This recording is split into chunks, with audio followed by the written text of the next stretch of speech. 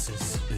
Breaking bikes left and right, survive the night. Easy peasy. Lord of the mushrooms, king of the rats, is now the great papaya. Mega Mogwai swings trim, and the others are nothing. Nothing to.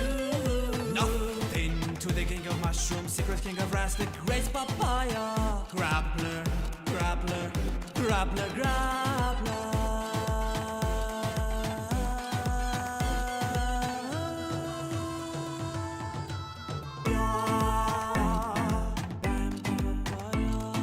No challenge is too big for him.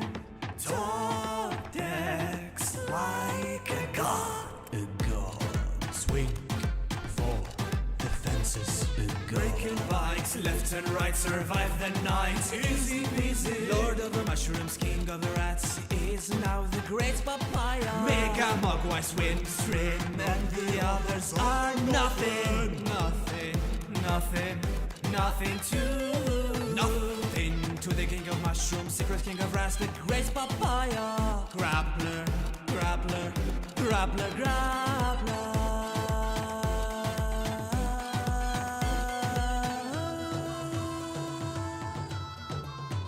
Subscribe to Grappler.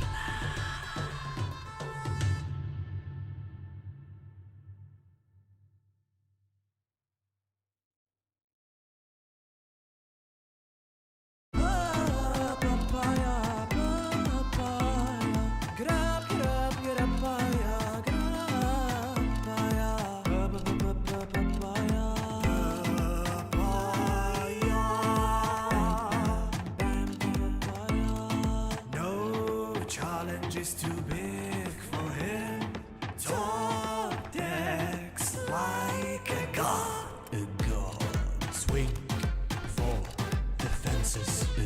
Breaking bikes left and right, survive the night. Easy peasy. Lord of the mushrooms, king of the rats, is now the great papaya. Mega Mogwai swings trim, and the others are nothing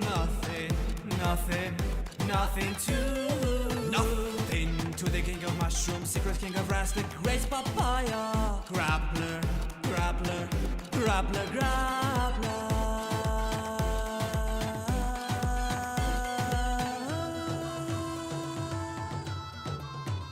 Subscribe to Grappler.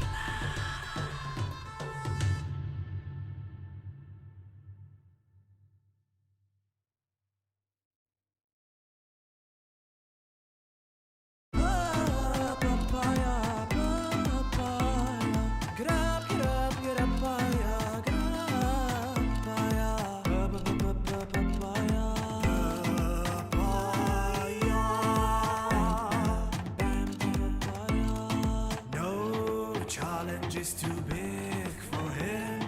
Top decks like a god. A god. Swing for the fences go. Breaking bikes left and right, survive the night. Easy peasy. Lord of the mushrooms, king of the rats, is now the great papaya. Mega Mogwai swings trim, and the others are nothing to. Nothing to the king of mushrooms, secret king of rats, the great papaya. Grappler.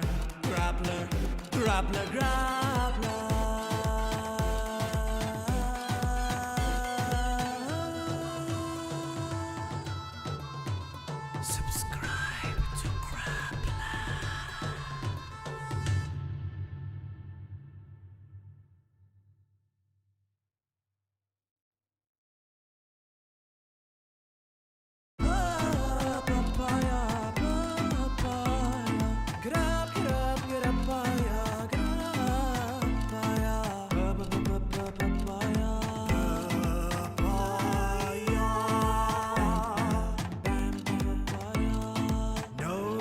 Challenge is too big for him.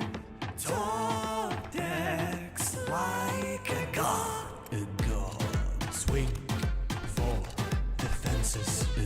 Breaking bikes left and right, survive the night. Easy peasy. Lord of the mushrooms, king of the rats, is now the great papaya. Mega Mogwai swings trim, and the others are nothing. Nothing to the king of mushrooms, secret king of rats, the great papaya. Grappler.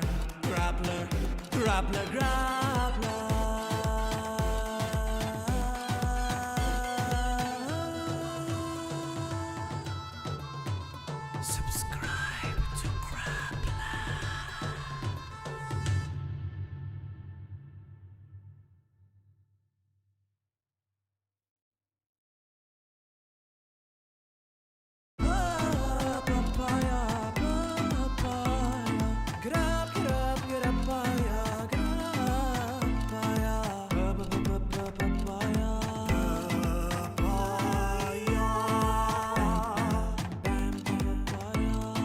No challenge is too big for him. Top decks like a god. A god, swing for the fences. A god, Breaking bikes left and right, survive the night. Easy peasy. Lord of the mushrooms, king of the rats, is now the great papaya. Mega mugwise win stream, and the others are nothing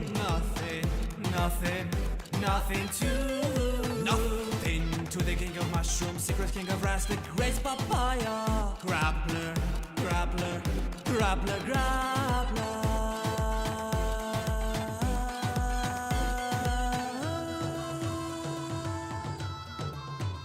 subscribe to Crapland.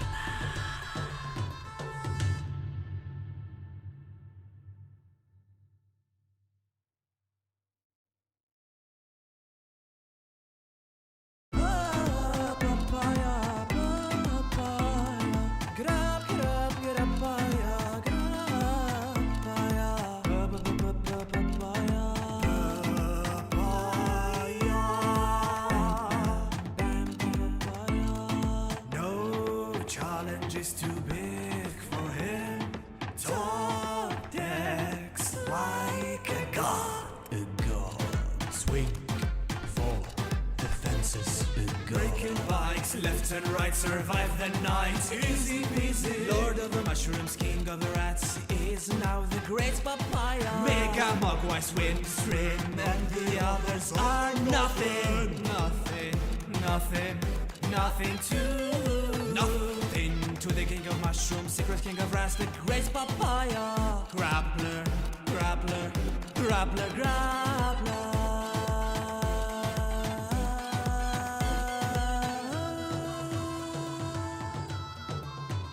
subscribe to Crapland.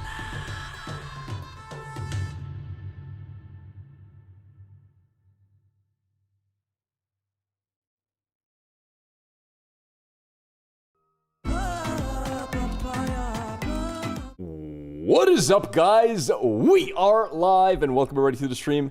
And let me just welcome the first people in here. Vamos, Ren Kobaka. We have on here as well Plastic Plant, yup, Sarcasm Plays, Snooch, and everybody else. Hope you guys are having a great weekend so far. Happy Sundays to all of you. Ooh. Hello there, yup. How you doing? Hello, Fiank. Everything well? You went 9-0. 3 pre-releases. Almost finished your Pyke deck. Yo, congratulations. That's a really crazy run. Good for you, buddy. Well played. Well played. First time playing today. Went 1-2 at pre-rift. Look, it's a start, man. Good job. You got to win if your first time playing. Awesome. Awesome. It's a great start. 5 wins, 1 loss at my double pre-rift today. Well played, Fiank. Dude, everyone's kicking ass in pre-rifts, and me here, I'm water fasting and suffering in my house by myself. No pre-rifts for me at all. You got an overnumbered Rengar? Everyone's popping off. Congratulations. You got clapped at your pre-rift today by Pink Ward. Yo! I love Pink Ward, dude. What a great guy. Did he play his set deck? Is that what happened? Right, Pink Ward, I need training. Yeah, Pinkward's been here on the stream a few times. He showed us his deck. We played his deck a bit. He's my roomie. We were doing the pre-rift. Awesome, man. That's awesome. Yeah, we played his deck a little bit. We made a YouTube video on it. I couldn't really pilot the deck very well. It definitely was very different for me. Very different to the kind of decks I usually pilot. How did he do? Did he kick some ass or he just kicked your ass? He went 2-1. Nice. Nice. Oh, this coffee is so good. Ivern and Diana are the strongest decks in pre-rift. Ivern makes a lot of sense. I won so easily with Zoo Ivern. Oh yeah, that's right. Pre-rift, you're playing the new champions you open, right? Yeah. Tams, they're talking about pre-rifts, so it's not like constructed decks. I think it... How does a pre-rift work? Can somebody give me the exact ruling, how you do it? Like, is it you open some packs, and you make what you can make out of it? Rather pull good and lose, than pull bad and win. True. True. Actually. Ivern's crazy. Yeah. It's a small 15-card structure with a random legend plus 5 packs. Got it, got it. You get 5 packs, 1 precon deck, 6 choices, and you make a 25-card deck. Sick. Just make a brush, play Flurry of Birds, and make an 8 might, 8 deflect cluster of birds on turn 2. Yep, sounds about right. Yeah, that'll win the game on the spot a lot of the time. Makes sense. A different format, yeah. So basically, all of the like hard to get cards that might counter that are not like necessarily available. People are not, you know, able to like beat it. Like you have no, I don't know. How do you beat Ivern? Well, Unchecked Power would beat Ivern, right? But no one's pulling Unchecked Power. Someone pulled a signature LeBlanc. He won. That's awesome. Played for the first time today. Is it just me, or are there tons of signature cards being shown on Twitter and a ton of Barons as well? I have this weird suspicion that maybe they messed up the rarity of printing, because I've seen a lot of them. Hi, Grappler. Is Kaisa still good in set 3? I've played very little of her, man. Very little. It's really hard to say. It's going to come down to what the meta is. I think she'll suffer a little bit. I don't know. I haven't played any Kaisa, personally. I played like 1 game. Yo, son, your boy here just pulled a Baron Nashor Ultimate out of a pre-rit pack earlier today. You may be... Brother? Okay, I would sell it today. Just in case the odds are wrong, man. Like, just in case, like, they messed up the odds. I would try to sell it today. Yeah, before the 8th. Try to get rid of that ASAP. Although, I might be giving you bad advice, because maybe the odds are only wrong in pre-rift packs. And then he goes back to being super rare. But, yeah. Yeah, it's a little... Because you theoretically, you can get a few $1,000 for him, right? At least. People are gonna open hella booster boxes next week. True. 70... Okay, 7 to 8,000 you mean, not 78. You tried Rift Atlas yesterday? I did. I tried it a little bit, just to get a feel for it. It's okay. It's fine. It automates a lot of stuff for you. It's pretty decent. But yeah, 7 to 8,000. Yeah. Do you think buyers are that stupid to buy Unleashed cards this week? It's not stupid. It's a question of if they have the money and they don't care, they just want it. There's people with money out there. Believe it or not, Chad, there's people out there that $8,000 is free. I'm not even joking. There's people, normal people. Anything that costs $8,000 is basically free. They don't even think about it. Like, why would I think about it? It's so little money, right? Like, think about people who make like 50 grand a month, which is nothing crazy. Like, there's a lot of people making 600K a year. If you're making $50,000 a month, do you really have to sweat over buying an $8,000 card once in a while? Not really. You can fit it in your budget. And here's something you have to consider as well, chat. You're not really spending $8,000. You're only really spending like $2,000. Because in theory, if it's worth $8,000 now, it shouldn't drop much more than $2,000 long term once more are out. Like, if it drops out to $4,000 towards the end, even then you're only spending $4,000. You can resell it. So, yeah, for a lot of people, I mean, I'm not one of them. I can't throw away $8,000, but a lot of people can. You spent 8 grand on a breakfast this morning. Once I think about it, you're right. Someone offer you 40 bucks for an alt art Ivern that's going to be at $5, $10 card. Yeah, yeah. Sure. They just won it on the spot. Costs more for me to take a private jet. Dude, private jet is like 100 grand. 100,000 for a flight. And people pay it. No problem. T-Pain's a millionaire and he flies economy sometimes. Private jets are too expensive. They're very expensive.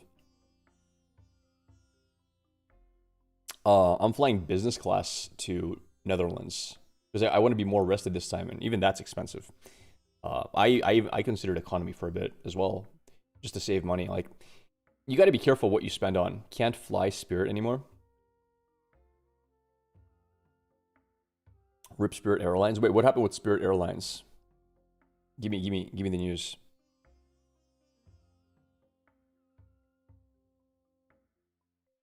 Craziest thing is expensive cars, depreciating as heck, and cost of maintenance is stupid. No, you know what's worse? Yachts. Yachts are worse. Significantly worse. Like, a lot worse. You guys don't understand how bad yachts are.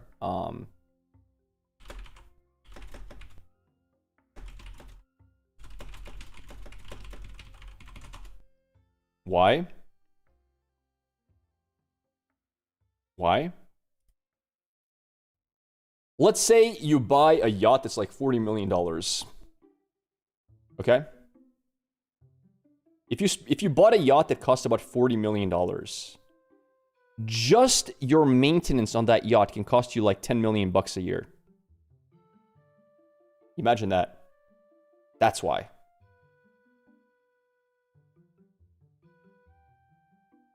That's exactly why. The maintenance on yachts is ridiculous.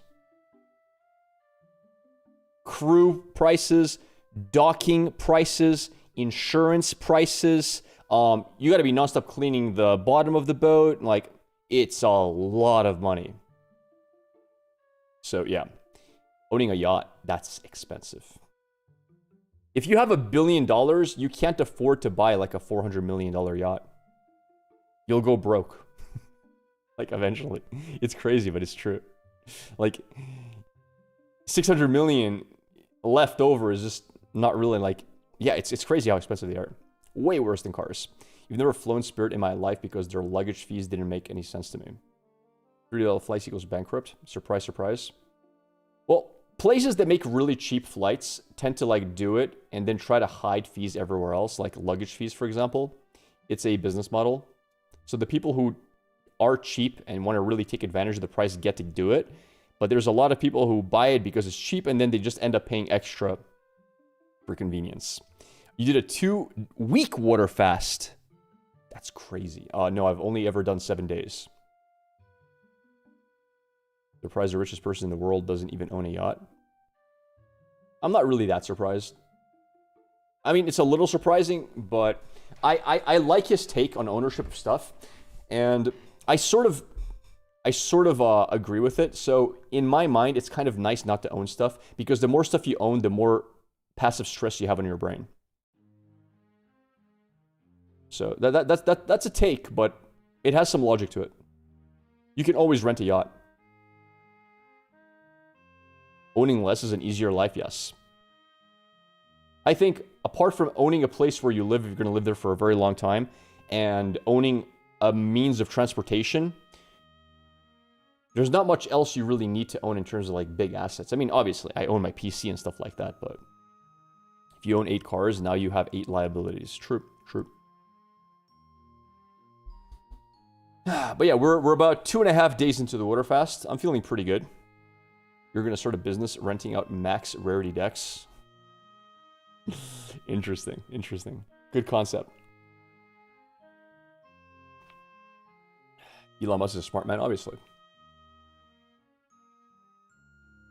No one becomes the world's richest man not being smart.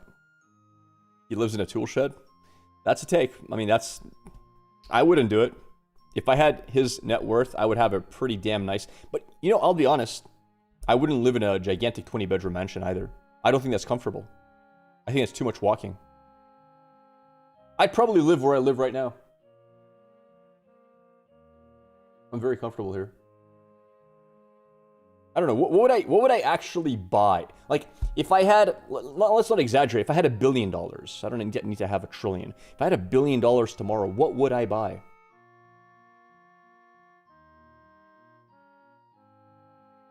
What would I spend money on? I'd probably buy maybe like a really nice, like maybe a nice Mustang. A Ford Mustang, a really nice one. Really masculine, tough-looking car. And I would drive it like... I always drive a motorcycle, but I would drive that car maybe like once a month. Whatever. Something like that. But like, I don't really need anything crazy expensive. Like, what would I actually buy? I have my PC, I don't need a better one. I wouldn't buy a better one. Thank you for the sub double rank. Maybe I would upgrade these 2 monitors, because those are kind of cheaper than the main one. I don't really need to, though. Like, I'd be lazy to swap them out, even just the recabling would be annoying.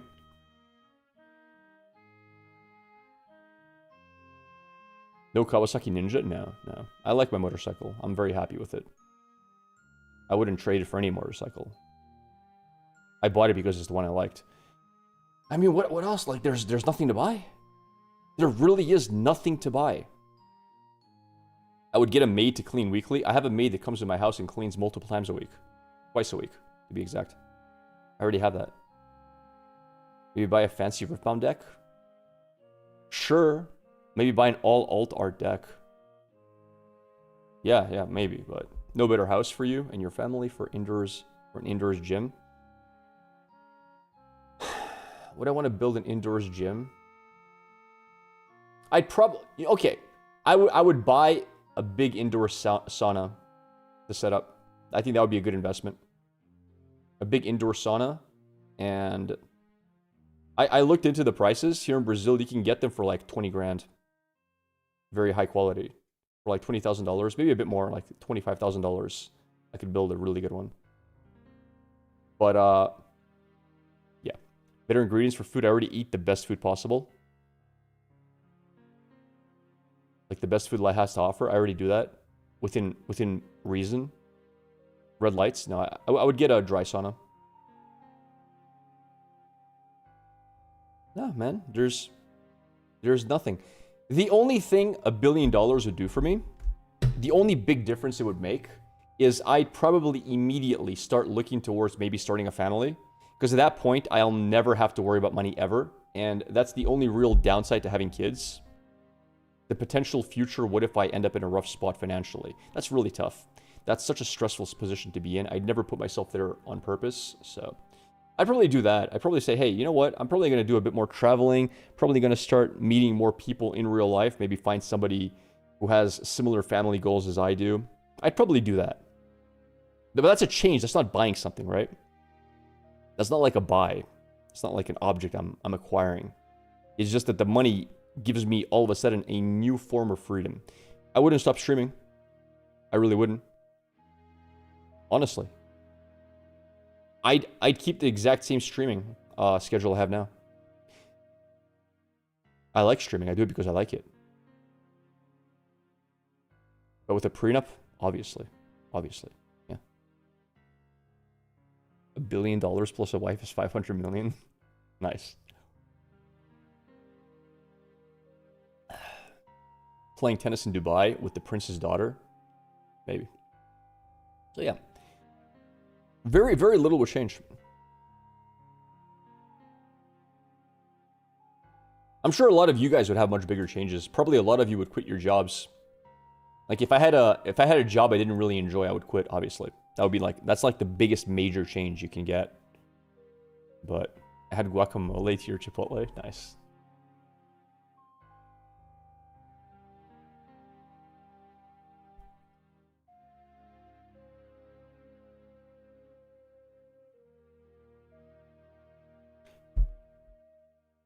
I'd probably, like, give my brother some.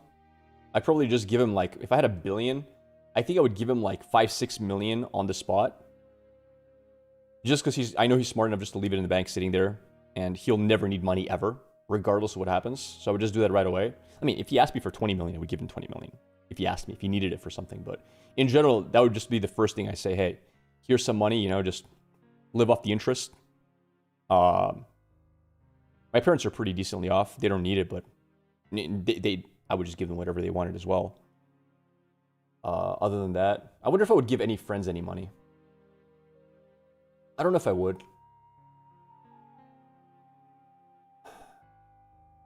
That's a really tough one. Giving friends money. I think it's not healthy for the friendship. I think you often lose friends if you give them money. Like if you become very wealthy and give them free stuff, I think it kind of like ruins the friendship. I mean, from their perspective, it's great, but from your perspective, you kind of lose friends. So I don't know if I would do that. Like, in general, so first of all, I would never tell anybody how much money I made if I made $1 billion. Nobody would know. In general, like close friends of mine, I would really try to be creative about how to get them wealthy as well. I would. Man, like I'd probably go as far as to like start a business and like, hey, I need somebody trustworthy to help me with this, and just like find a way to give them a few bucks, you know? Like if I had $1 billion, it cost me nothing to give like $1 million to a very good friend. And I try to find a way to do it, you know? But a way where they think they earned it themselves. Like, I don't know, like that, but that's something like down the line. Like that's like future planning, whatever. Because here's the thing. I'm really well off in Brazil. Like I'm decently off. I live very comfortably. I have quite a few friends who make very little money in Brazil, because Brazil's a hard country to make money in. And I've never really cared about like, so here, I don't know if this is true in the US. I've never lived in the US, but a lot of people in Brazil, once they reach a certain financial status, they only mix with people in that same financial status. You see that a lot, where people don't like mix with the poors. And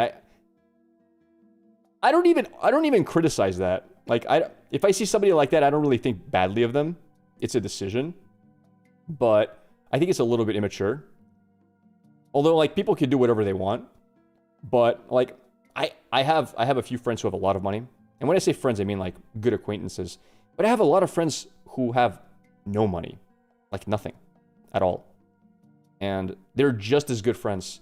The only downside to having friends who are significantly less well off than you are is you can't invite them to a lot of activities you want to do. Like, you can't often invite them to eat in a nice restaurant. And now, of course, you can offer to pay. But then you feel bad because you're always paying, and you don't feel bad because you're always paying. You feel bad because you might be putting them in a spot where they feel bad. You know? You don't want to put them in an awkward position of like, oh, he's always paying for me. So that's the one big downside. Like having friends who have very little money. There's a lot of things you just can't do together. Unless you pay for it. When you pay for everything, it can be a little bit, I don't know. You're not like insulting them, but in the same time, like, okay, here's an example. I invited a friend from the gym 3 weeks ago, I'd like to say, to go get lunch.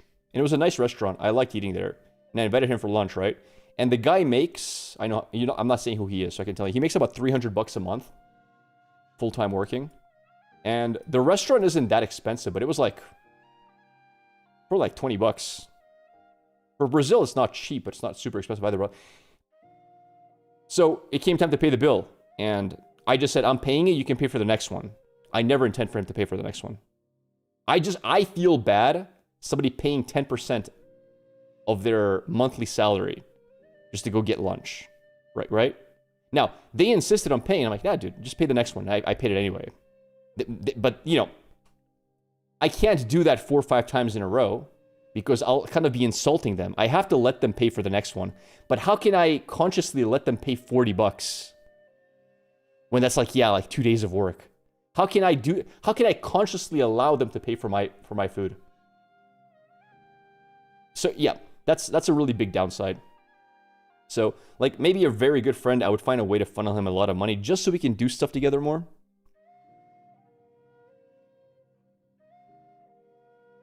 Maybe they're saying their experience with you is worth more than 2 days' work. Yes, but I still feel bad allowing them to spend that money because they need it way more than I do. All right? And it's a weird position you put yourself in, which is why sometimes it's just a lot easier, like if you have a decent amount of money, just to have friends with a decent amount of money. It puts you in very few awkward positions, but you can't choose who you like hanging out with. Like, he's a great guy, and I still hang with him, you know? He's a good dude. I like the guy.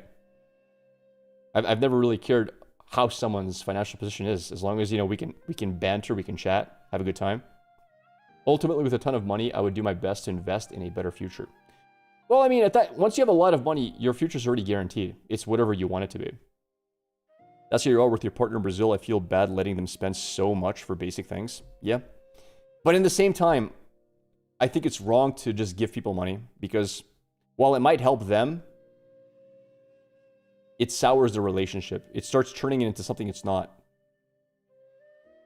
Because believe it or not, all my friends in Brazil are my friends because they like me as a person, they like hanging out with me. You start giving them money and their brain starts viewing you as something that gives them money. And they don't do it on purpose, but it's very common for them no longer to view as someone they want to hang out with. It's somebody that they want to stay on their good side because they're getting benefits from it. And that's unhealthy.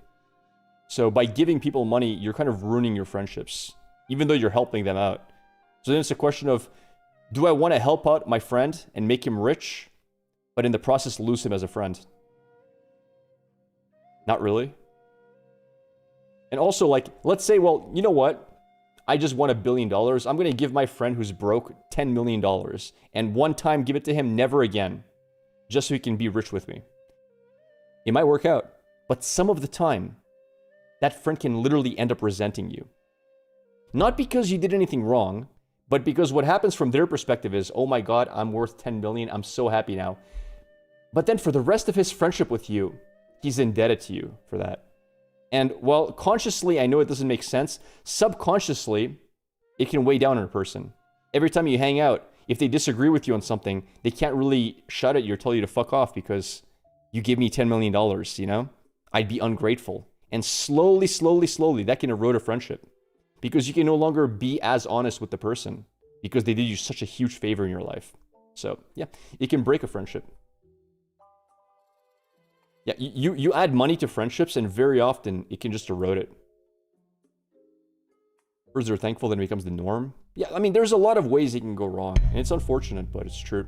So if you like want to give friends money because you made a lot of money yourself, you need to find a very careful way to do it where it doesn't sour things. You need to really navigate it very carefully. Give me 10 million, I swear it won't sour the relationship with me, brother. I wish I had 10 million to give, man. I'd find a, if I wanted to, I'd find a way. But, yeah. You need to find a way for them to make 10 million off of you while also benefiting you back, right? Where it's a mutual thing. That's very hard to do.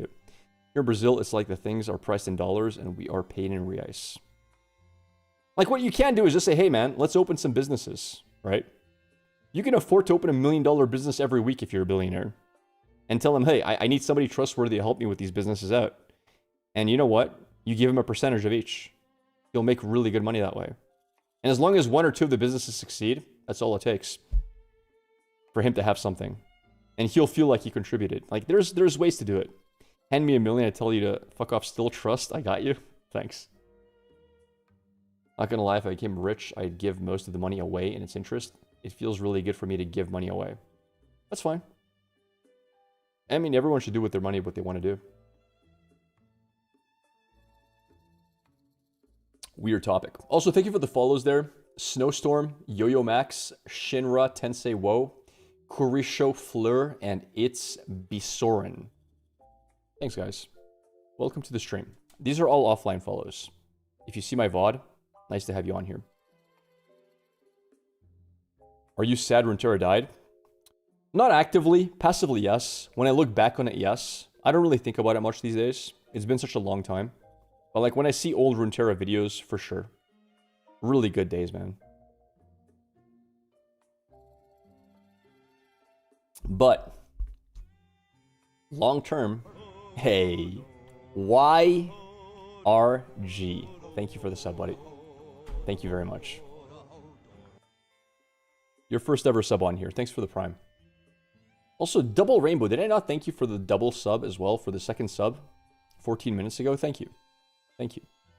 If you had a really friend and gave you 20 million, would you hate them or change the way you talk with them? I'd be very happy to give me 20 million bucks, but it would definitely change the way I view them. I couldn't help it. I mean, honestly, chat, type 1, if your best friend gave you 20 million, you would be able to view them exactly the same for the rest of your life as you did before they gave you the 20 million. Of course not. It fundamentally changes how your relationship is. No matter how hard you try, you would still view them differently after that. It's impossible. So yeah. Why would my friend give me 20? I don't know. I'm just saying if they did, things would be different.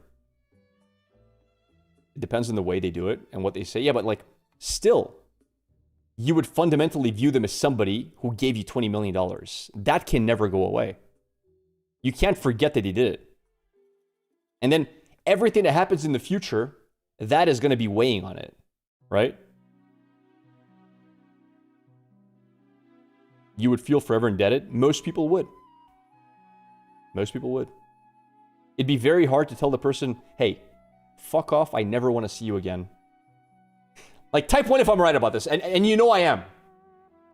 It's very hard to say that after somebody gifts you 20 million as a friend, saying, hey, I want you to be successful. How could you ever say that? I would feel like an asshole. Even if they did something bad, it would feel so wrong to say that to the person. It's a power dynamic that just immediately shifts. You know what this reminds me of? And some of you might know who this is. I don't know if this was a Roman emperor or a king. I remember a story I read many, many, many years ago. So, short version of it, not to go on a tangent. I'm not going to look it up now. I'm too lazy. There was a prince who had a best friend as a child. He became king. He got his best friend. His friend was kind of like, he didn't come from a rich family. He gave him everything. He gave him control. He gave him a position in the army. He raised him up. Basically, he raised him up and gave him everything to be one of the top leading people in the kingdom. You know what the friend did? He killed him and took over the kingdom. It's true. He killed him and took over the kingdom. Eventually. And became emperor, ruler, or whatever it was. I don't know. I don't remember which kingdom it was. Yeah. Why? Because they were childhood friends. But the relationship shifted to, he just keeps giving me and giving me and giving me. And then a very ugly part of humanity surfaced, which is, I hate the fact that I'm indebted to this person. And by the way, nobody likes to feel indebted. There's not a single human being in the world who enjoys feeling indebted, being indebted to somebody. And imagine your entire life, somebody's being generous, and you keep feeling a bigger and bigger debt towards the person. Then the ugliness of human nature. He killed the guy and just took it all. And now he owed nobody a debt. Crazy. Like, and it'd be like that. So again, be very careful. The prince chose a bad friend. Maybe he was a good friend until the relationship changed. That's the story of Azir and Zareth. No, this is actually a true story. It's a true historical story. I just don't remember who the people were. I read it so long ago.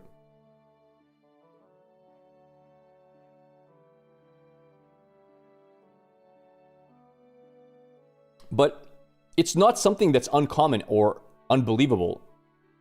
It's very common for stuff like that to happen. Not necessarily murder and taking over a kingdom. What decks are you playing today? I'm not sure yet. We'll figure it out.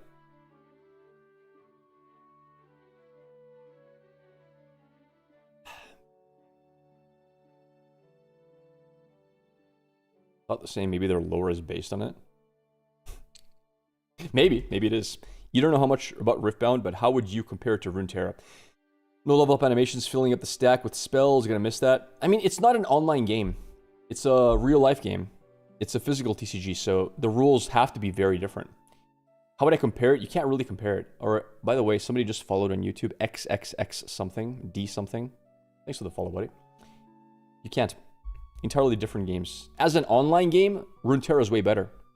Obviously because it has a great engine as well, and we're playing on an emulator here. But I really do enjoy the game itself. I think Riftbound is a very fun game to play. And it's a very strategic game as well. It has a very high skill ceiling, which is even more obvious because you see people like Prismaticism and Alan ZQ literally winning everything. So that should tell you a lot. You play TCGs in person? Very rarely. I did fly to Vegas to compete in the Riftbound regional qualifier, and I'm going to be flying to the Netherlands in a month and a bit to compete there as well. I did try Rift Atlas yesterday for one game, yes. Yes. You should try Sprite or an aggro. I've seen it. It looks like a very solid list. Oh, by the way, you guys see the Twitter drama about me? Chat, it's been a month, but the Twitter drama slightly started again. Now, it started and it died. It's not going anywhere. I don't know if I want to bring it back up, but it's like, it's just something to talk about. If you guys want to talk about it, if not, we'll skip the entire thing. Does it allow for silly imaginative decks like you could do in Runeterra? I'm dying for an online version of the game. Nobody plays Riftbound where I live. Oh, for sure. For sure, you can do a lot of imaginative decks. Is it the Ruination thing? Yes. Yes. It is. Yeah, you can have a lot of fun title. You can check out my YouTube videos if you just want to see pure gameplay of what I'm doing. A lot of fun lists. You want to watch the story of Azir? I have a really good video for you. I can't watch it now, Dragon. I kind of want to watch it, but it'll be a very big, yeah, 30-minute video. That does look cool, though. I kind of want to watch it. I opened it. I have it in my history now. That I live in Seattle, and there is a ton of Riftbound players here. Engineers, ride employees, business owners, everything. Nice. Nice. That's awesome. I live a little bit too far away from the closest store that hosts Riftbound, so I have nobody to play with. Sad. I like that you can only score 2 max points per turn. Or you could just OTK. It's not true, though. You can score 8 points in 1 turn with blue buffs and stuff like that. It's just very hard to set up. Baron can score you 3 points in 1 turn. Green Ari can score you more points per turn. Like, there are ways to OTK. It's implausible to consistently set it. We tried building a deck around it, by the way. It's just too hard to keep enough units alive in the same time to just hold for 1 turn and score 8. Still trying to pull the Ruin on. Wait, what?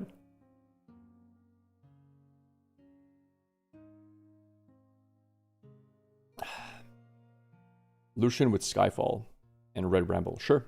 Went from 2-8 with Lucian today. Yeah, it's doable. Have fun watching it. I can't promise I'll watch it. I'll probably forget, but thank you. Also, coffee is almost done.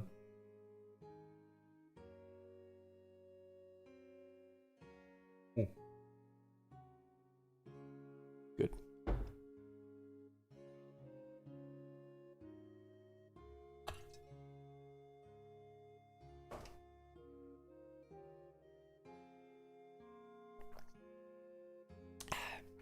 And they tagged you. I feel like they just want to get clicks. Nah, I don't know, man. It's a little bit weird. So, all right, I'm just gonna go over it for like 2 minutes.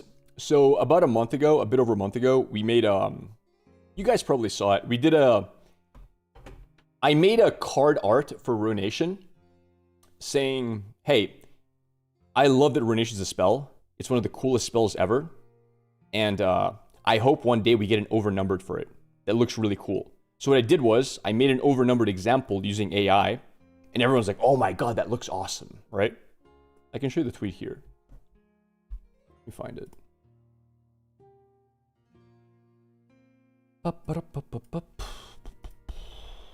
See if we can find it.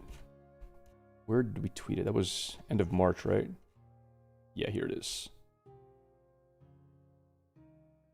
All right. So I made this tweet. Love that Riot added the Ruination card. Now all we're missing is a badass alt art for it. Or did I say one day and overnumbered? Make it happen, Riot, right? I want something like this, chat. I want something badass. So when I drop it on my opponents, you know. And a lot of people liked it. But then somebody asked, who is the artist for this, right? And I said I made it with Gemini. I purposely left a watermark to make it obvious for anybody who actually cares about the artist. And drama, right? Like, you can't use AI, using it is horrible, you're a bad person, blah, blah, blah, blah, blah. We spent like 2 streams talking about it. Whatever. I was privately contacted as well, telling me, hey, Grappler, you have to take it down. I told him, no, I'm not taking it down. And that was it. That was basically the conversation. It was a lot longer than that, but it was basically, you have to take it down. And I said, I'm not going to take it down. They disagreed with me. And they told me if I don't take it down, it's gonna... They said, if I don't take it down, it's gonna ruin my chances of being like an influencer in Riftbound. Like, it's gonna blow me out of the orbit of Riftbound influencing. And then I told them, you don't know me very well. I'll do what I think is right, regardless of the outcome. Anyway, I'm not going to get upset over this. I'm just remembering the conversation. That's how it went. Some people hated me for posting the picture. Most people didn't really care. It is what it is. Anyway, I thought the drama was over. A month went by. It's been over a month. It's been over a month. I didn't make any money from it. I just wanted to post it. It's been over a month. Today, I wake up from my beautiful sleep, from my beauty sleep, from my water fast sleep. I wake up. And 13 hours ago, love how he quadrupled down on this and not a single person of note to this day publicly said anything and just watched it happen. As an artist, I'm sad. I hate this because I'm always open to forgiveness and change, but the stubborn refusal followed by a spiteful doubling down hurts a lot. I mean, bro, first of all, it's been over a month. It's been over a month. Second of all, the word spiteful means intent to harm, get revenge on, hurt. I'm not trying to get revenge or hurt or be spiteful to anyone. I just didn't think I should take it down, period. For me, it's a little bit spiteful to say, hey, he didn't get canceled, let's try again. It's been a month, bro. Like, come on. Come on. Either way, a little bit of drama. Drama's a little bit back on the table. It is what it is. What are you going to do? So, it's that. There's that. Yeah, but that's as far as the drama's going to go. I don't think it's going to go any further. It might affect your Riot contacts in the future, by the way, for real. And if that happens, so be it. I have never in my life, ever put myself in a position where I have to pretend to be someone I'm not to make people like me. And I refuse to ever put myself in that position, regardless. Like, that's why I never held a normal job. I will never want to be in a spot where I have to suck up to people. If somebody tells me, hey, Grappler, what you're doing is wrong. You know what my move is? It's not to stop doing it. It's to think, are they right? If I agree with them, I'll say, hey, my bad, and I'll stop doing it. If I disagree with them, I'll say, I don't agree, and I'll keep doing it. And I will never change. So when somebody tells me, hey, Grappler, what you're doing is wrong, and I say, I disagree, sorry, and then they tell me, well, I don't care if you disagree, it's wrong, period, and if you don't stop doing it, we're going to get you in trouble. A part of my brain says, good luck. Go for it. And if I get in trouble, so be it. Thankfully, I'm not dependent on anybody. If the world cancels me, I'm not going to die tomorrow.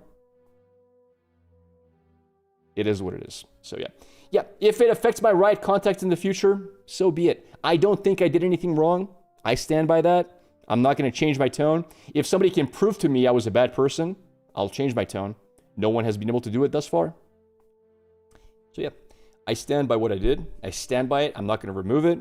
I'm not going to apologize for it. And it is what it is.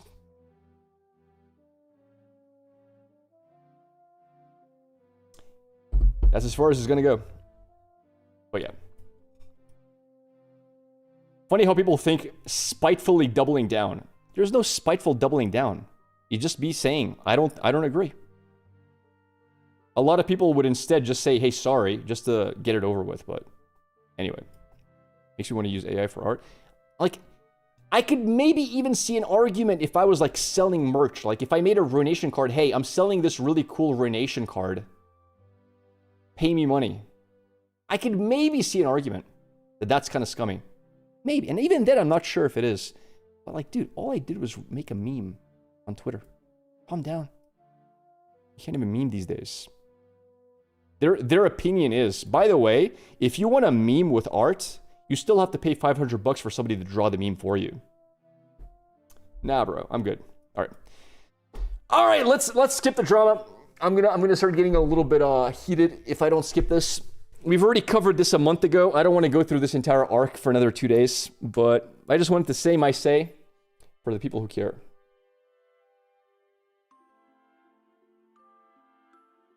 It's not a bot. I met the person in real life. I know them in real life. I'll print the proxy now. Yeah. I'll keep doing what I'm doing.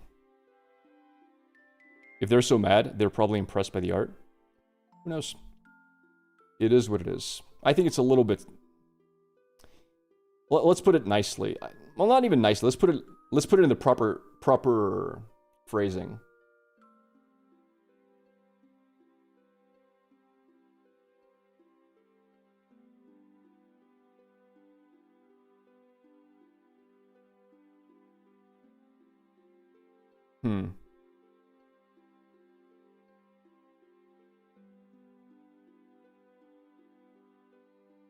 I think it's a little petty to bring it up again a month later after you didn't get to cancel me the first time. Like, it's... Come on. We've already gone over this a month ago. Do we really just gotta re-bring it up a month later because you didn't get the canceling you wanted? Anyway. Let me make it clear. I don't even dislike Nips. I think she's cool. It's just a little petty. Has anybody told you you have a beautiful smile? Well, thank you, thank you. A lot of jobs became useless for the internet too. Nah. I'm gonna start getting upset talking more about it. Let's just leave it as is. I wouldn't even get upset if I didn't know the person. Like we hung out, we had dinner together. She was cool. So that I'm more upset about that. Like, it's just, come on. Like, really, dude? Like, that's the part that, like, rubs me the wrong way. Like, if I didn't know who it was, I'm like, oh, it's just a random Twitter person. Who cares? But it's kind of like, like, really? Like, yeah, the first time, fine. You made your case on Twitter, fine. Like, but then to bring it up a month later out of nowhere just because you didn't get the response you wanted the first time?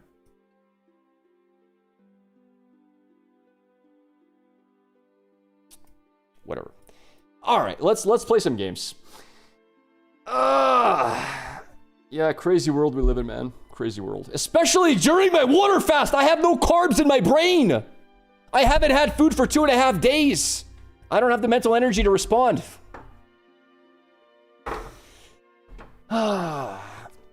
Also starting a water fast, only 72 hours. Hey, good luck, buddy.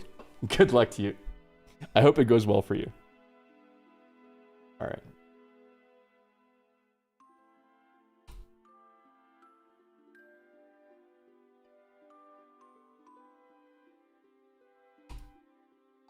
All right, let's just play a random game of a random deck to start things off, and then we'll figure it out from there.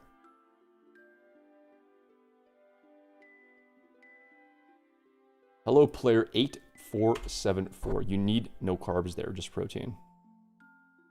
All right. Let's have some fun. I'm going to play another game of Pyke. This deck did so well. We'll just start with this, and then we'll look at deck lists after. We're playing versus Ezreal, was it?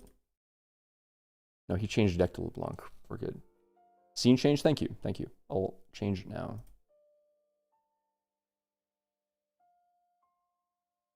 Let's roll here. I rolled a 9. We're playing versus LeBlanc. Probably want to go for this. Big streamer streamed our pre-rift games earlier, by the way, if you're interested to see your commentary on our match, if you ever want to. Oh, really? That's pretty cool. Oh, by the way, going first versus LeBlanc is so important. We need a 2-drop. This is pretty decent, I would say. I'm going to go with this opener like this. I need to find removal. That's a really good one. That kills Karthus backline, which is super important. This is actually a really good hand, I think. He can play LeBlanc turn 1, unfortunately. So let's do this into this.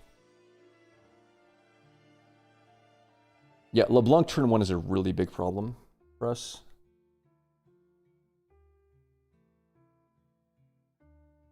He did not play LeBlanc turn 1. Wow. Oh wait, he's not playing the 3-drop LeBlanc. He's playing this one instead. This is where things get a little weird. So I think I'm gonna let him have this, probably, and I'm just gonna play for the Bewitching Spirit. So I'm gonna go here, get a point, generate gold. 1, 2, 3. Force a discard here.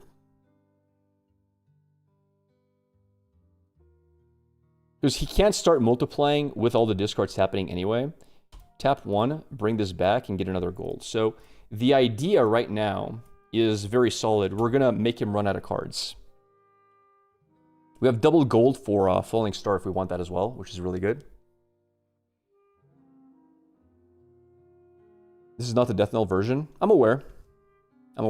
I've played versus this version. The good part is we don't have to deal with... if he goes here, we get to hold and replay. So by capturing here, we don't give him this for free. And that's very useful. He might drop this down. We'll see as well.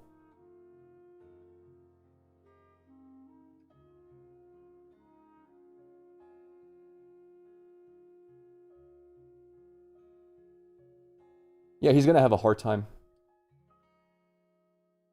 So we have 6 mana next turn. We could accelerate, play this, but then we can't recall this, unfortunately. Falling Star. He's not copying the card, okay.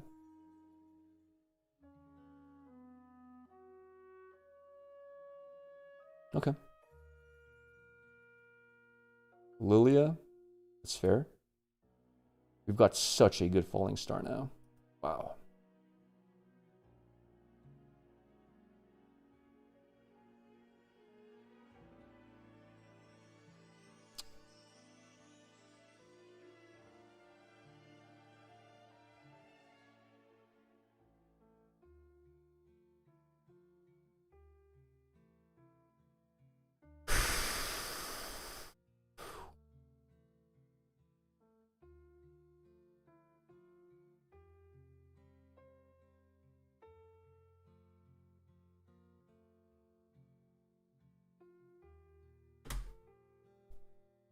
Anthea's hand.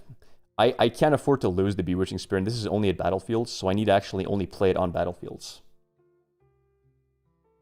It's going to be an interesting game.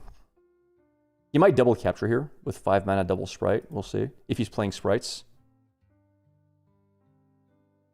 The Kaisa guy from yesterday called he's still in therapy. Okay.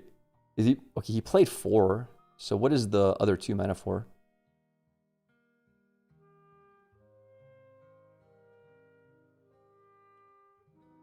Okay, sure.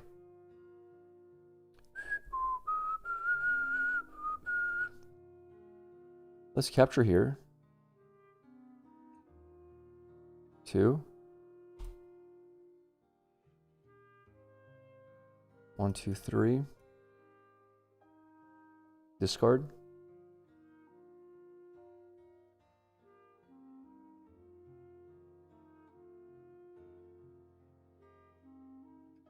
We're just gonna make him starve cards.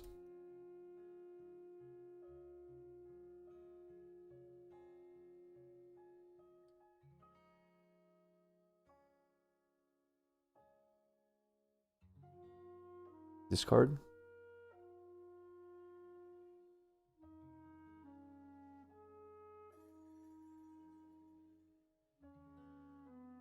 I should have actually played it here.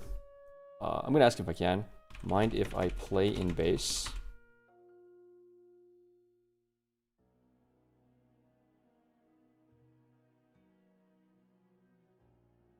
All right, cool. Let's do this.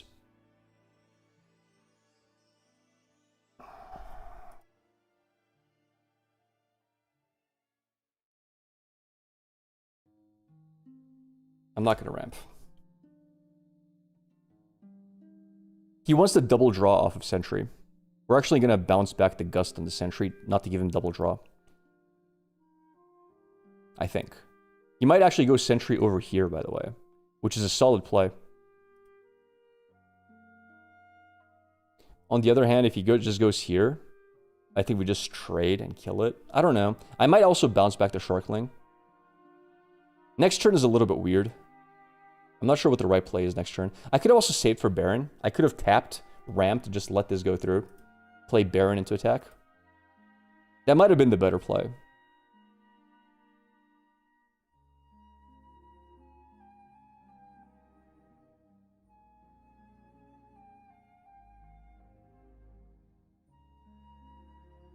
Balance the Sentry after he makes the token because it copies the unit. So he gets -1. Oh my god, yo, that's actually really smart. That's actually really smart. Wait, you're right. I could do that. Huh.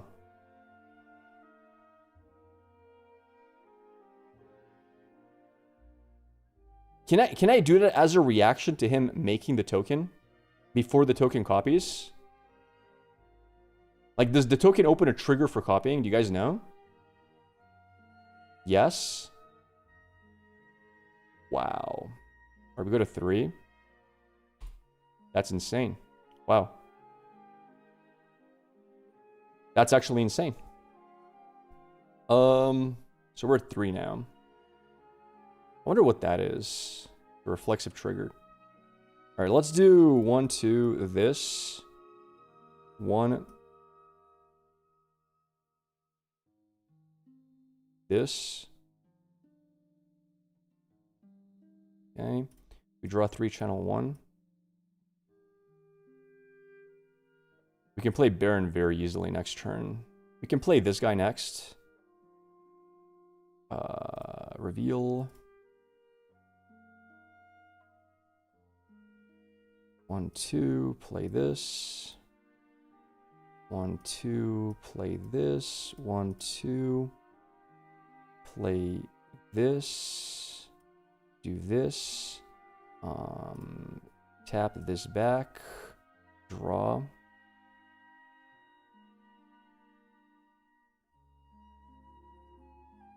Yeah.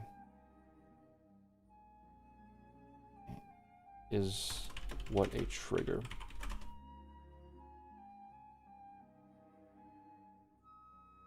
Your gear effect. Should be. I think so.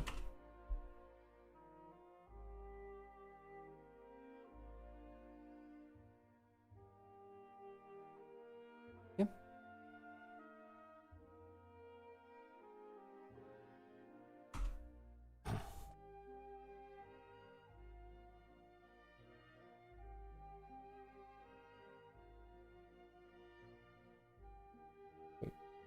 Wait a sec. Choose. I don't think you can do that. Choose a unit you control. No unit you control. Different location. You have to choose a temporary unit.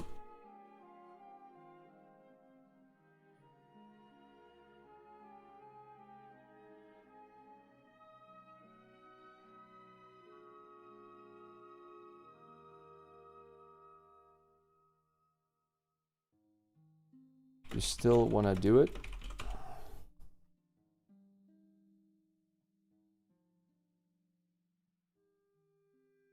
Okay. All right. How do you pull back to base? I paid the extra cost to ready him, so he just walked back. I sacked a rune. We're just playing for Baron next turn here. That's the big play.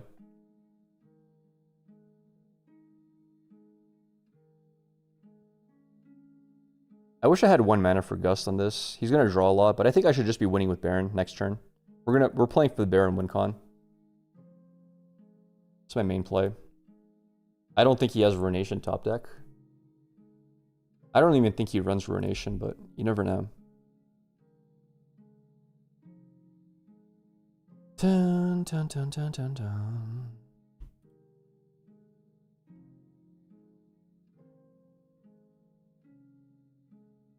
You got it. No, you have to play in Baron Pit. It's required.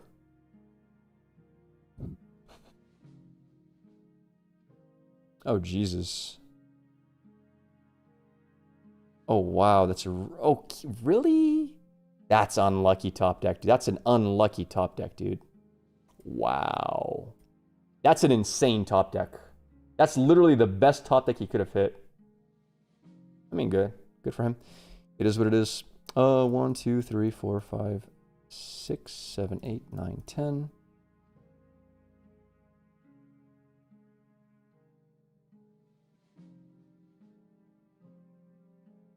Go to 4. Let's see. This is at 6. Just capture here then.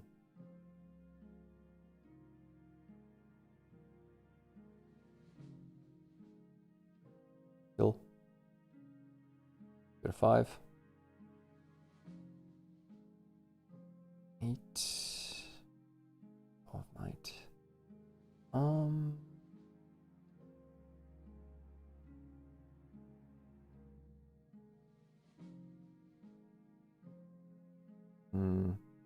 Bit of a tough turn, honestly.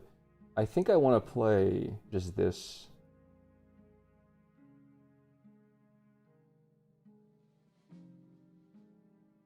I think I want to just play here.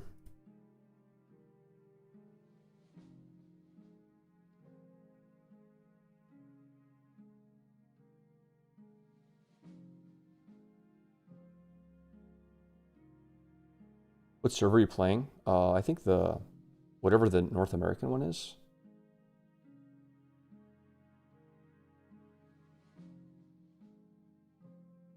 Yeah, it's required to play it here. Unless the Baron Pit already exists. You get a point for playing him in Pit, yes. Okay. Does that start off ready, chat? Do we know? It does, right? Yeah, it does. So he can kill Baron by just sending everything into this. Which is okay. I'm not mad at that. Yikes. It's a lot of Barons. Okay. Well, Baron's dead. Okay.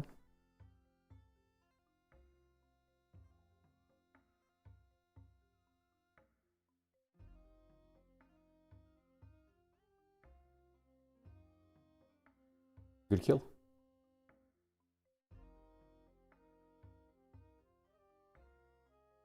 Which is fine. I'm going to 6. I'm 1 ahead. It's a nice draw. Go to 6. That's game over, I think. I think you can't stop that. That's why I like having one of these. That does nothing. Yeah, GG's. Sure. Thanks for the follow, JJ's and Flet Head Foster. Thanks, guys. Thank you very much.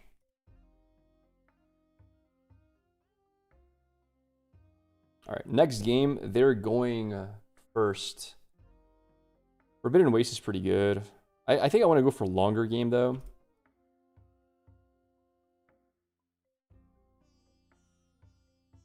But only play 1 copy. I played originally. Do you think this Pyke deck is S tier? No, I don't. I don't think it's S tier.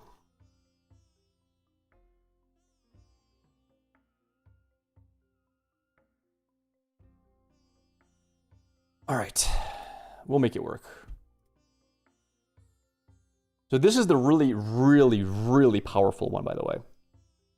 This into 2-drop draw card is insanely powerful. Are you sure I can do that on a trigger, chat? Are we positive that works?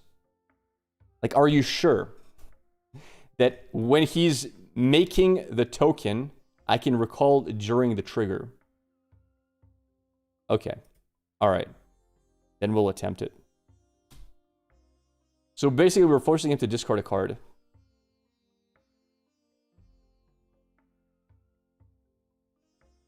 So we let him capture during trigger for copy. Is he going to discard?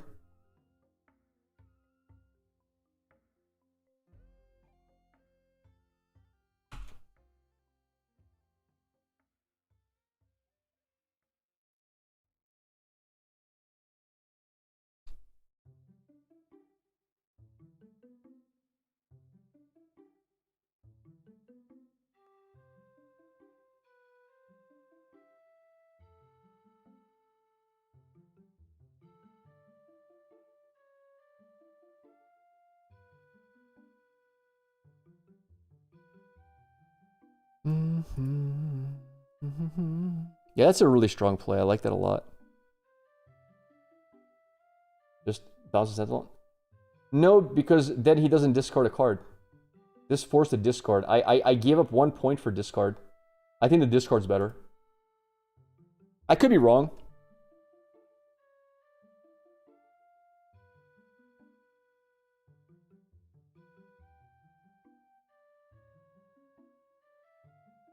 All right, now we have a pretty good falling star.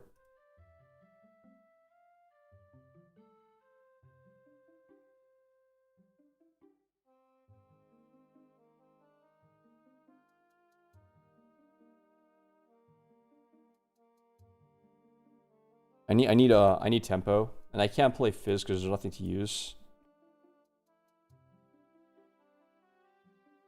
They should have a temporary 0 might reflection, yeah. Although it does nothing. He has called a week, so be it. I still need to tempo out. I'm too far in tempo right now. Accelerated, sure. Okay. Like this is bound to happen. It is what it is.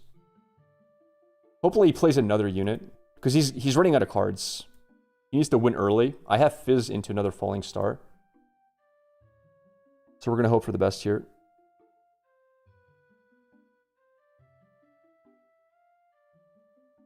Sure, that goes there.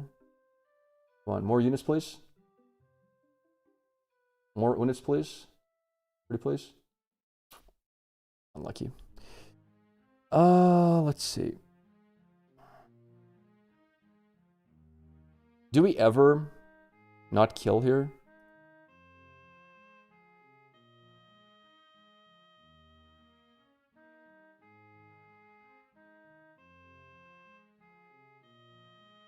I can't play Falling Star. I don't have a red token. Never mind. It's impossible to play.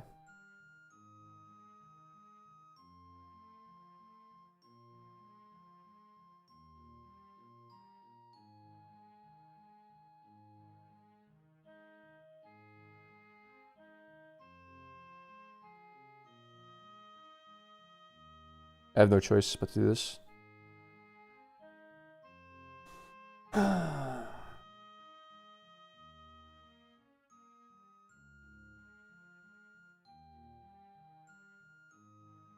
It's a really good play.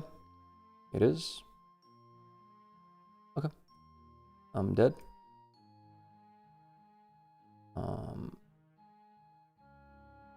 Let's play this. All right. He's going to be at 5 now. But we're going to 9. I'm still in an okay spot, by the way. Like, we're not in that bad of a spot. We still have Falling Star to kill. And he's running out of cards. So, again, the main thing here is to make him run out of cards. 6 mana next turn. I have no red mana, though. I need red runes. I need to hit a double red rune, basically. Oh, it's going to be rough. But again, he's only at 5. This should kill the Lilia the second time. We should be okay. But when you play, you guys gotta realize when you play versus LeBlanc, this is his strongest. He only has one insane battlefield, and it's this one, and it's only going first. So you're often gonna lose to Windswept Hillock. Often, you'll lose to this, and that's okay.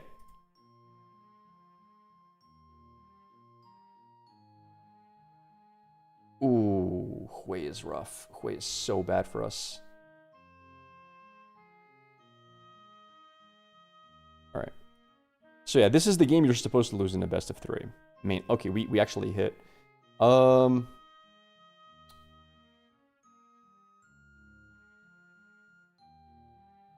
Fizz kills. I need to kill that off though. I mean, that needs to die no matter what. I guess we play Fizz to base.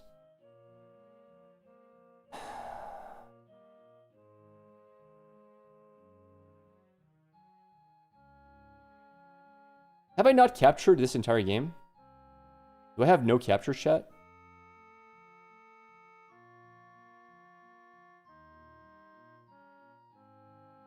Have I not captured anything?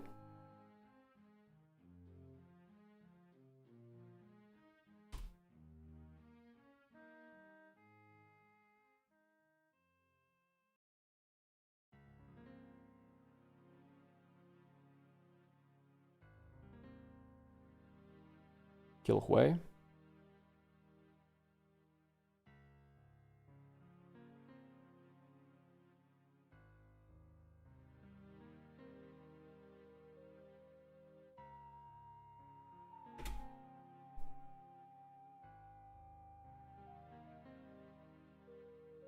The first point,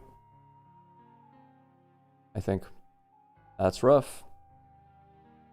And down to 3 runes. Yeah. I mean, again, the Windswept Hillock is the bread and butter. That's why she's very good in best of 1s.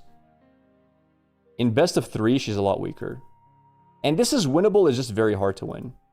Especially if he's going first, because he has both battlefields usually contested, and I have no space to be able to do recall shenanigans and build up gold, which in turn means I burn a lot of mana. To deck bottom. Wait. Forgot to put it back down. You got it.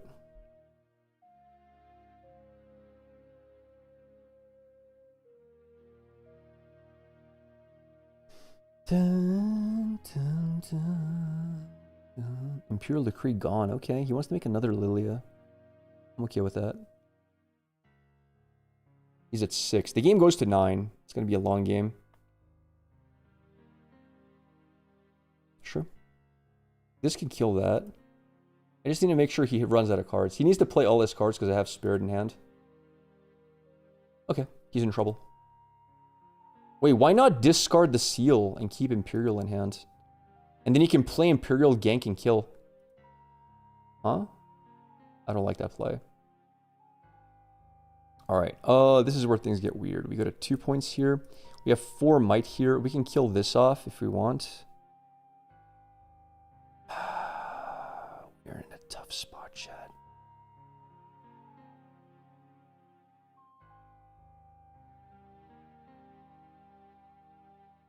Discard hand, there's nothing to discard. I need to kill her off no matter what. Just draw. I mean, it's what I have to do here.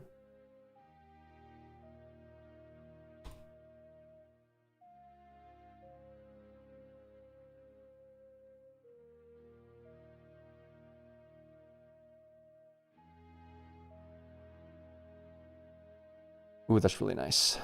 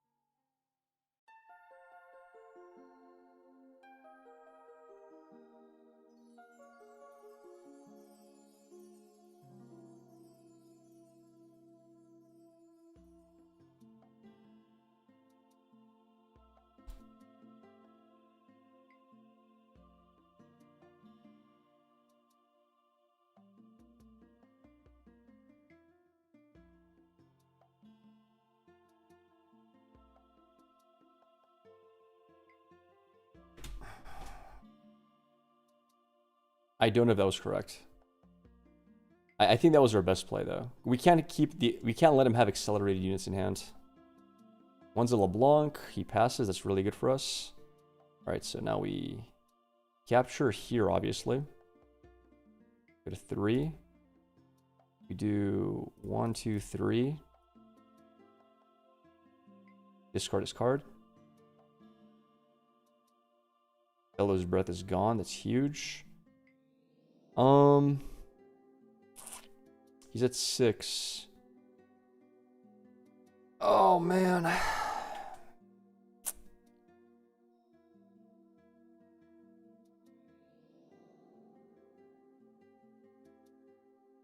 I have ganking to kill this off next turn.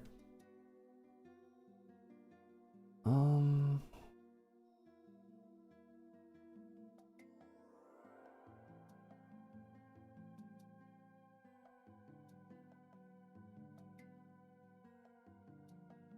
my god. 2. I just need to develop units here. No, actually, let's just do this. It's fine. No!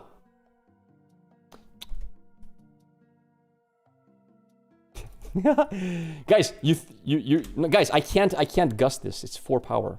Stop it. I can't gust that. It's impossible to gust. It's impossible to gust. It's impossible to gust. You can gust the token? Wait, can you? Are you sure? Before it, oh wow, you're right. I could gust the token before it copies. That's a good point.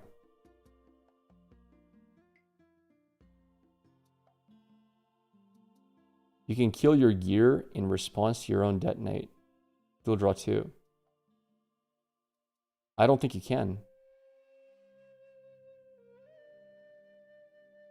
Oh right, you're right, you can.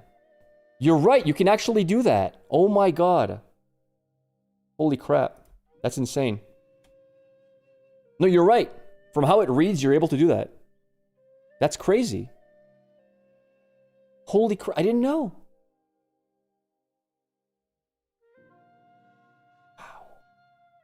Wow. Okay, that's a play I didn't think of. Thank you. Thank you for letting me know. That's a great tip, it is. I never knew you could do that. That's really smart. That's for future turns. So we drew a card. Let me think. 1. Oh, I gotta kill that, right? I mean, I have to kill that. I go to 4. I have no draw.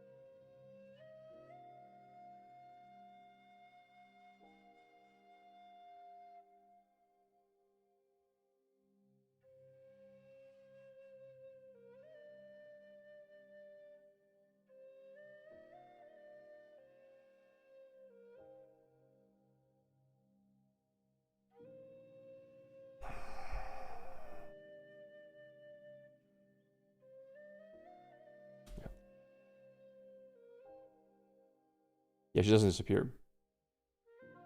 It's 2-9. What do you mean, GG? Hello? I speed up this climb, you moron? My boy's like GG and runs. Yo, look at this guy. GG and instant disconnect. My brother, the game's to 9. Did you forget? He was losing next turn, by the way. Anyway. Holy guacamole. He won, GG. He didn't win shit. What do you mean he won? What do you mean he won? Wait, chat. Is that actually a win on his end? Maybe he means he can't win. How? How could he think he can't win? Exactly. Oh, I think he can't win? He won, he clearly stated it. Maybe. Depends on what you draw. I wonder what my next draw was. Nah, I was beating him. 1, 2, 3, I have 5 might. I was recalling the token, he was discarding a card. I have 5 into 4, I beat him. 100% beat him. Even though this was a bad draw, I'm still winning. It's a really bad top deck, by the way. Never mind, found YouTube video.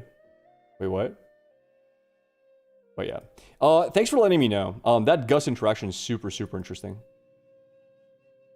100% of the card in hand does nothing? Yeah, yeah.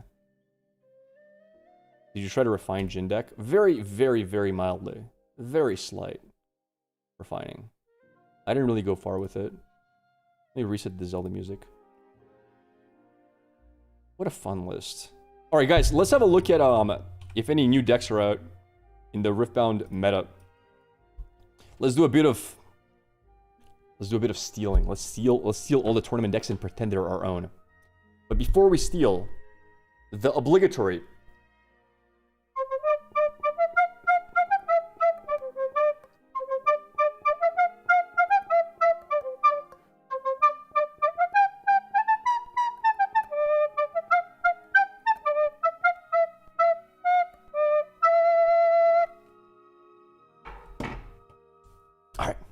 now we can ethically steal. All right, let's see what we have here. We got 2 Chinese tournaments, 35 and 32 man tournaments. Boom, boom. Let's see what we have.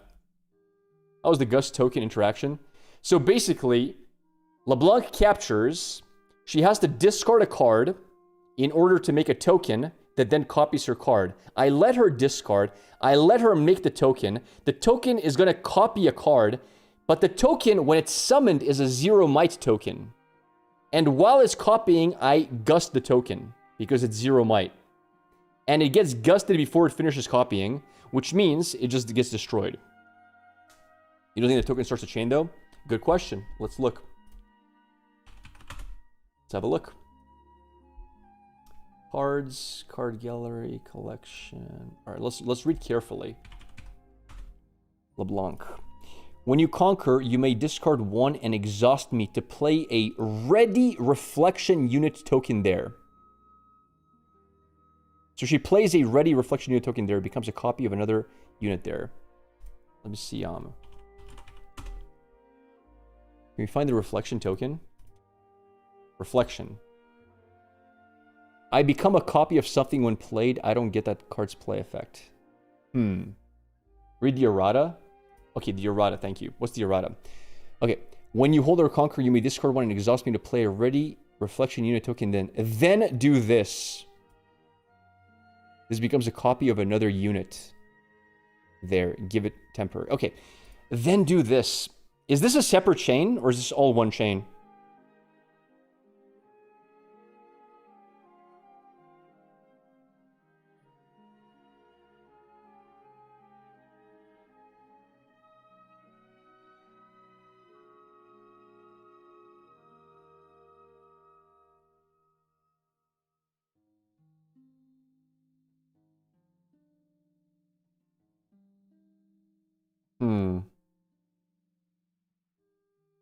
Is this double chain or all in one?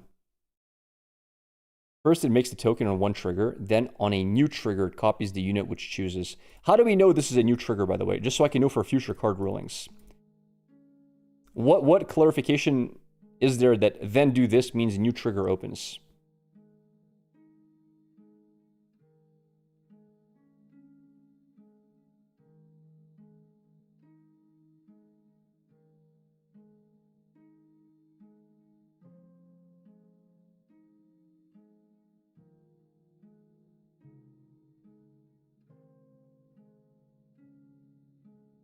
No, it doesn't play into base ready. It plays there, which is battlefield. Do this as a reflexive trigger. Do you know the rule for that so we can just make sure? Do we have the ruling for it?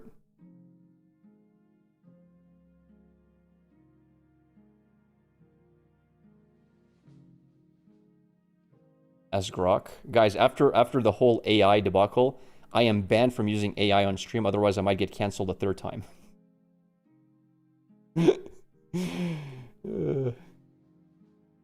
Thanks for the follow there, Silenzio Twitch. Thanks, buddy. Maybe I should ask Rock. Alright. Okay. Rule. Okay. We use a straightforward template or formal wording to identify reflexive triggers that then do this template from Spiritforge Fact. Thank you very much. That's awesome, Frozen. You're the man. Now I need to know, what is a reflexive trigger? We used a straightforward template or formal wording to identify reflexive triggers. The then do this template. Okay. What is a reflexive trigger and how does it apply to the game? Just so I can know for the future. Good on you for not octupling down. I almost octupled down. I actually, if I quadrupled down originally, I am now quintupling. Surely we're not going to sextuple tomorrow. Surely not. A trigger that adds another trigger from itself. Okay, thank you. Thank you, that's good to know. Okay, so then in that case, 95% sure this... If everything you guys told me is correct, 95% sure you can gust the token before it copies. Because this happens, the token is played, and then a trigger opens, a reflexive trigger. It becomes a copy of another unit there. We recall it before it becomes a copy. Boom. See you later. Sayonara. Awesome. Love it. Okay. So then, in essence, Gust is literally discard a card. 1 mana, discard a card. Love it. Yeah. Awesome. Because it is a 0 might token unit. Okay. Thank you. Yeah, that's really good to know. All right, guys. Says, do this can be followed by n times. The reflexive trigger will be added to the chain n times when its condition is met. Thank you. Thank you. All right. We are going to steal some decks now. First things first, we have the Xi'an City Challenge. Rift on top decks. Now, keep in mind, I think this is all best of ones, but let's have a look at what is doing well. We have Aurora Misfortune. No surprise there. I'm surprised Victor got second place at a $67 budget. Is this just aggro Victor? Wow, is this Death Knell Victor? Oh, yeah, it's just pure aggro. Okay. This is the kind of deck I would expect Marshall to play, by the way. Bonds of Strength. Okay. Interesting card. I've never seen it played before in my life. Okay, I respect it. Full on aggro. Love to see it. He's playing Grand Plaza for the surprise lethal as well. His deck is Spirit Forged. Yeah, but this tournament isn't.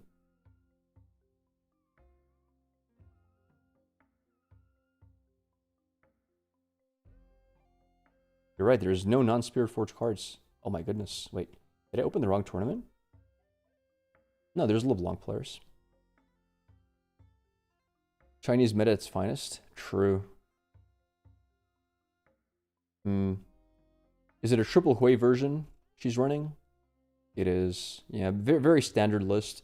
She's playing it a bit differently, though. She's playing oh, no, never mind. 1 Bewitching Spirit and triple Nocturne. Okay, so it's a Nocturne game style. So I'm guessing you're using Diana to proc Nocturne, and you're using a lot of the new cards to proc him as well, like Abandon. Yeah, triple Eclipse. Sure. The one where you defend, you look at the top card, right? When you conquer, look at the top 2 cards. Okay. Yeah, very standard list. A little bit more aggressive because of the Nocturne. Yeah, standard Death Knell list. Nothing special there.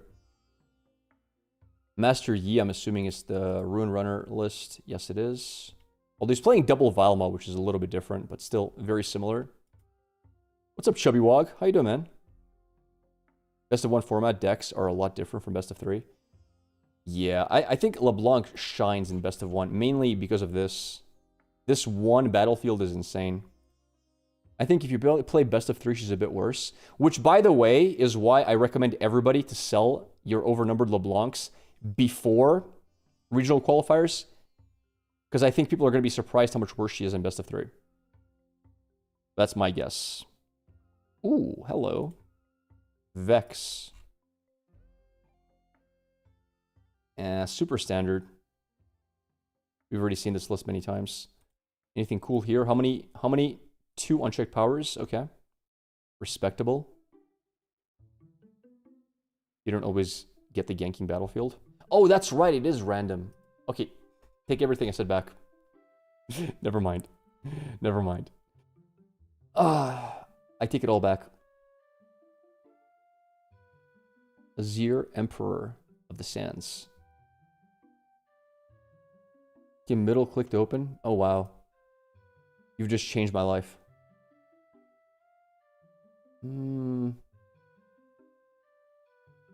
Yeah, pretty standard Azir. Alright, so this tournament, by the way, nothing new at all. Nothing new whatsoever. It's a little disappointing. 2 Pyke decks. Alright. Next tournament, we have the Lashao Card Games 5.1 opening tournament. We got Ornn. First place, baby. Sprite Ornn, surely. Oh, it's not. Oh, wait, okay. Wait. I mean, surely he's playing the Sprite Fountain. Yeah, of course.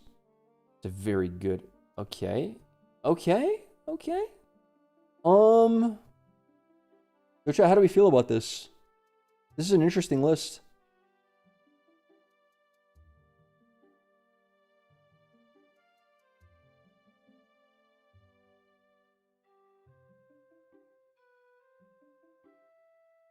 Seems very aggro.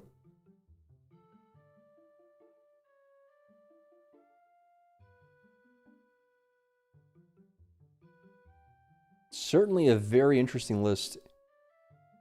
I like the list. I really do. I actually like it.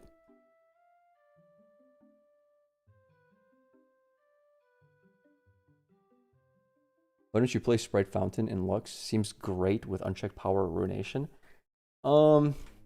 D ramps. Doesn't draw a card. I don't know. Nice list. I might try it. I might play it. Alright, we got Kaisa. A unique Annie deck. Let me have a look here.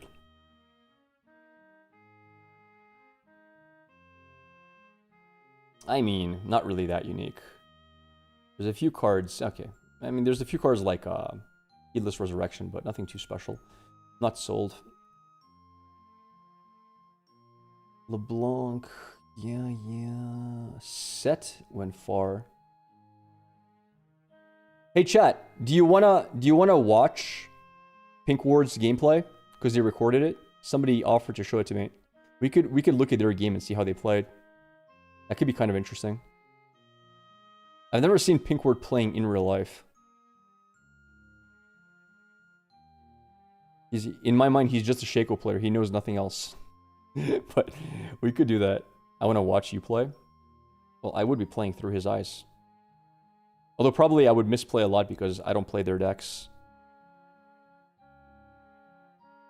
Also depends how high the quality is of the gameplay. But, as in how good the recording is. If I don't have to, like, scrunch my eyes to see the cards. But yeah, I'd be down to see that. Surprised there is no Lux. It's because of Lilias, man. They just destroy Lux. It's very painful. And this is also not, this is Unleashed, and everybody wants to play new champions. Okay. Yeah, nothing... The only really cool deck I saw was this, the Ornn. That's about it. I don't know if the dude is still here, who played with Pink Ward. If he is, I'll have a look. If not, maybe next time. Yeah, in that case, let's give this deck a spin. This does look like a good time. Alright. Yoink. We do aggro Ornn. I want to see how toxic it is. That's literally what we're doing, Tams. You got exactly what you asked for. Alright, let's put this together.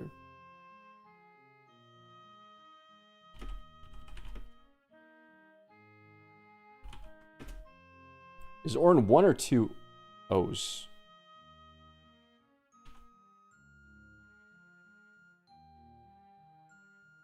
Oh god.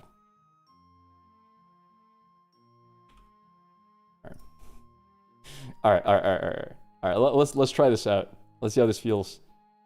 I don't even know what cards are in the deck. I already forgot, but that's fine. All right, what's up, player 2290? How you doing, brother? Get prepared, because we're gonna destroy you.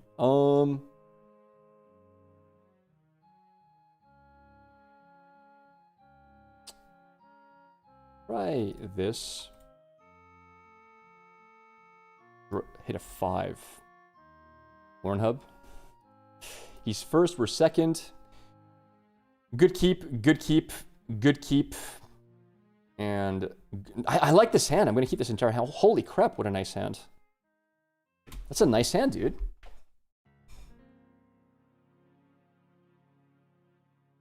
All right, so we do...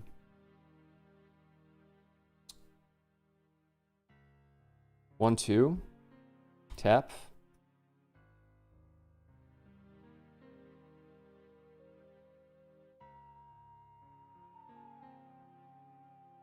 Point.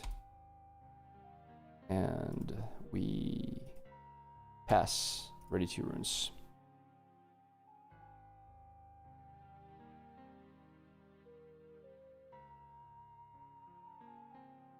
I'm thinking whether I want to play this. That's fine. I can hit Sona and her with it. If he plays Sona, it's a little bit rough. But if he plays Vex, he's kind of screwed. It's a weird play, dude. A really weird play. Let's go here. I can get stunned, I don't care.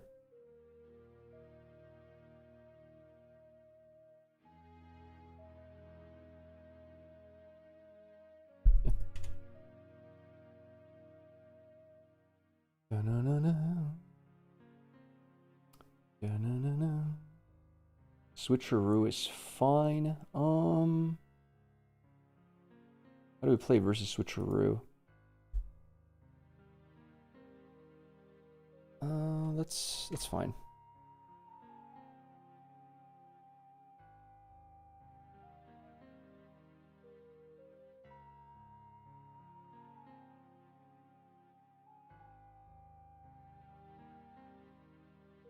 Go to 2 points. And we pass. He needs to develop units. We have Singularity next turn if he develops Vex here. I'm fine with that.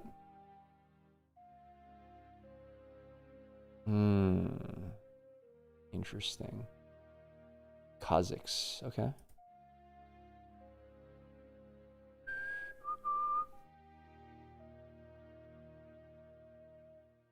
Ornn is not amazing here, unfortunately.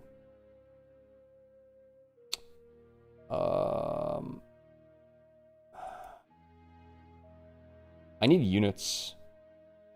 I really need units right now.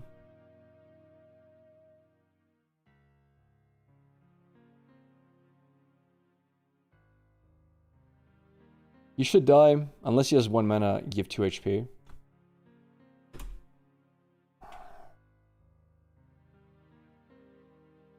Two and Vex. Let's do it. Come on. That, okay, he didn't do anything else. It's crazy. Okay, 1, 2, 3, 4. This is a very good play here. It's a very strong play. Because it gives me coin. And we get to do sacrifice 1 into Jin here. And, yep, quite happy with this. Quite happy with this. Okay.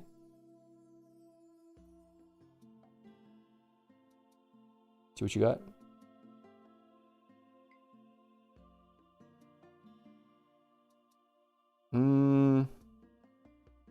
Surely I capture here, right? I could play Ornn as well.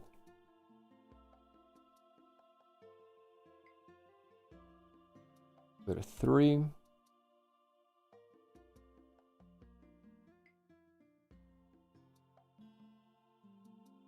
Predict for Jin next time? My bad. Thank you. I don't think I can ever play Singularity. It costs me the game if I do. I think we just play Ornn in base. I could play Ornn here as well. He goes to 5. 1, 2, 3, 4, 5.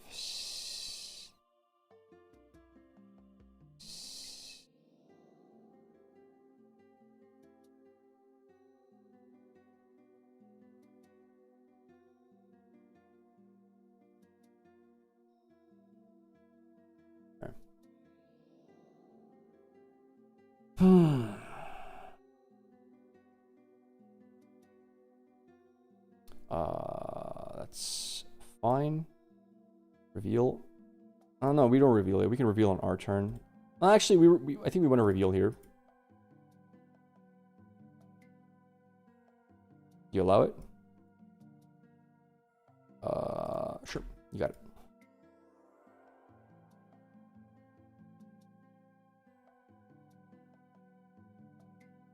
He has not so fast, probably. Charm. I think we defy that. I could be wrong.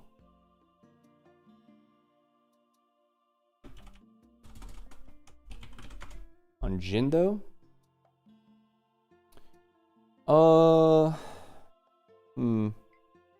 Okay. It's fine.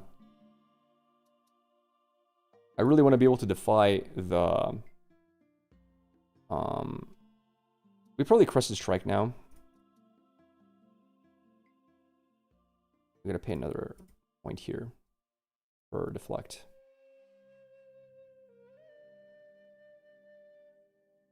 Sure. He goes to 8.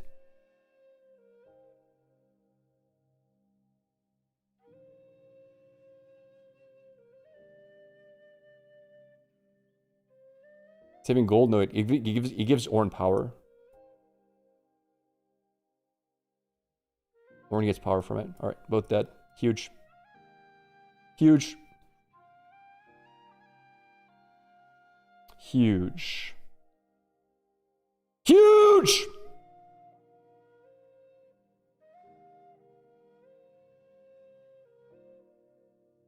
Massive, massive indeed.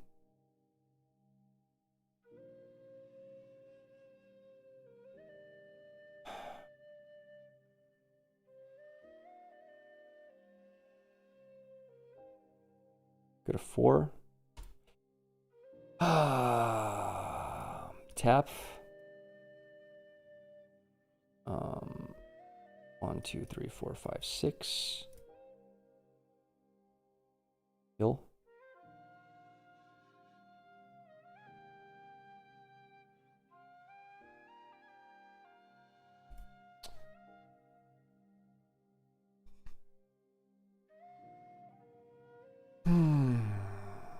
Okay, Son is fine. Sure. Predict? I forgot to predict.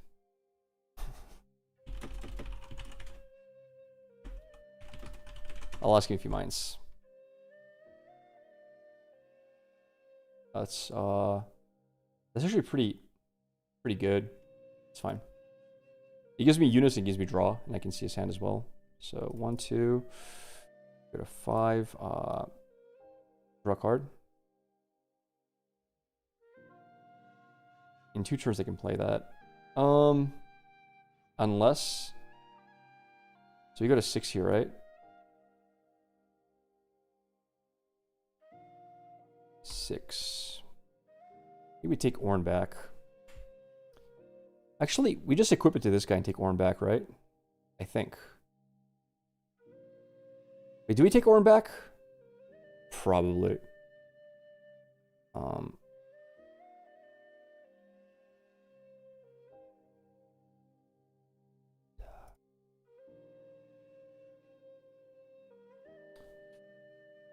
7. I gotta actually get rid of this guy. Alright. It's back to 6. I had to do that in order to be able to go to 10 mana in 2 turns. Just keep both, he can't kill. You want to bet? You think he has no buff cards in a Vex deck? No 1 mana give 2 might? Which I have no answer to? Are you insane? Are you insane? This is kind of hard to kill because this is 9. You play 3 already. Float 1. Yeah. You're nuts if you think you can't kill. This is 9, by the way. And just watch him.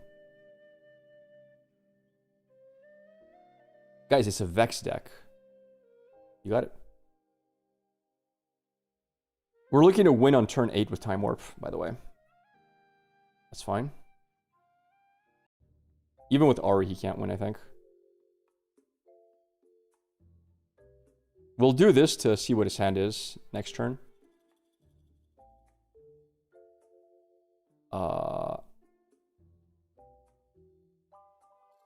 Alright. I guess dead. Sure.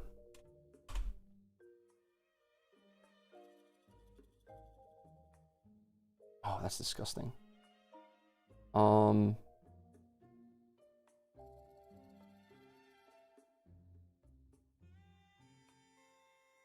We hold the 7. Oh, I actually got screwed. I can't play it this turn. I can't play it. I can't play it. Literally.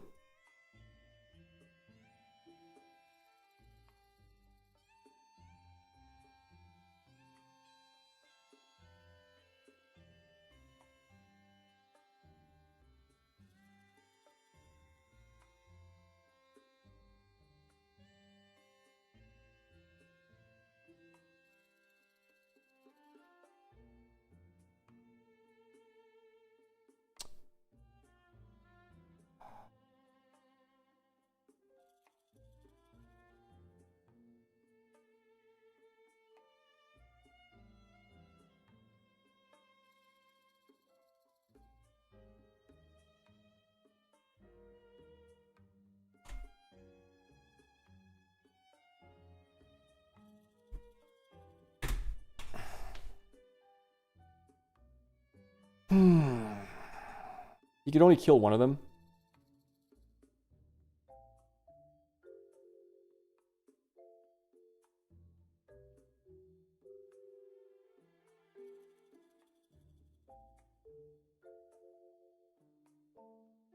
I win extra with warp. That's the idea. That's the play. Correct.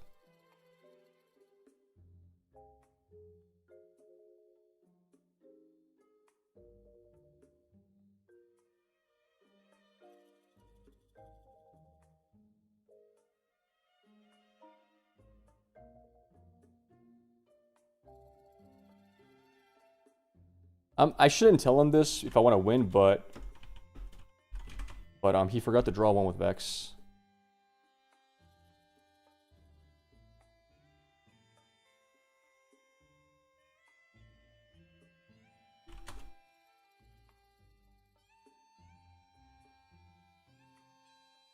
Move his Vex back and hold both. He can't stun though. This is still a lot of might.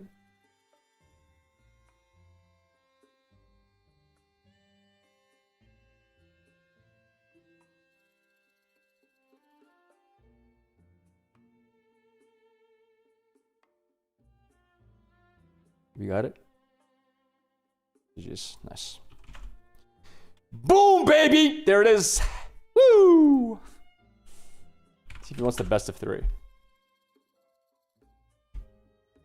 Very nice. We got the win. Back off, progress day, turn to dust, unchecked power. Easily unchecked power here. Bellows probably doesn't really do much for me. Alright. Continue. Go on back off.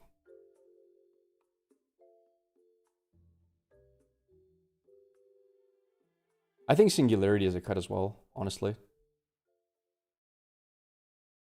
And I think we just put in this because it costs no power.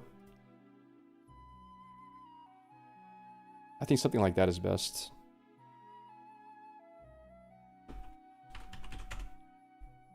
Is it insane with Death Cap, by the way? Why? I don't understand why. Maybe it is though.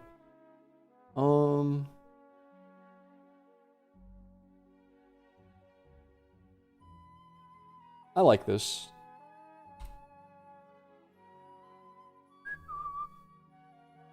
Deal 4 damage 3 times repeated. Wait, why? Okay, I need to read what Death Cap does. Sure.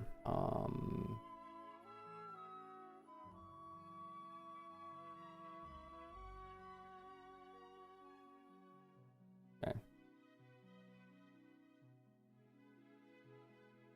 When I attack or defend, deal 2 to all enemy units here. Oh, Death Cap. Oh, Death Cap. I was thinking of the wrong ability there.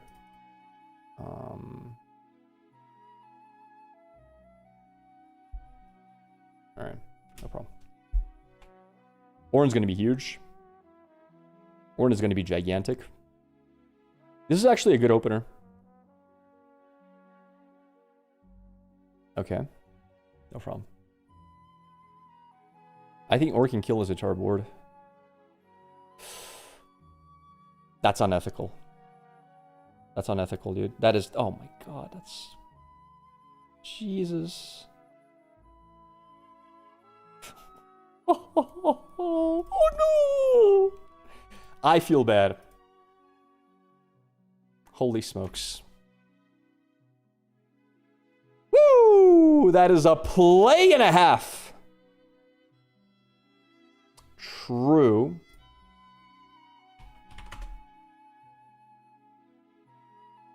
Deflector, yeah. Is it Ornn or Jhin next turn? I think it's Ornn next turn. 1, 2, 3, 4, 5, 6. And,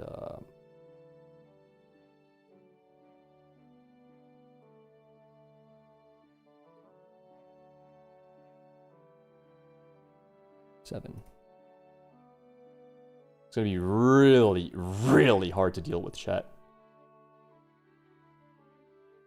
Is he not Weapon Master? Oh, he is. Oops. Oop.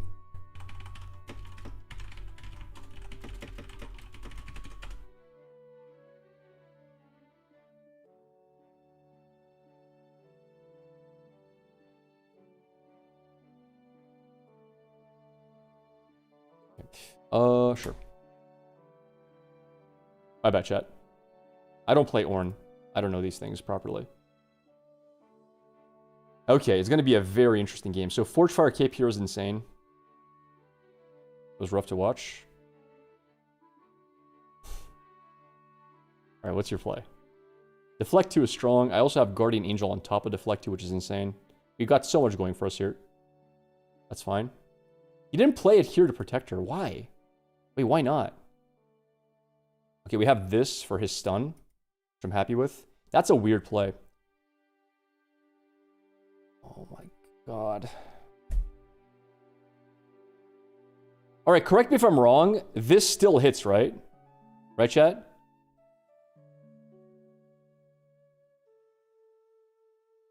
If I put both on him. It still hits for 5, right? Even if he stuns me. Okay. Alright.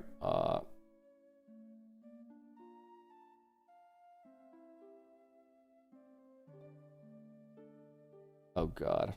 I'm overcommitting here, chat.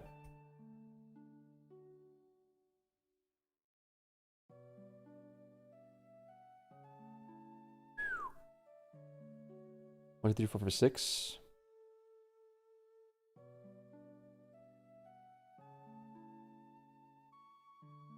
Uh-oh. Low 2 mana. Give me a sec. 6, 7, 8, 9, 10. He's... Oh, God. Wait. Okay.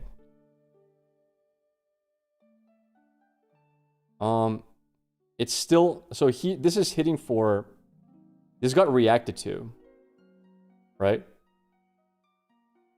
Alright. It's fine. GA to the rescue. But it's 1, 2, 3, 9, 13. Alright.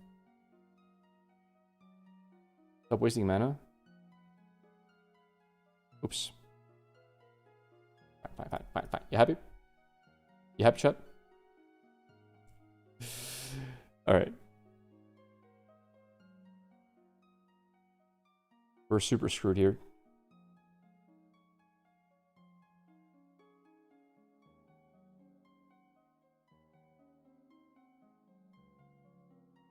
9. Wait. No, she heals to full. You beat Valma. Okay. Oh, it's my turn. Oh, wait. Wait.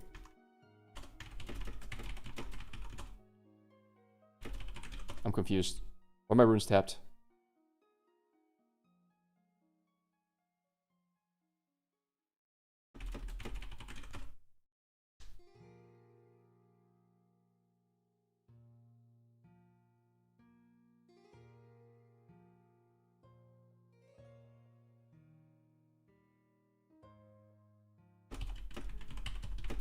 I'll manually do it.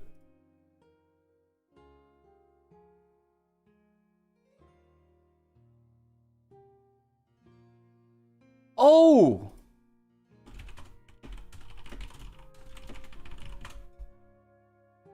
I'm retarded.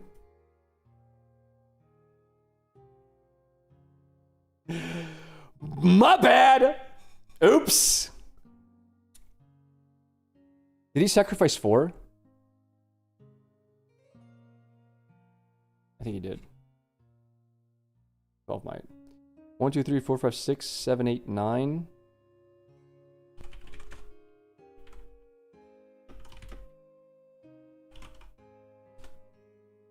Yeah.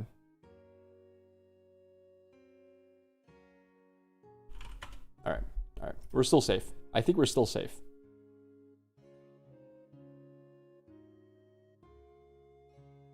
Can we come back into this? Dude, I'm not good at Ornn. I'm sorry. I never play Ornn, chat. What can I say? It's not my forte. I'll get better. The Waterfast it's not the Waterfast's fault. It's my fault.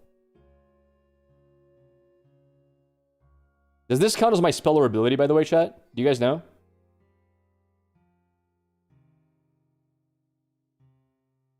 Does this count as ability? It does not. Okay. Got it.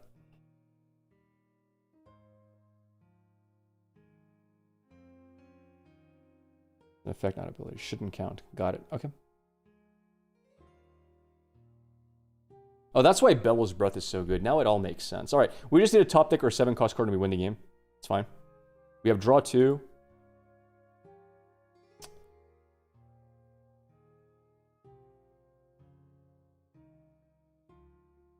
Defy. If he's smart. This is a very good Defy. Okay. Hard bargain is smart. I like it. We kill her, right?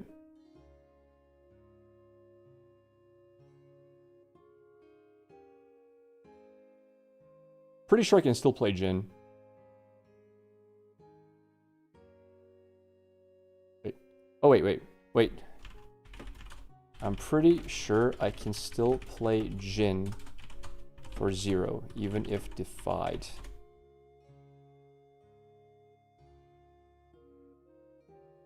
Alright. No shot he has another...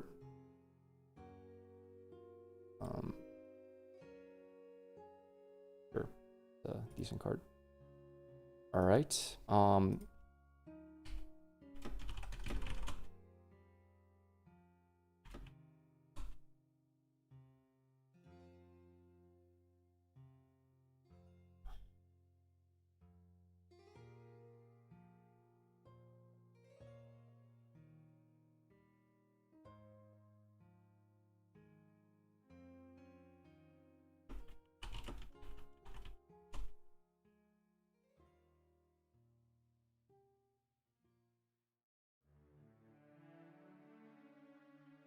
All right, we finally get it captured.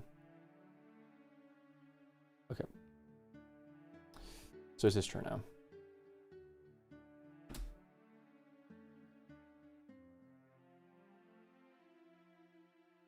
Is it before Showdown, though? You win with Time Warp? I'm at 1 point, bro. My first capture. Battlefield effect. When you hold here, you may move a unit at a battlefield to his base. Because this is a when I attack, right?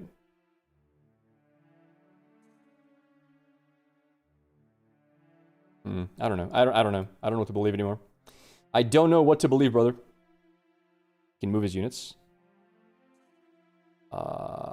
When you hold here, you may move a unit at a battlefield to its base. Okay, I think we just play Sprite Queen here. Don't we? I'm pretty sure we do. He's at 5. 1, 2, 3, 4, 5, 6, 7. Tap.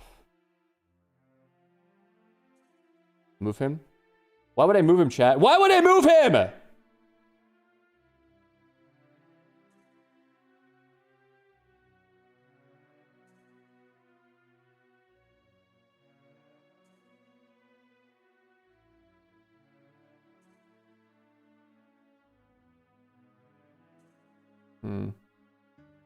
Or your Orn? I'm not moving my Orn, chat.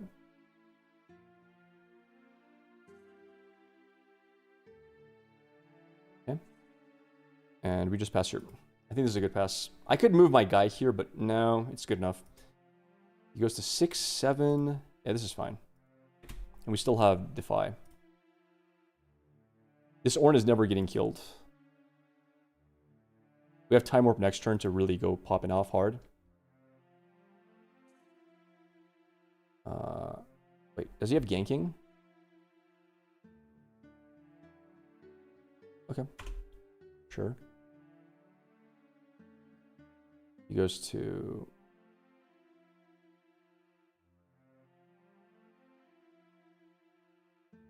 Charm on her. He's at 5, by the way. Isn't he? From 1 damage.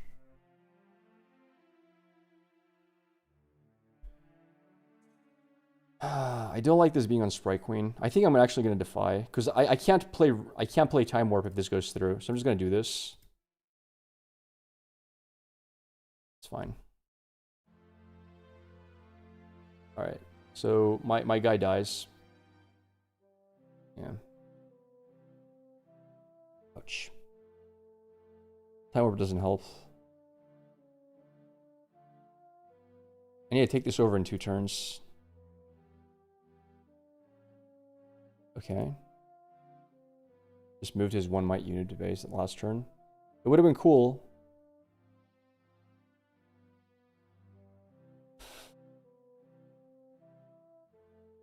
I don't know how to play this, chat.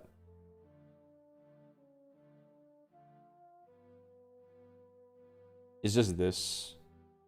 I'm not moving anything to base. I'm not moving a unit to base. Why would I help him kill me? Why would I move him back? Why would I move him back? And take over his battlefield? How am I taking over the battlefield, chat?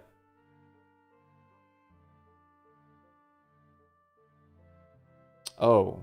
Jesus, wait. Can he do that? Alright, jeez. That beats me. Yeah. 3rd charm beats me. Sure. He doesn't exhaust? What do you mean Ornn doesn't exhaust? How does Ornn not exhaust? What? Wait, explain. How does Ornn not exhaust? I could have moved my own Ornn! I threw. I didn't know. Okay, I didn't know, chat. I didn't know I could move my own Ornn to base. I see. I thought it was opponent only. Oh my god. I threw. Chat, I didn't know. I didn't know. I mean, guys, I'm learning. Give me a break. I'm learning, chat. I'm learning.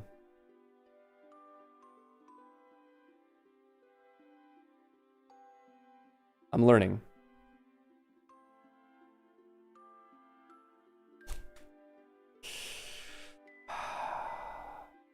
I coulda won, I think. I didn't know I could use your battlefield to move my own Ornn back and then attack. Thought it was only enemy units. I had stuns though. Would it matter? Ornn was dealing 5 to all. before stuns can happen.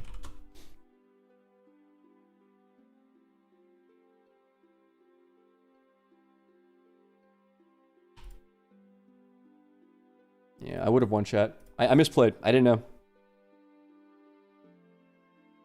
Alright. So we're first. We drew nothing. Unfortunate. What the hell do I do now? I guess we just draw one.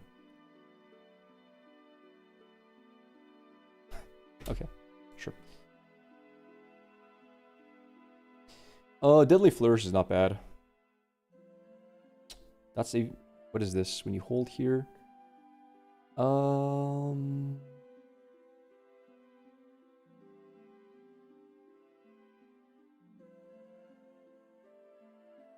I think I don't want him capturing.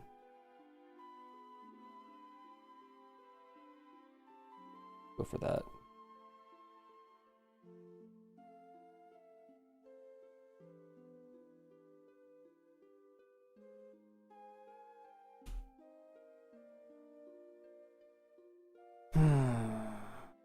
Yeah, I didn't know I could bounce back Ornn, guys. I kept thinking you were telling me to bounce back the other guys, not the Ornn. I didn't understand how the battlefield worked. Again, I've never played that battlefield.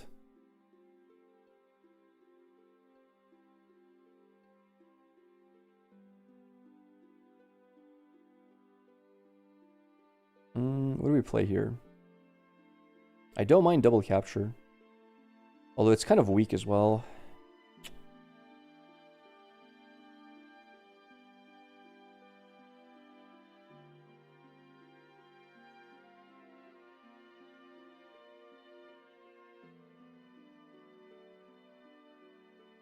Oh, I can't. Yes, I can. She's not at a battlefield, people. What are you talking about here? She's not at a battlefield. Relax.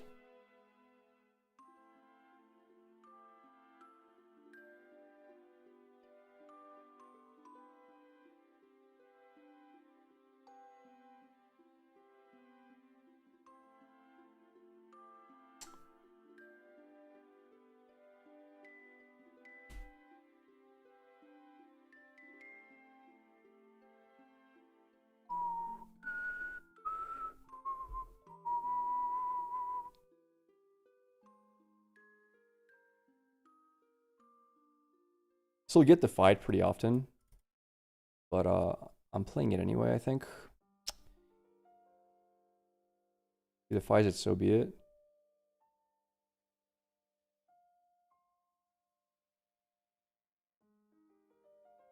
Okay. Goes to 6.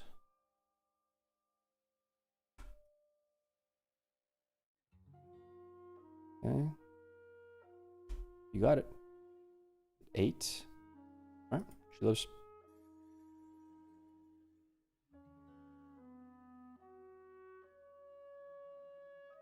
Okay. So my next play is just Ornn, I think. And then we get to play shenanigans like Rabadons. Unless I want to do... Did you pay for Deflect? Yikes. I did not pay for Deflect.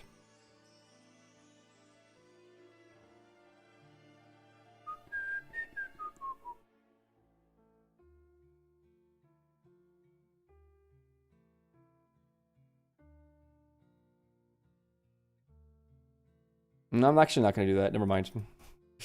Let's do this.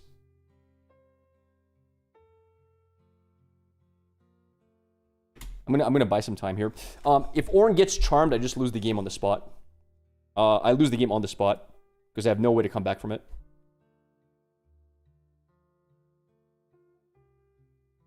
Wait, what? Paper trade. Oh, thanks. That's nice of you. Meditation, your sprite as a fountain. True, actually. I could have done that, but I think this is still the better play out of those two. 1, 2, 3, 4, 5, 6.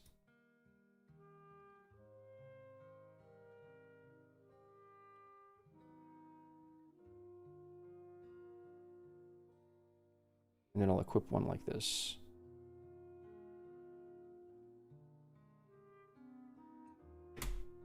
many Orns in the deck? 1. 1, 2, 3, 4, 5, 6. He's a 10.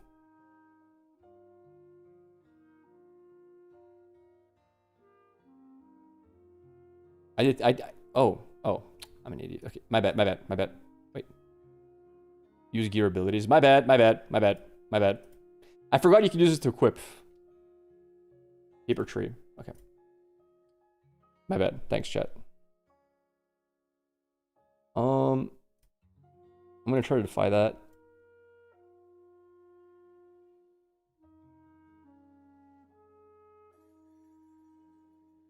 Hard bargain. Okay. Sure. I think we're good because we're not losing Guardian Angel here.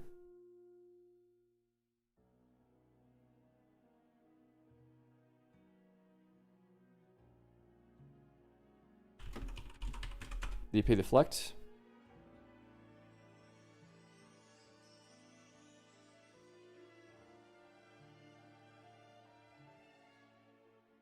No shot he has double, is there?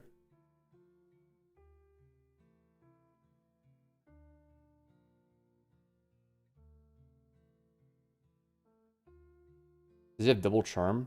Switcheroo?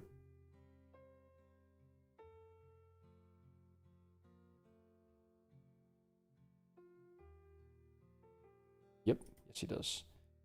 Alright, how do we come back from this? Did he pay for 1, 2, 3, 4, 5?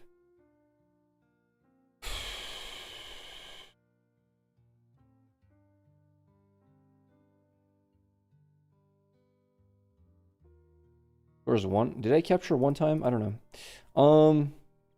I don't even know what to do here.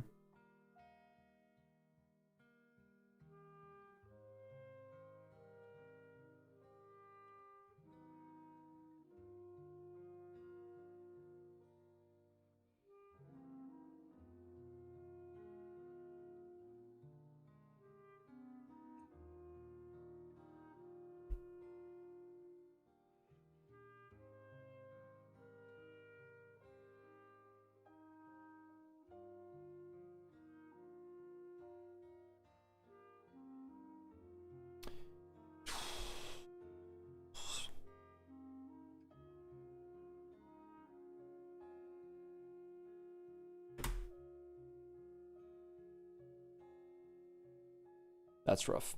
That's so rough. Thanks.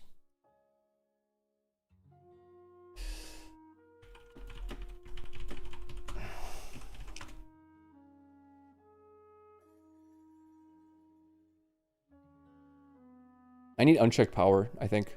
Or I'm just going to lose the game on the spot. And I get paper tree here as well. Alright, we lost. I think we lose.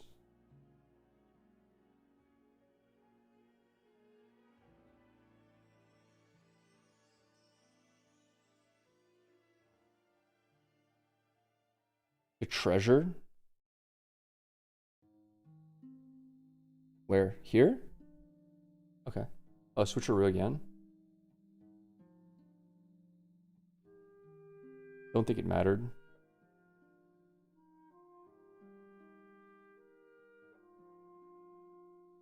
Pop had another 3 charms, yeah. Same happened last game. A lot of charms. Is it 6? So unfortunately, this hand doesn't win it. I need to be able to kill both of them off. I need to find unchecked power.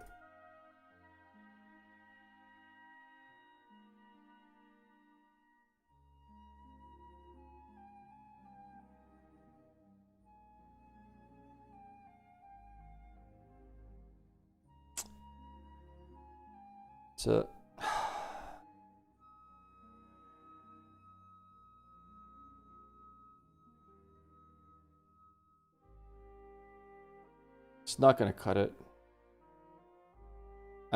If he has not so fast or denies, I just lose.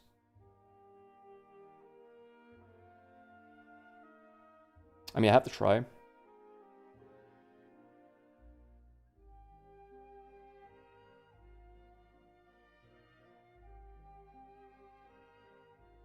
30 your blue seal, yeah. So that's 1, 1. Do I repeat? Sure. Wait, oops. I'm not gonna repeat actually. I need mana for... Ah, damn it. Okay. I need mana for Hard Bargain.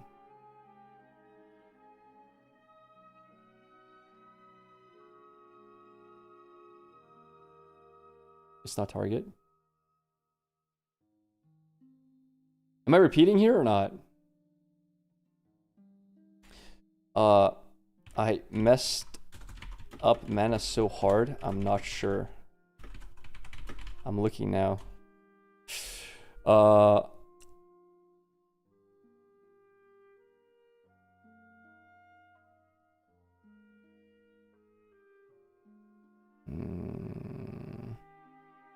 There is reason. Actually, no. You're right. No reason. No repeat. Dead Vex.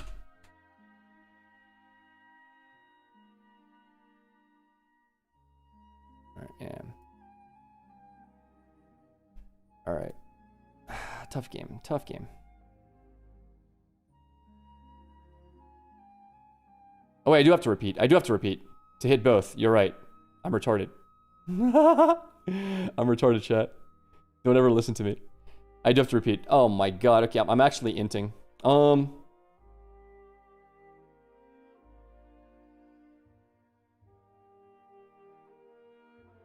No! He toop decked. Oh my god.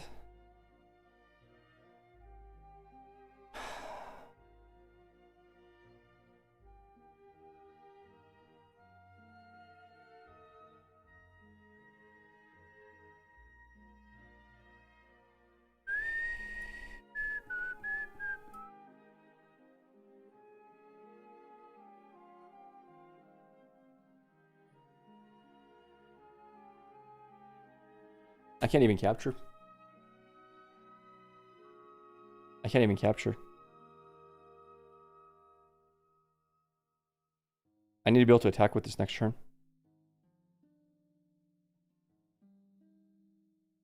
You got it. Otherwise, he'll capture and hold, and I can't stop him.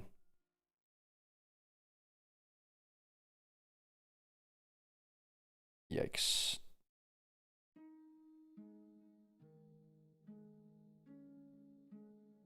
Oh, what a bad top deck, dude.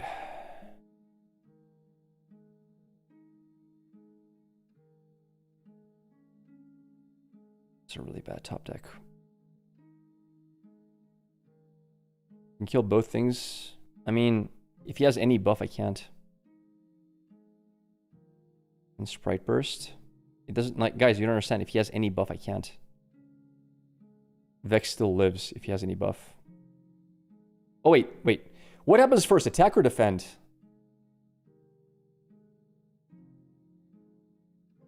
Wait, no, I can't. I'm fine. He can't, he can react, I guess.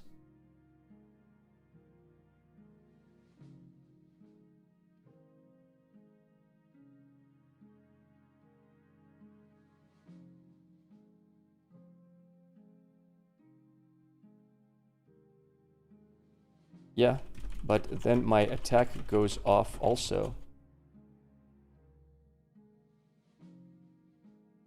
And hits your Vex.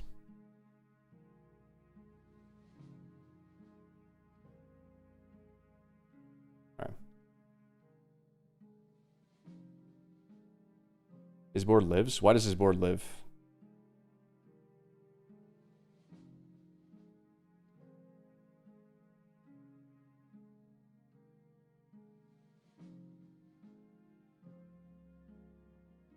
Sec.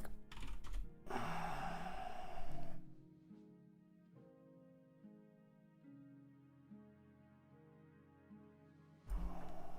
think your Vex lives. Yeah, that's what chat is telling me.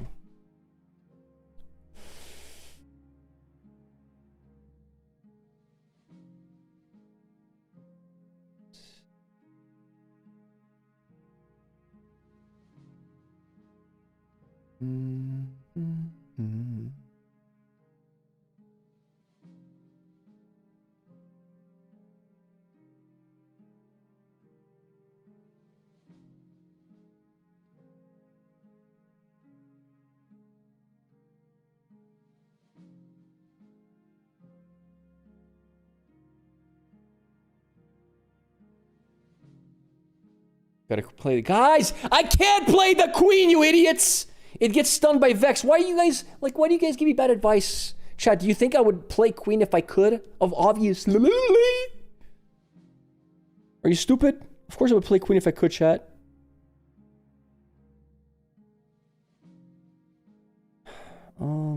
Yeah, GG.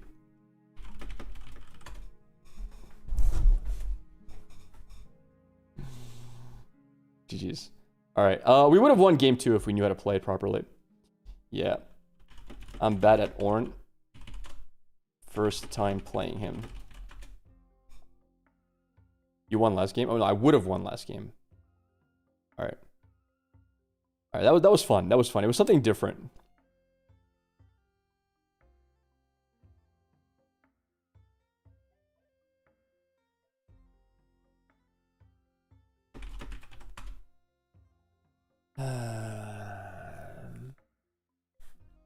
I can't find these. This is what I needed in the matchup.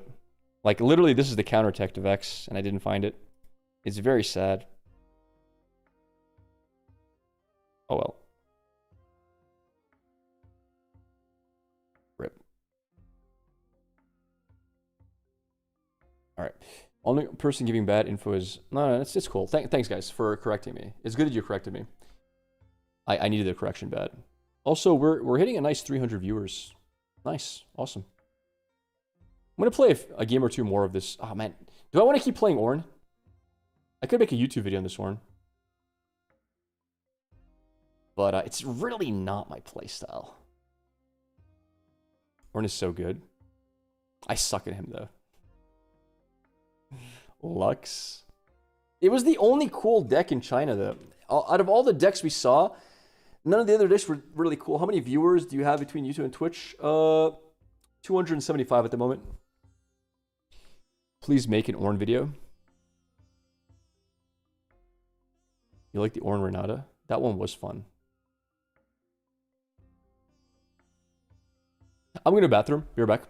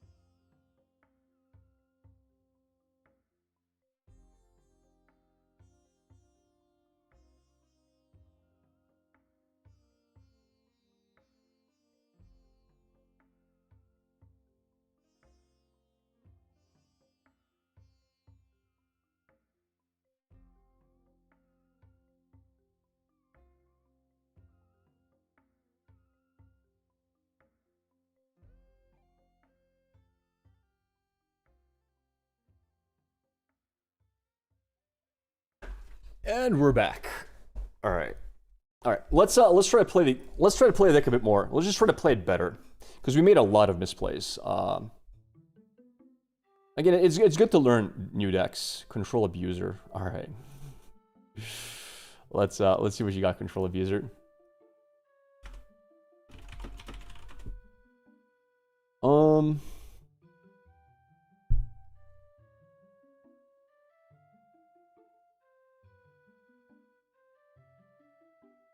Playing versus Azir. Not a very control-y deck. What?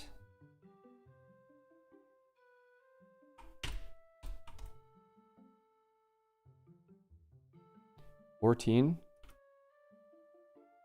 I'm just putting the R first because I know I'm going to be first. All right. Going first, Mulligan. Good keep. Decent keep. Flourish, I'm not so sure about. I do this. All right. Not mad at that. Scuttle Crub is good first. I like it as a first card. Boom, boom, boom, boom, boom. Beautiful. Beautiful plays. You'll love to see it.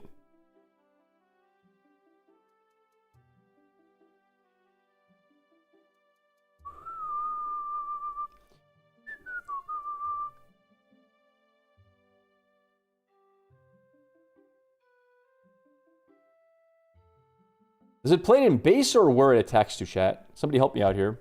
Where does it get played?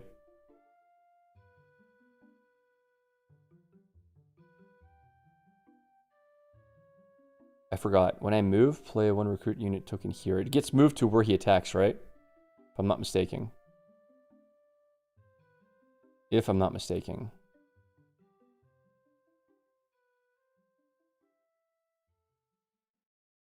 I'm just gonna capture. Point. I think I'm gonna play the scuttle over here. That'll be 2 might. Kill off that guy. Why not? I'll just capture. Let's just go here. Draw a card. 1, 2. Here. And tap. Here. Alright, whatever.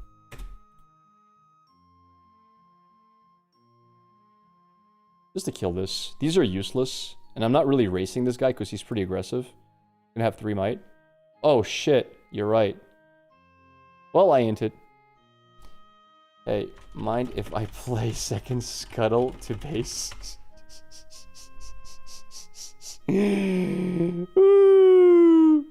Alright, we said no misplays, and we're already misplaying. We're already misplaying.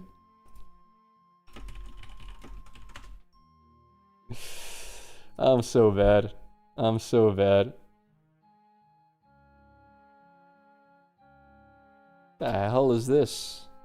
Chat, what the hell is this hand?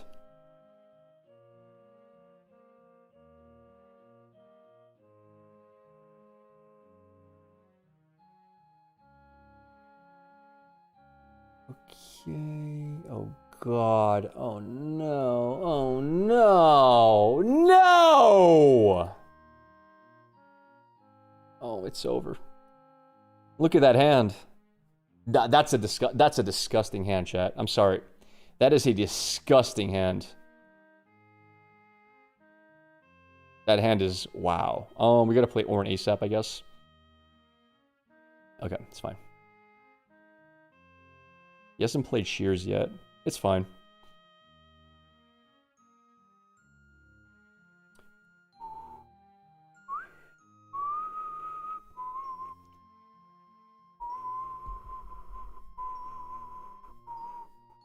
That's the card that kills me, by the way, which is fine.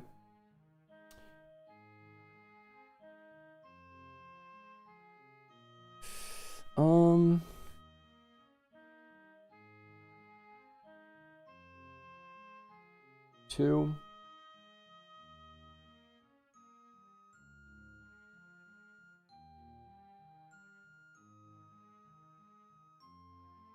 All right.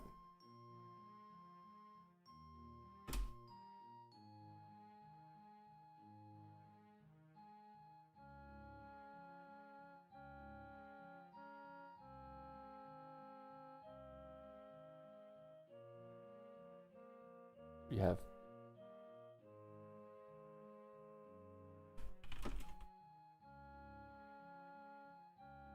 okay.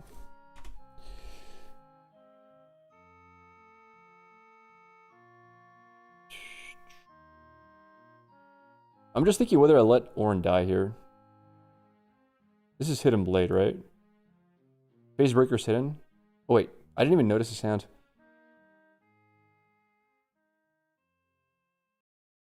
All right. Let's see. How do we play this properly? Well, that's his draw engine, unfortunately, as well. I guess we're playing Sprite Queen next turn. What does Phase Breaker do again, chat? Remind me what Phase Breaker does. It's 7. Stuns both.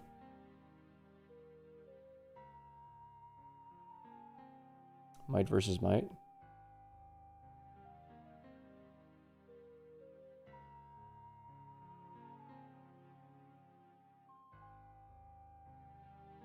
Guys, what does Phase Breaker do? Remind me. I don't remember what it does.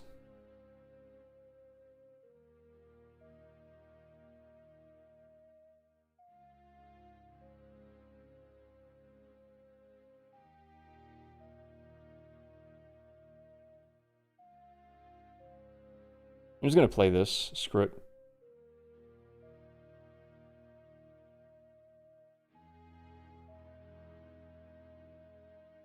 I think she just kills the left side, right? Is this the full trade on the left side?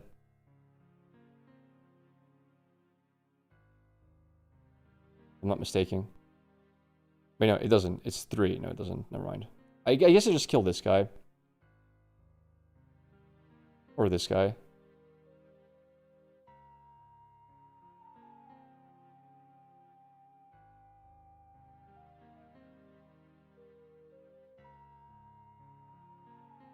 He played it directly into Trifarian.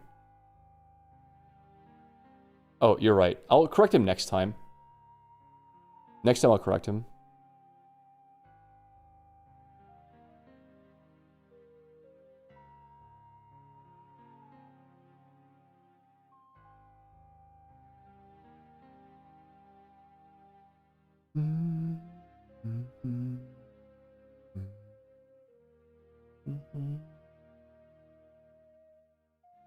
Sure.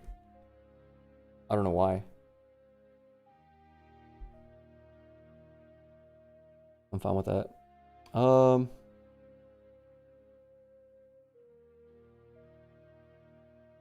I think I just kill left side now, right? If I'm not mistaken.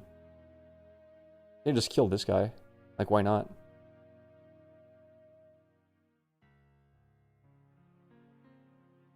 Yeah, sure. Still give him free points.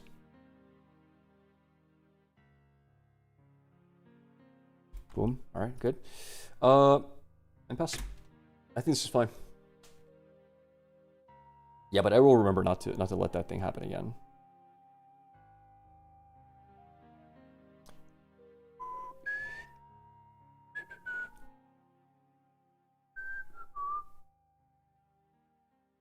Five mana. Okay.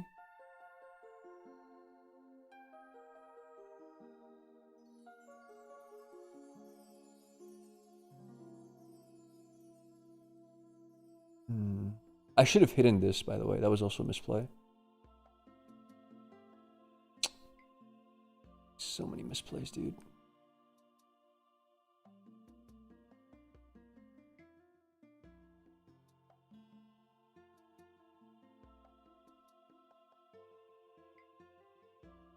Yeah, we're at 6 HP. I'm fine trading with this guy. He didn't accelerate, though, it seems. Did he? I don't know.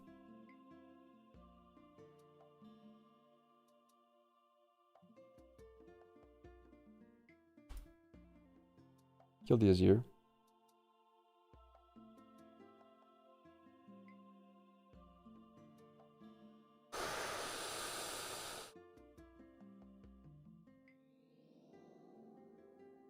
If it's draw 1. We deny draw as well. It's huge. That's actually huge.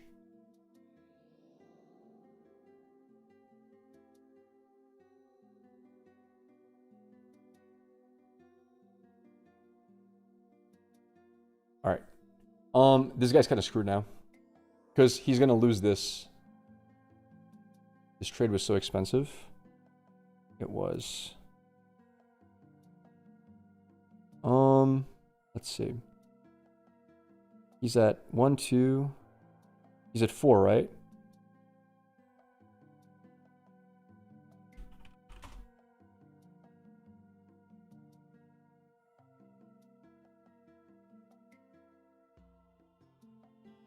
Yeah, he's at 4.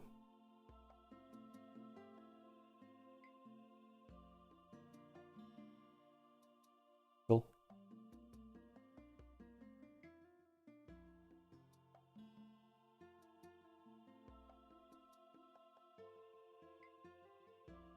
It's a different unit and an enemy unit at the same battlefield. It's fine.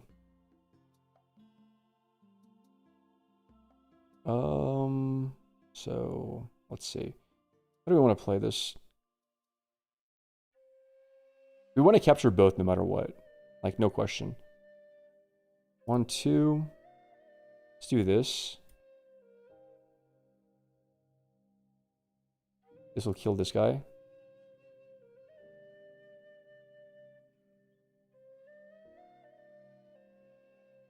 Force him to play deflect. But he just wouldn't play it. Wouldn't have made a difference. I think Ornn goes in here as well.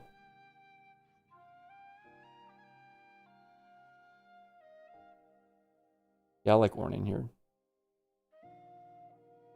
Where does that do to battlefield? No, his guy's stunned. It doesn't do any damage. We keep mana up for both of these. Do I move this in anywhere? Probably not. Yeah, almost certainly not. That's fine. Whatever. It's fine. You get a point, right? Right. Yeah.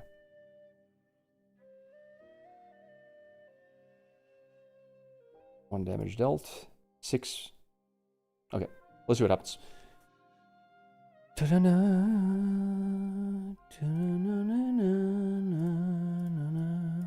Can I draw?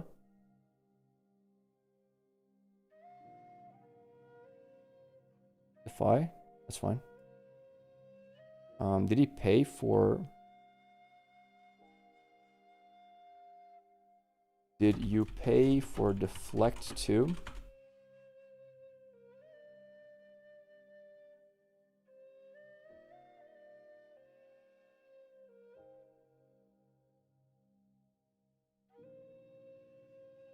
Okay. He has 2 mana up.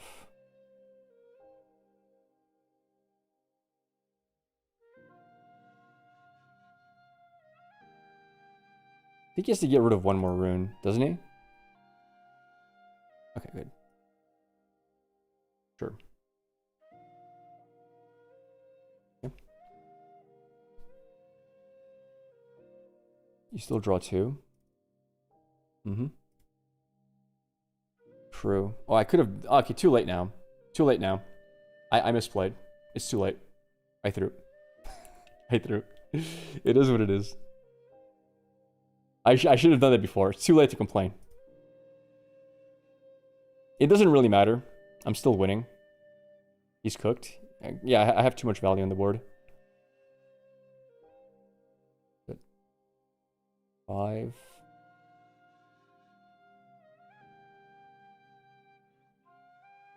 How come this deck only runs 1 Ornn?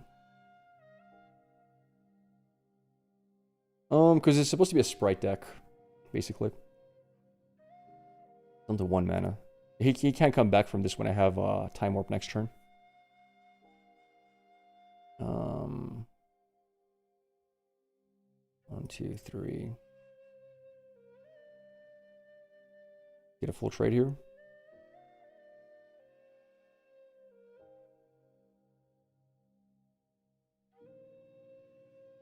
Only played 1 guard. Wait.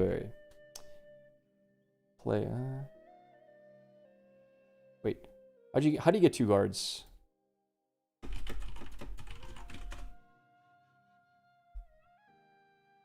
That's a good point. How did he get 2 guards?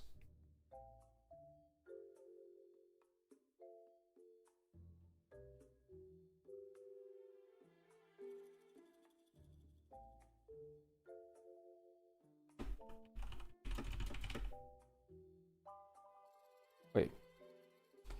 Guards makes 1 now.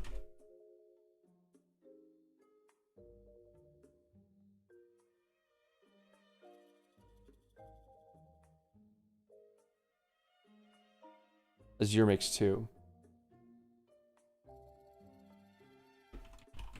Which is Azir?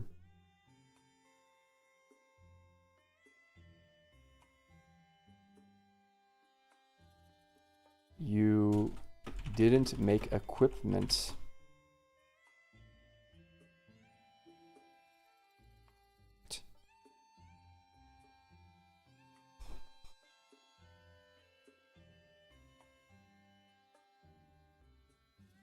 And it wouldn't come in ready. Either way. Yeah.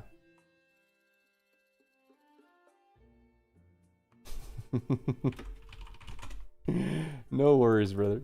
Alright, we win here. We guaranteed win here.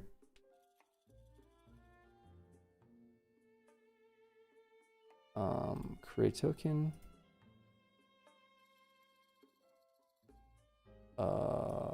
5, 6.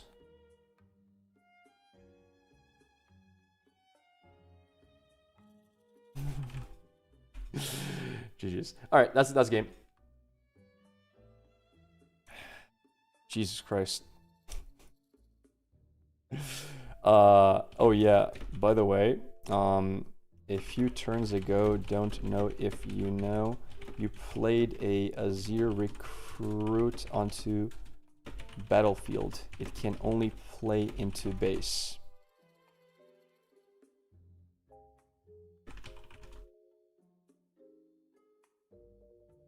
Guys, when I play Time Warp, next turn I'm gonna get another Sprite and the Queen. I'm just gonna double capture, okay? He has 1 mana. He's not stopping that. The Time Warp just wins next turn. It's boom into token. I know it's temporary, I'm aware.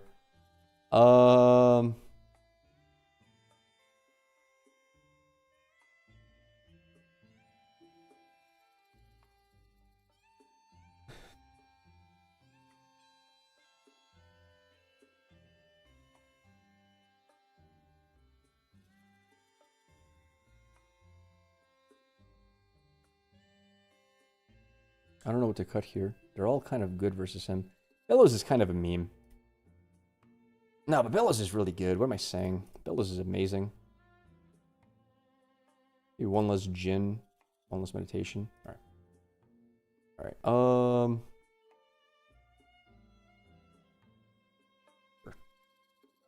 Right Queen is broken. Bunker, draw 1 for each other battlefield control. Alright. Second. It's not bad. Along with that, I need actually no, this is fine. Being 1 is fine because I have Seal of Insight. Turn 1.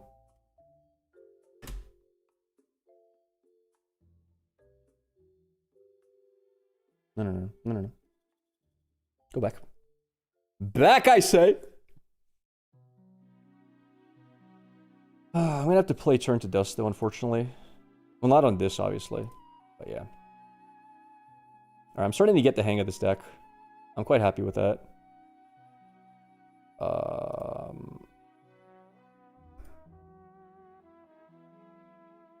I'm happy we're getting better at this. We're improving.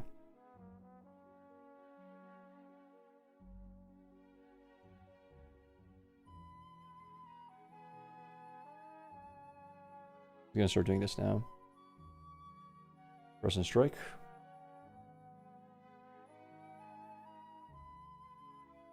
Discipline is, he goes to 5? Sure. You got it. I just can't let him capture this. If he captures it, I'm in trouble, chat. He gets a lot of draw from that.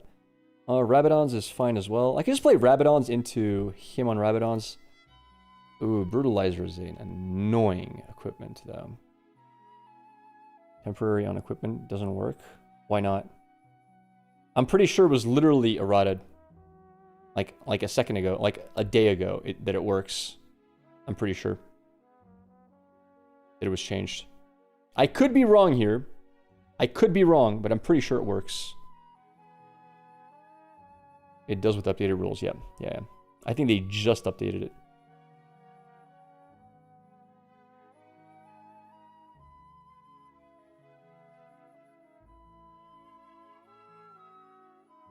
Kill that. Is it 3, right? And yeah, good. I guess we just capture this guy here. Doesn't really matter.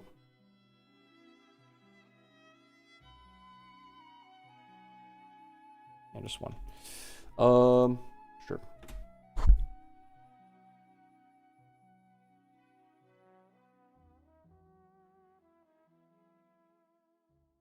There was a new rule update like almost like a day or two ago that clarifies that it does work. It kills the equipment. I'm 90% sure this is the case. I might be misremembering, but I remember reading it.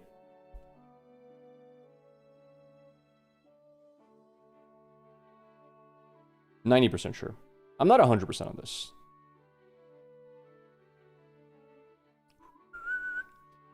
You gotta kill that off immediately.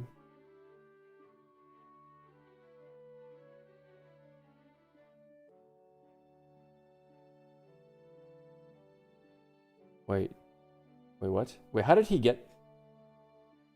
accelerate?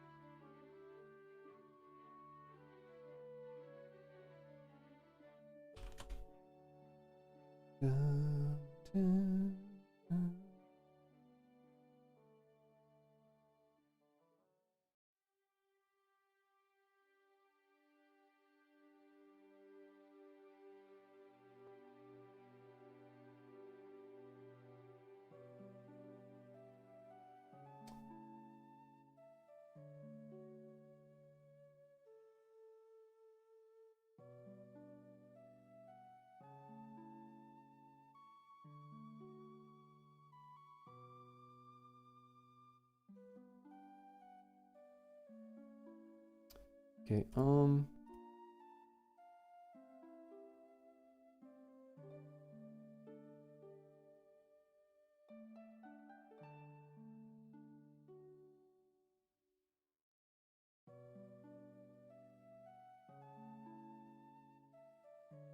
does he have another buff? Nice, okay. Alright, slowly but surely we're going to start now developing Value, hopefully. Alright. Oh my goodness. This game is weird. Super slow game.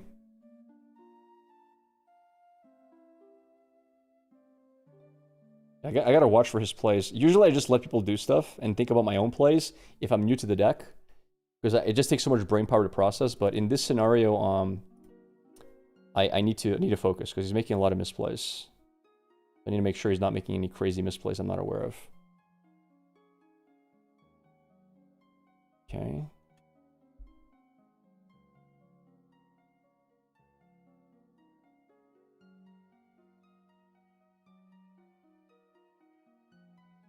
Why did he pay for... Okay. Sure. Wait, did he pay Order Rune to play that? Why? Or was it to equip this?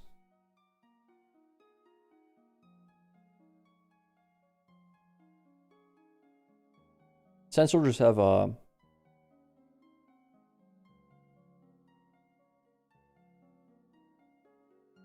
guards. Oh, okay, I see it. I see it. Thanks. Soldier token, sure.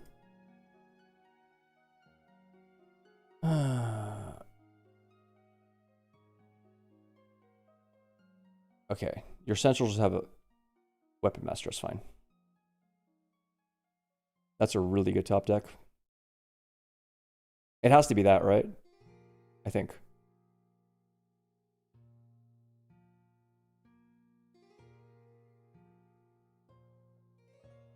It has to be that.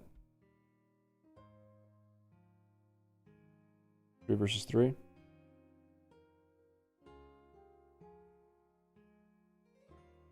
Alright, I think we're winning now. I think we're winning really hard. Unless he has Charm. Charm could do it for him, but I think that puts us in a very good spot. Sure.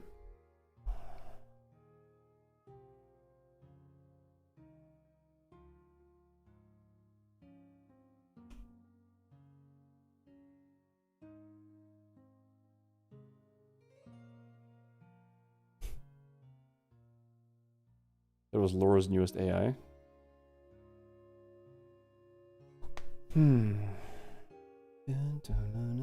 They both die to an attack from a sprite, which is good. This guy's killing me. This guy's funny. I like him. I like him. He's fun. All right. What's his play here? Okay. Capture into draw. I mean, he dies, which is good for us. We'll see. We'll see how it goes.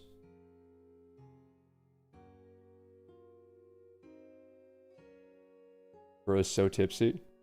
I just need to find one Bellows Breath, one damage card, and I'm good. I'm in a really good spot. Okay, this is a smart move, by the way, because then I can't kill this guy properly unless I go in with this. That's 1, 2, 3, 4 only. I could also equip this onto the Sprite, which is not that bad of a move. Like Sprite equip here is really good. I can double capture. Maybe. Maybe. We'll see. We'll see what our top deck is. I really want to play Ornn. It's such a bad card, dude.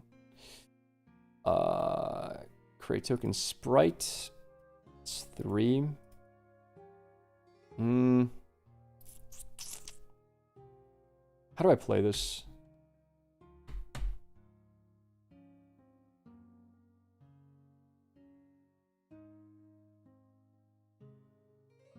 How do I play this?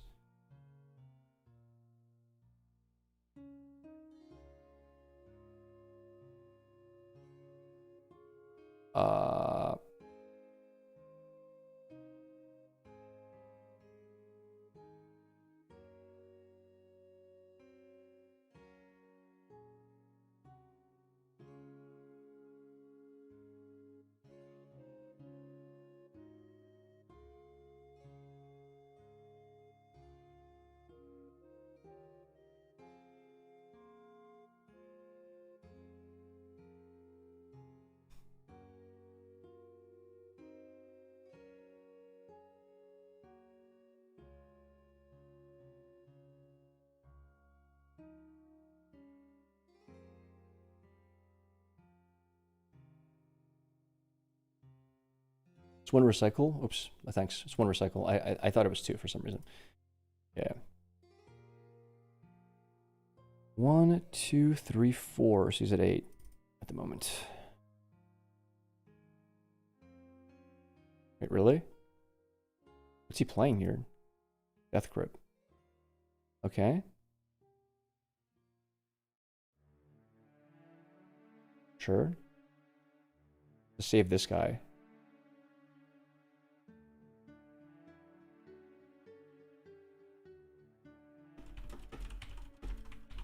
Keep up this year?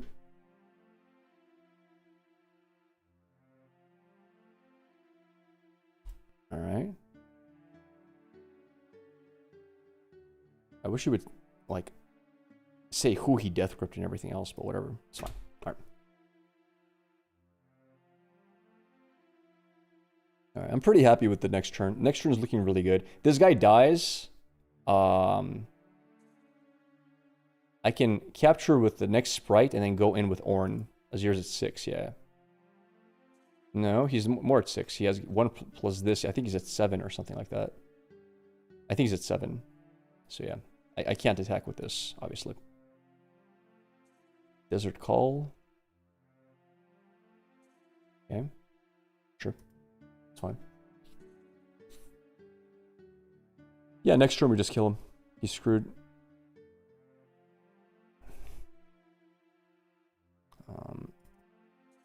Let's go for capture.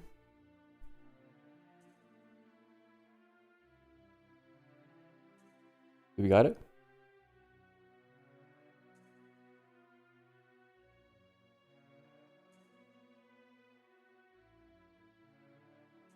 Turns over. 3.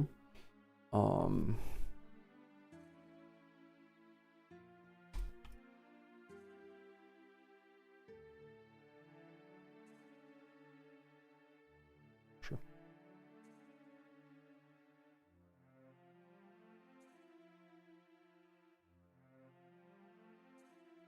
Even if he stuns me, I just kill with this, so it doesn't matter.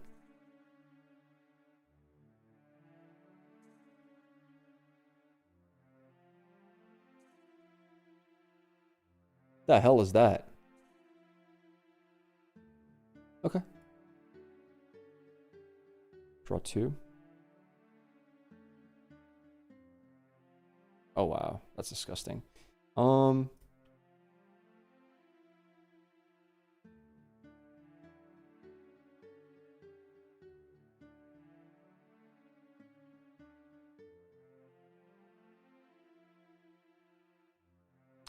Point. Okay. I draw a card.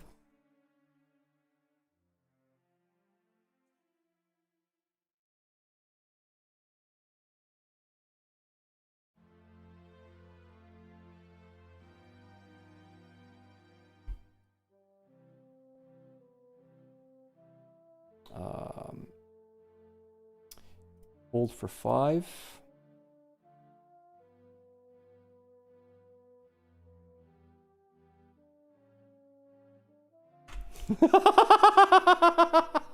Yeah, that's what I'm talking about. There it is, boys. That's what we like to say. Bootiflay. Yu-Gi-Oh.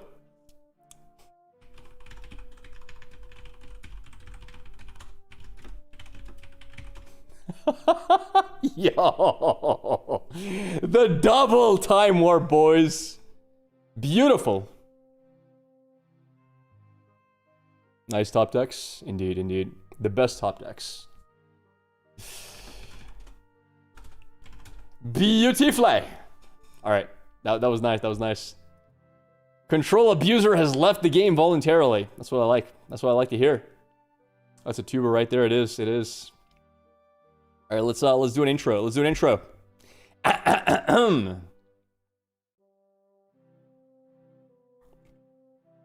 What is up, YouTube? It is me, the deck thief, once again stealing tournament decks from China, and this one is going to be a fun one. So, what do we have here?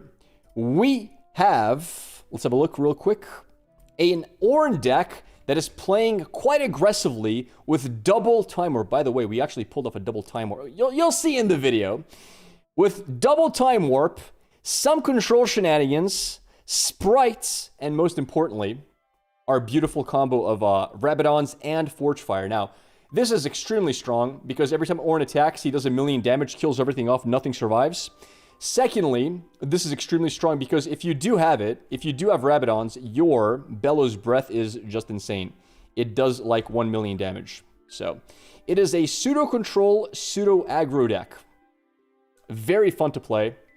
The sprites are very good because Sprite Fountain costs you nothing. It doesn't deramp you. It doesn't cost power because you're playing Ornn, the Legend. You can tap him to play this for free, basically.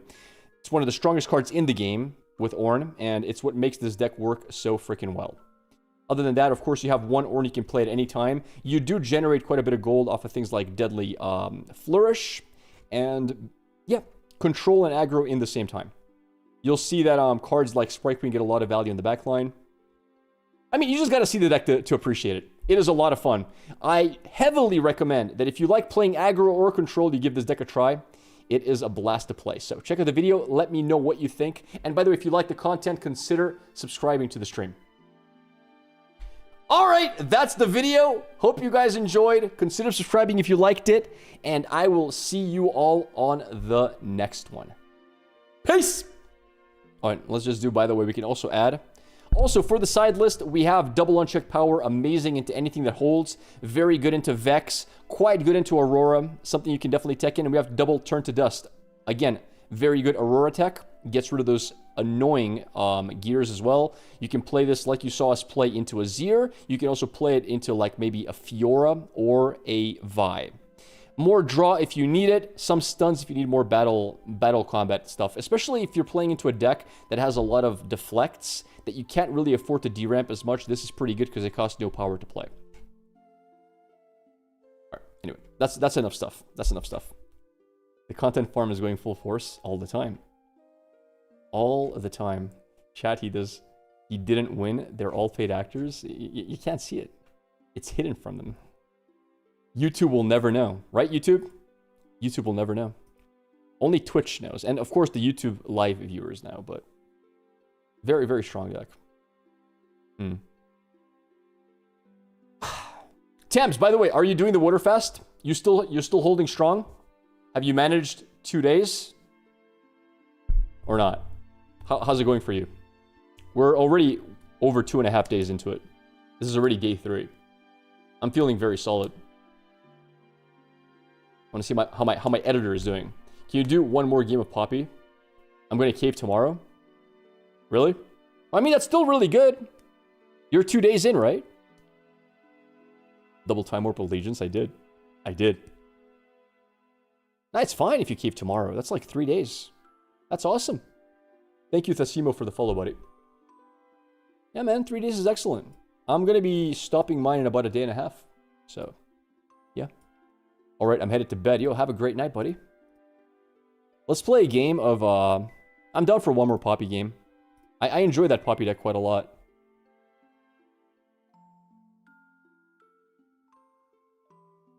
It's Smolder. Yo, no! Yo, chat, you know who this guy is? This is the Aurelia from yesterday. Wait, are you the Pyke? He remembers me! Oh no! Oh no, dude! Yo, he knows! Oh my lord! All right, let's play Pyke in that case. Why not? Wait, yeah, let's play Pyke. I'm down. Oh baby, we love to see it. This is the 2-1 defending, right? Yeah, let's go for this in that case. Well, yeah, we're playing versus him. We're gonna play this instead. All right. Good times. Good times. All right. Let's roll here. Rolled a 6. I cannot believe I rolled a 6, boys. What the hell? A 6? Okay. It's fine. It's fine. OMG. I guess we're going second. That's alright. We need to find our 3-drop that deals 5, basically. That's where it's at. And we gotta find our discard. In this matchup, we want to discard really hard. Oh, we both got 6. That's why. Oops. 4. I didn't see he rolled twice. Alright, he's first. Where's my... Okay, we found him. I really don't want to throw both fizzes away, though. This is such a good card, especially with this card specifically. Alright. That's a very good find. I'm quite happy finding it. Alright. What does he open with? I'm not mad at that. Because we kill that. Whatever that is. Oh, he ramped. Alright. I respect it. I respect it. Do this. Dun, dun, dun, dun, dun, dun. Oh, he's an Aurora deck. Wait, he's playing Aurora. What the hell?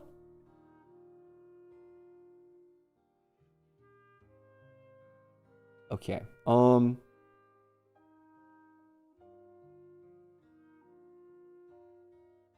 Capture.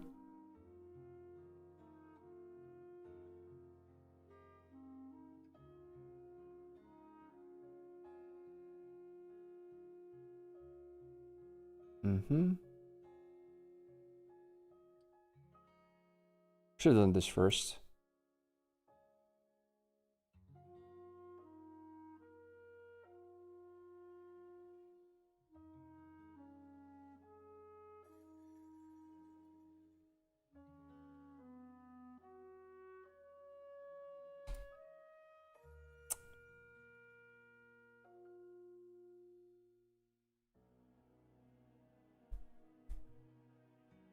Being mana efficient versus not being a mana efficient.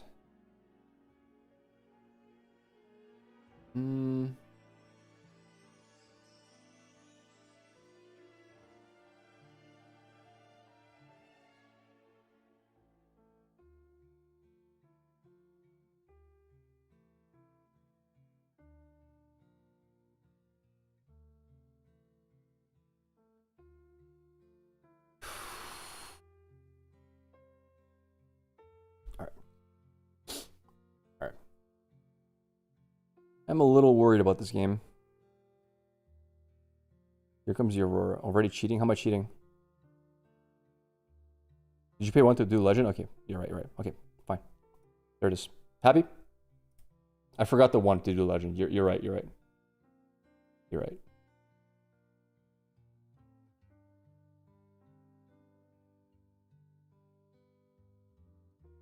Okay, sure. You got it. Is this an Aurora deck or not?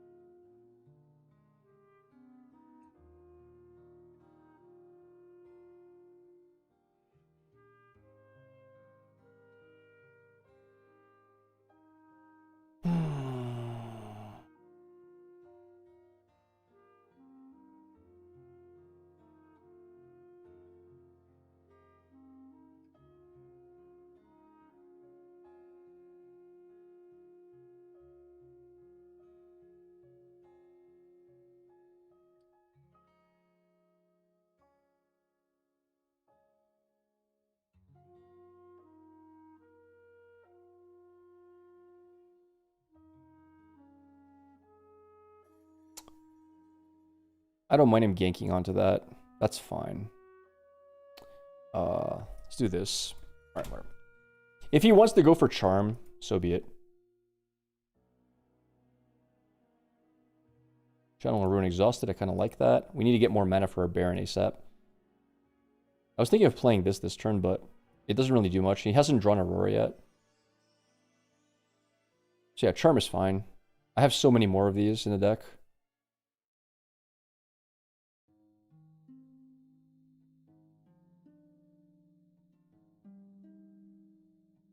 Yo, did you not answer me on Discord, Vanquish?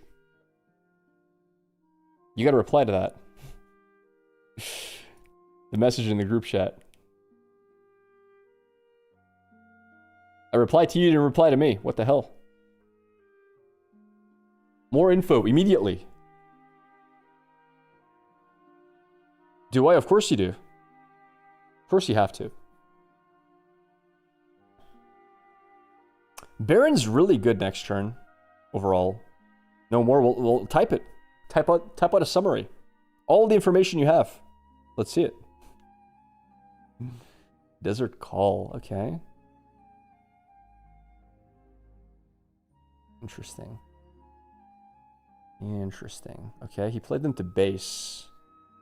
If he ganks, he's in kind of a troublesome spot because he goes down to 6 again. Let's see how low he goes.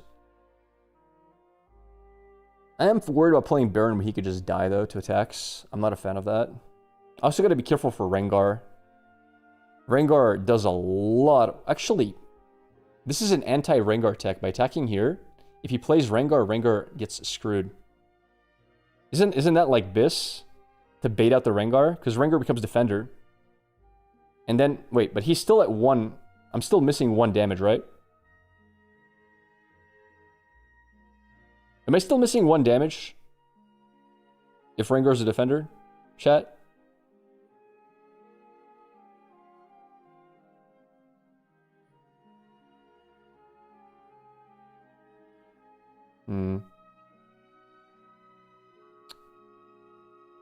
Let's see.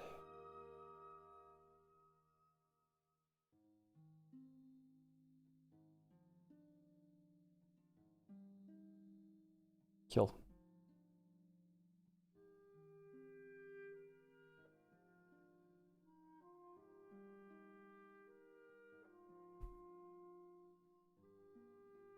Dead.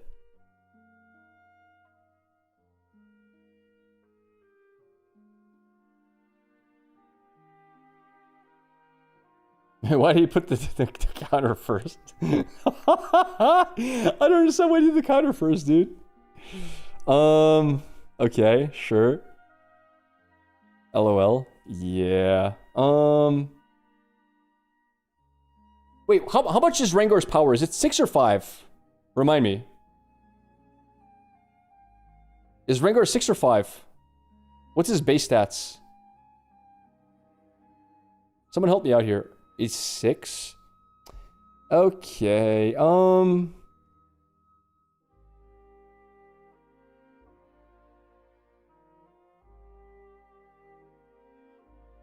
see how smart I played that? Go to 2.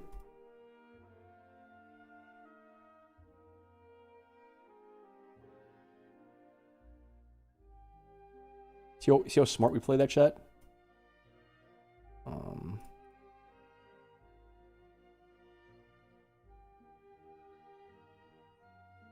Discard more.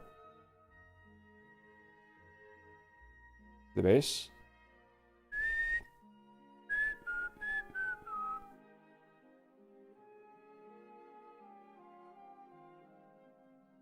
Okay, Alpha Strike's gone. How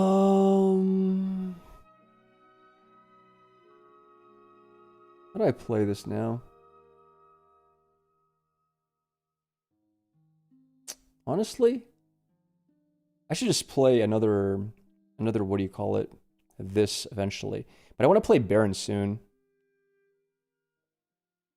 I do want to play Baron very soon. Ah, whatever.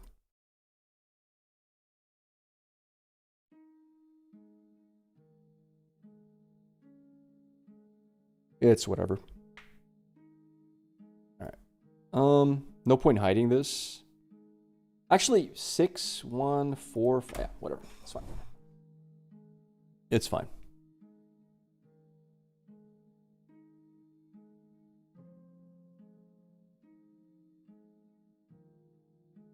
Oh shit, here we go. Aurora. He found it. Okay. Let's see it. Finally found the Aurora. Rip.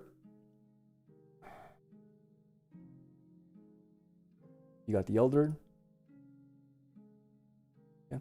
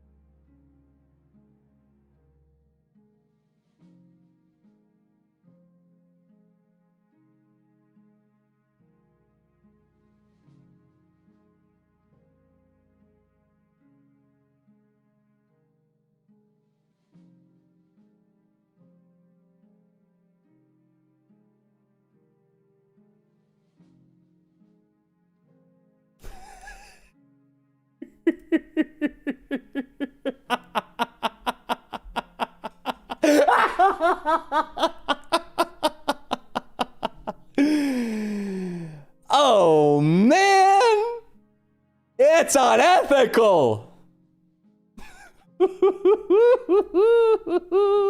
Yes, sir. How much mana can I stack to defend from that? Oh man.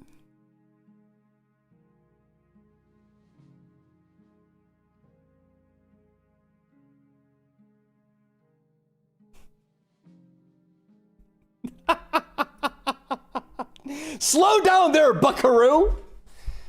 It ain't over yet. All right. All right. All right. All right. We're good. We're good. We're good.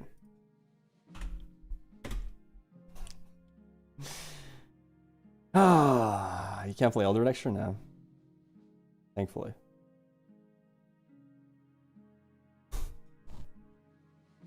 All right. All right. This is not an easy matchup, by the way, but we still haven't even done our sideboard. Like, with giving him 2 draw is horrendous for us. Oh my god, he has another Aurora. That's disgusting. Shit, he has another Dazzling Aurora. Wow. Wow. Wow, dude. He had 2 Dazzling Auroras in the top. Okay, his Dazzling Aurora is gone, though. He doesn't have a 3rd one. We're good, we're good. He doesn't have a 3rd one.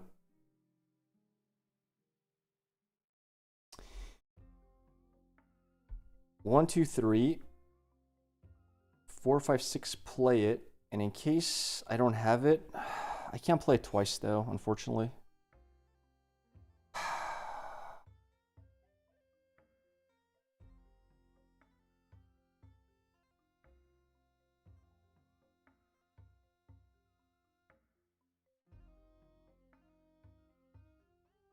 Right. 2 runes deck bottom.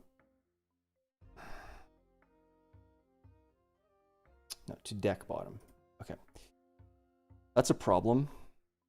Fun and enjoy here? Absolutely.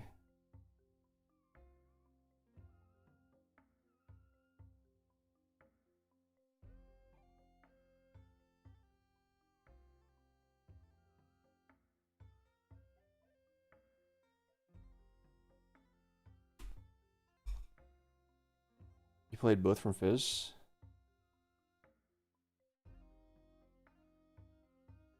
Didn't I recycle the other one? Did I not recycle the other one, chat?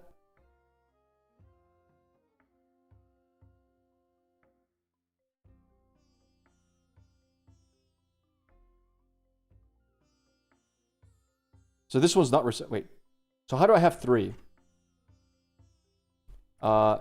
Didn't I play one on my own thing? That's 3rd one.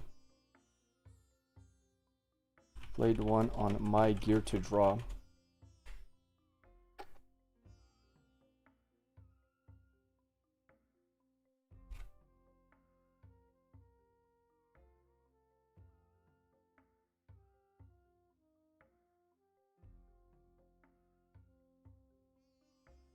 Yeah.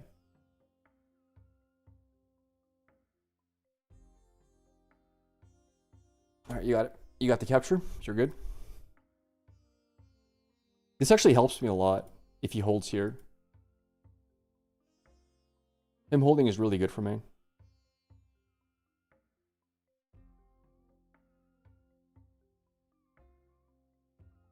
Charm is good. Actually, it doesn't matter if Fizz dies now because him dying is non-consequential. Him dying doesn't matter at all since his Aurora's at the bottom of his deck. He recycled his Aurora, so he can't draw into it again. Literally, he can't draw into Aurora anymore. Literally.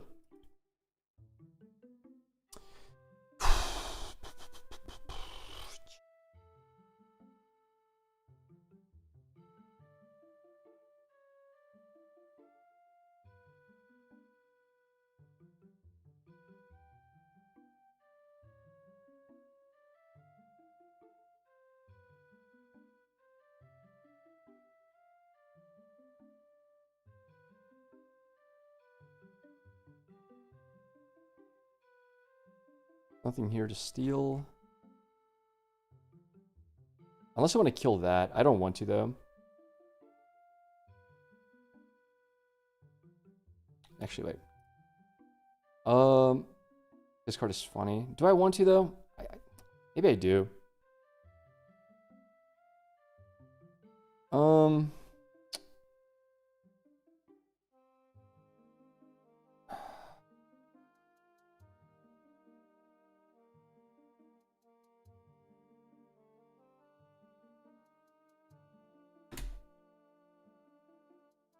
It's the best play. Okay.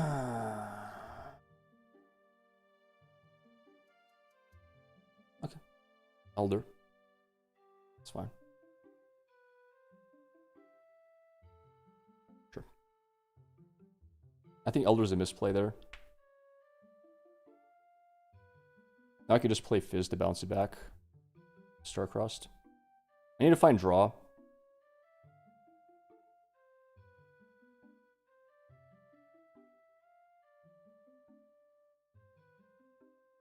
And we also draw 1 here because of the hold paper tree. How does he have 9? You can't have 9 runes.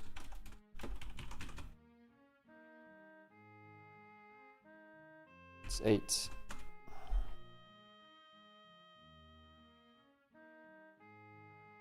Yeah. Let's see.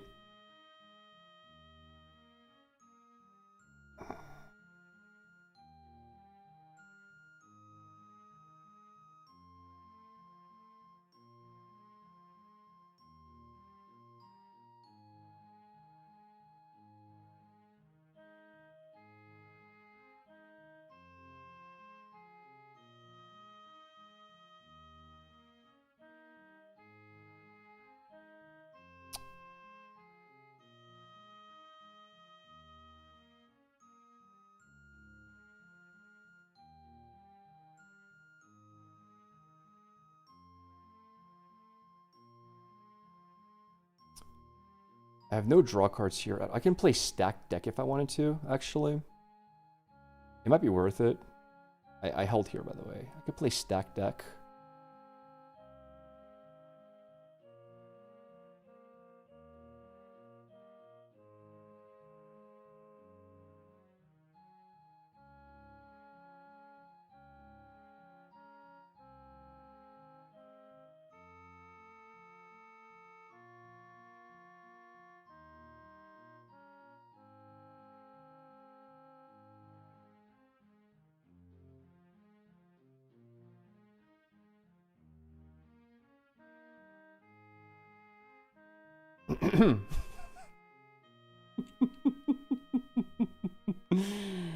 Oh man. It's so fun. It's so fun!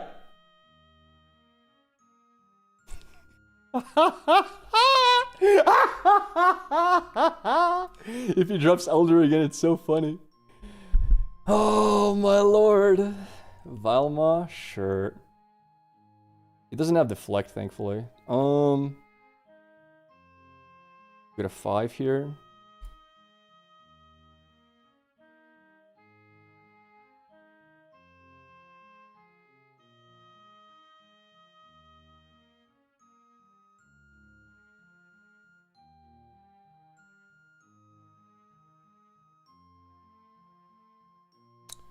It's annoying. That's really annoying.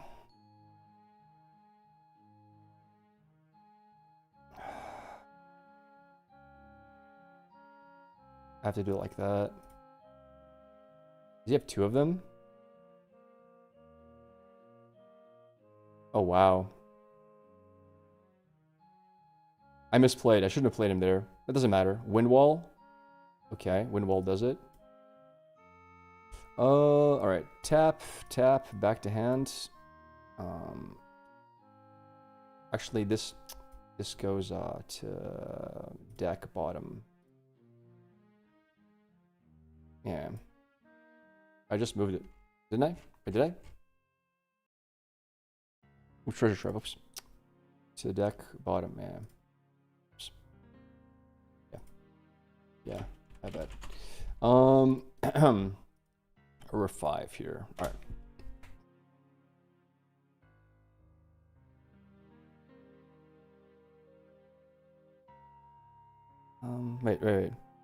Wait. Oh, wait. It goes to trash since denied. Is it control draw? How do you draw bottom card, chat? How do you draw bottom card? You draw bottom card.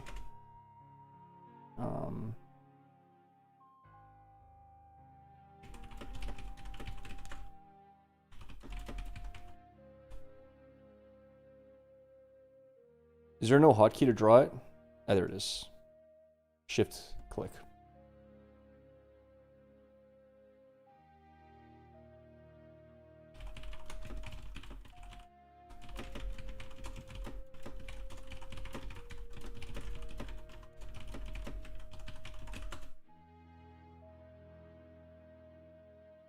All right.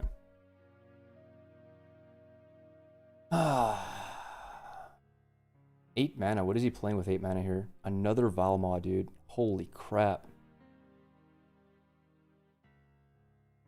Okay, I might win here though. This might be winnable. He doesn't have mana for Elder Dragon next turn. All right.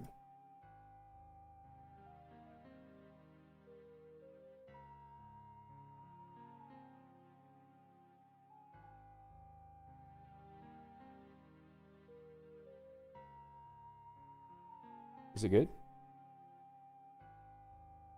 Okay. I guess it's good. Okay. 2, 3.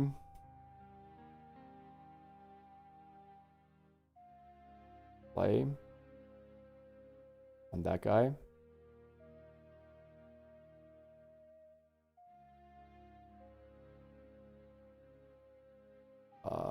To deck bottom.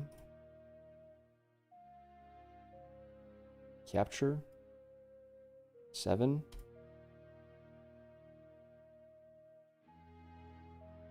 Yes.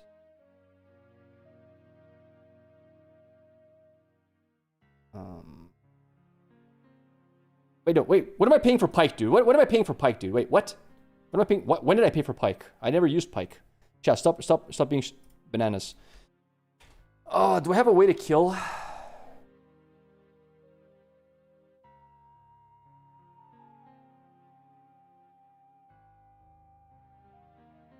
You recycled Fizz to hand, didn't you? Yeah, by using the recall card, using the spell. I don't know what to play here. This is really complicated.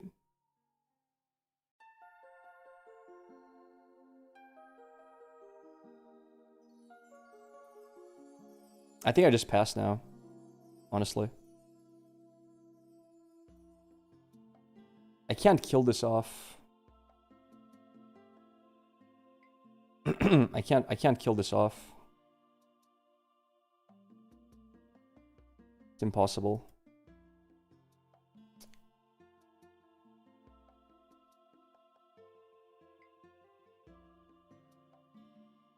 I'm just holding for lethal here. He doesn't have mana for Elder Dragon. I don't know how he gets both battlefields easily. And if he does, I need to have resources still available. If he's able to get both battlefields, then I'll be screwed by throwing away my entire hand here, chat. He uses an accelerated unit or a signature spell from this guy. And if he has signature spell, he kills me anyway, so it doesn't matter. See? I would have lost it anyway. So yeah. Alright. It is what it is. Quick question. Is Legion only for second card? No. Darius is only for second card, from my understanding, but not Legion. And he still can't capture this, so I can just do the same thing with Pyke. Capture again, and just chill. From the unit on board? Yes, I think. I'm pretty sure it does. Elder Dragon can't come out next turn either, because he goes to... Yeah. I just gotta kill off whatever unit that is. It's probably the 6 power unit. So yeah, we just accelerate Pyke. Capture. And then chill.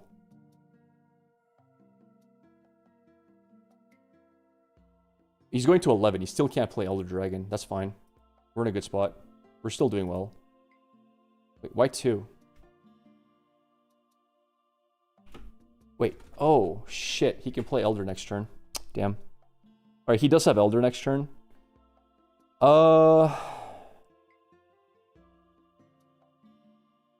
This is a really tough spot.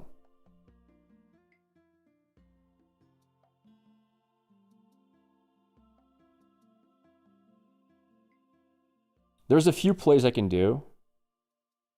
I think...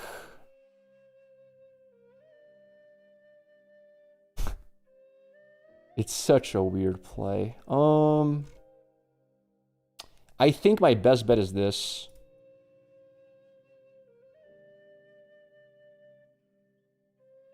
Draw a card. And then I do...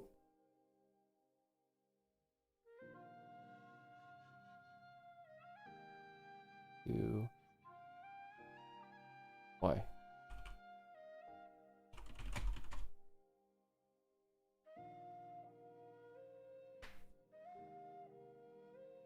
Why?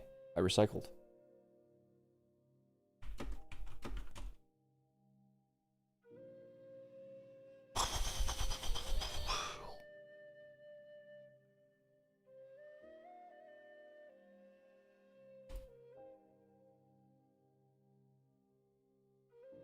this.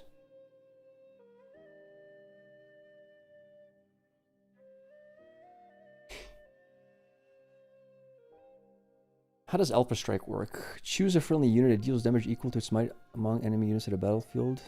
And for each unit this kills, gain 1 XP.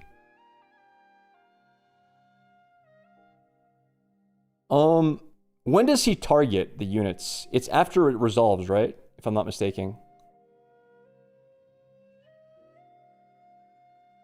Is it after it resolves or not?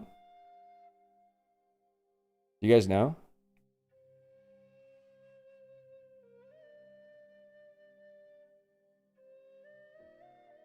Before it resolves. Are you sure?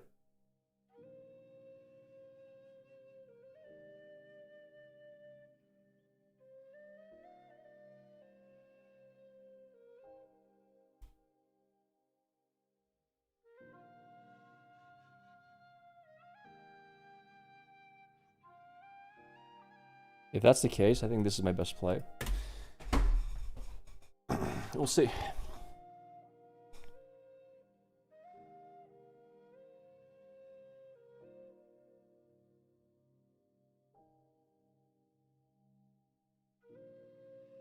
Are you sure it's before it dissolves?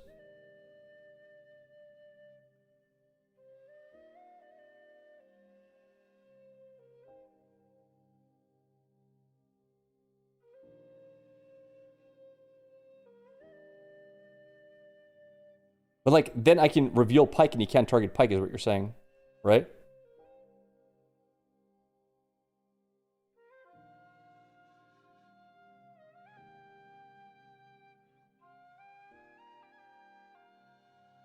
Yeah, I get rune off a paper tree, right?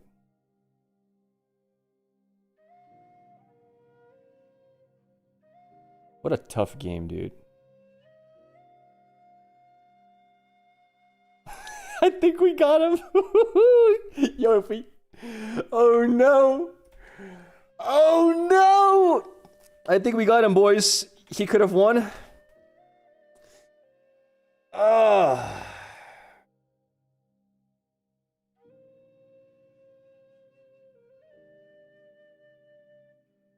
That's what you get for playing dirty Aurora. Pike's at 4. Right?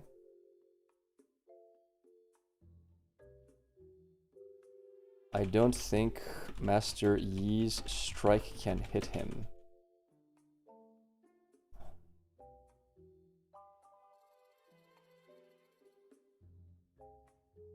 All right, 8.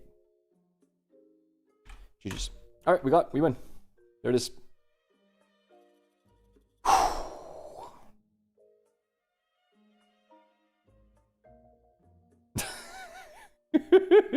Wait. Okay. Okay. Sure. Just keep playing. It's fine. Just keep playing.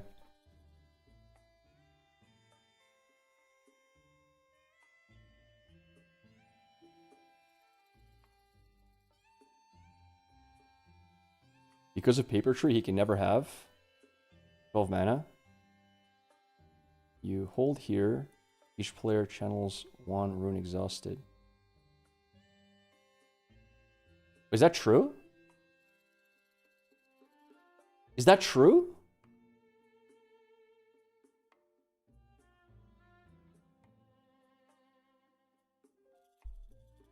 Awaken?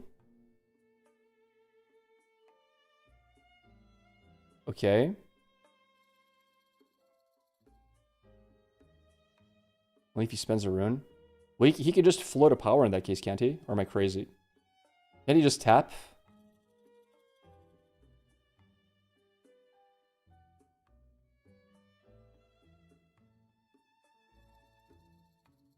He accelerated, I see.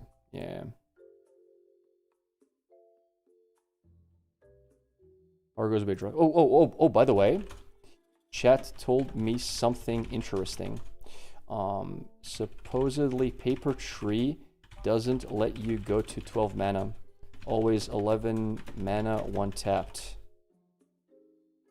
Since the paper tree ramp happens before you gain channel runes. So you'll never be able to play Elder Dragon if you hold on paper.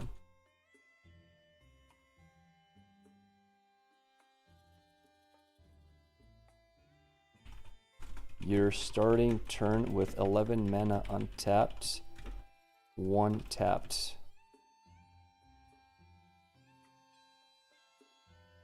Oh wait, can he just sacrifice the mana though during his Well,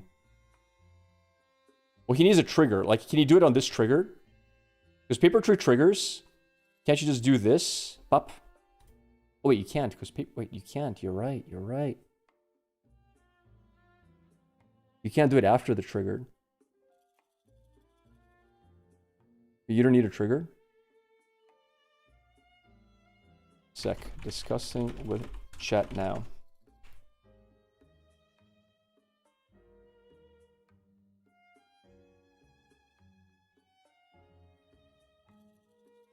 You just do nothing and untap the 12 runes. Well, paper tree has to proc. He has to get paper tree rune. You can float 1 energy power to use before your draw step. Guys, I'm talking about... Okay, so awaken. Then it's... what is B again? Awaken beginning phase, which is where paper tree happens. So awaken beginning, then channeling.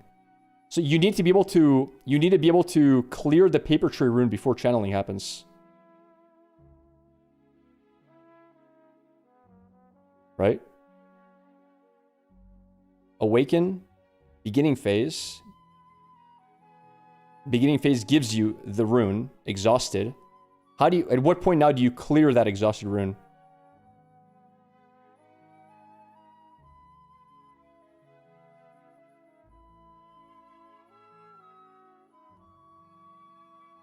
You can't. You got to do it before channel phase, chat. You can't do it during the draw phase, or it's too late. You have one tapped rune. The paper tree rune is exhausted. But when do you float the paper tree rune? At what point can you actually do that? Because that's a reaction, but you need something to react to, don't you?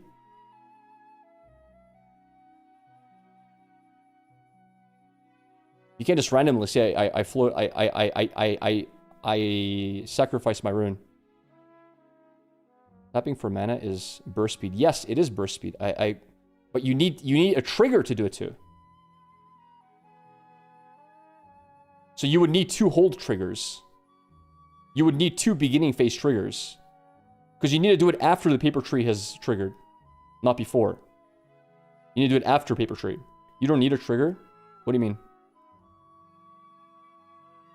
Well, you still need to have priority to do something. That's like saying I can play a reaction spell while it's my opponent's main phase. I can't. I need to wait for something to happen during the main phase.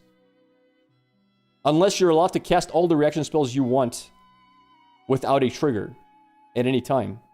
You can't play a reaction spell during your opponent's main phase if he hasn't played anything. If it's my opponent's turn, he says, pass, your turn. You can't say, no, I was about to play a reaction spell. You need to do it in response to something.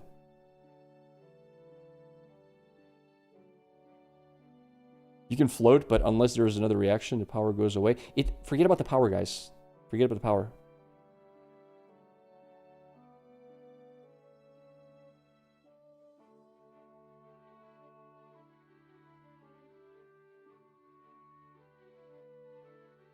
You can tap energy, Kaisa Legend, Seal, Malzahar, Golden Hour with no reaction timing.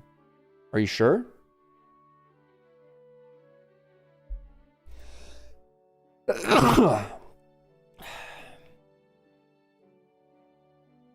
Add resources can be reacted to. Also, what do you mean? You can do it whenever you want? Just randomly, whenever the game calls for it, you can do it? I don't think that's true. Show me the rule for that. Where's the rule? Show me the rule. I know you can't react to those. That's what it says here. Abilities that add resources can't be reacted to. That means you can't react to Kaisa, to Ornn, to mana. But nowhere does it say you can just do these things on their own, randomly.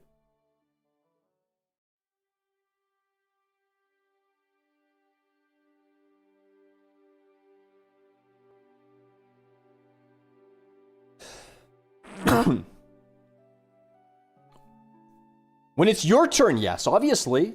On your turn, I agree. But you still need it to be a phase to be happening.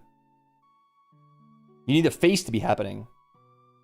You can't do it like randomly before a phase starts after a thing has happened.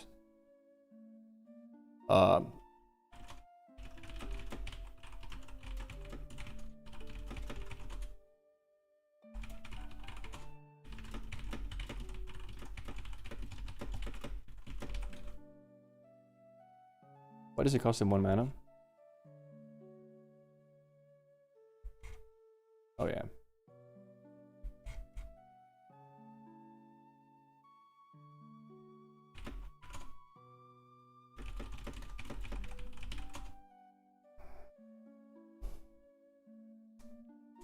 Paper Tree, you can float an existing rune on the hold trigger.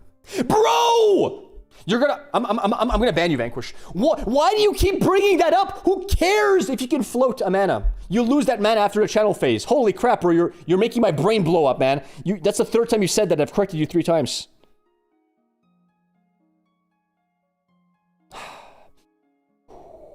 Alright, anyway.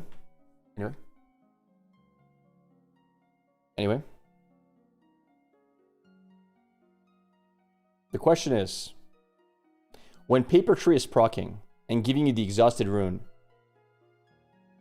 that rune is stuck there, right? How do you get rid of it? Because it's exhausted. Because this rune appears exhausted before your channel phase.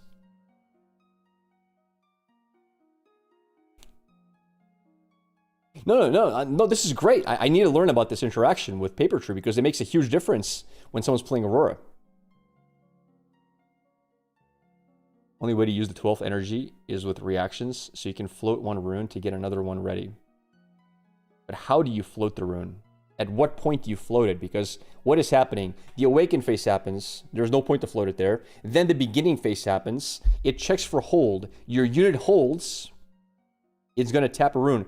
You can try to react to that, but if you react to that, you're sacking a rune before the hold happens, so then you're going to get the exhausted rune anyway. Then the channeling phase happens. It gets rid of floating runes, so you can't use it. You get me? You would need to do it before the channeling phase, but after the beginning phase. Where's the timer? Now, if you had a unit that when I hold, now you have 2 holding things proccing, or if there's another trigger during the beginning phase, you can order them that way, that Paper Tree happens first, you sack a rune, and then, because you're reacting to the second trigger. But if there's only 1 trigger happening during the beginning phase, which is the Paper Tree, and no other triggers happening, what are you possibly reacting to sack the Paper Tree's rune?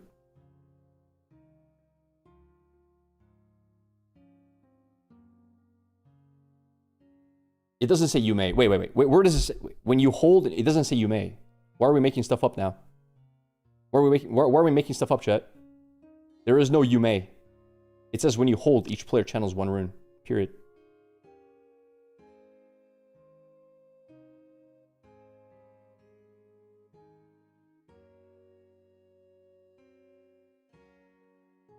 Yeah, good point. If you could float the rune, Paper Tree would give you full mana every single time, not 1 exhausted. Holy crap!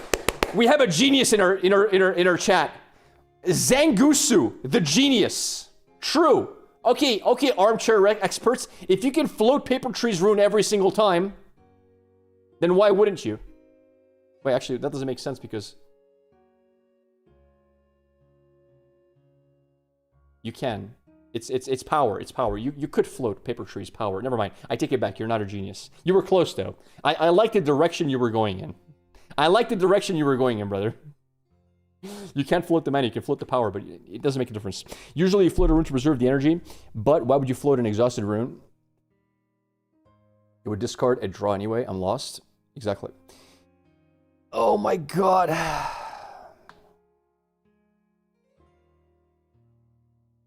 too busy discussing paper tree. So I don't know. All right, let me think. You could do it with energy with the blue. Blue Jin card. Wait, Blue Jin does nothing for that, man. What does Blue Jin do? Nothing. Either way, GG's. All right, we need to solve this. I need an expert because you guys, you're contradicting everything. Sec. I need a rules expert in my chat. Anyone wanna hop by and help solve a rule dilemma?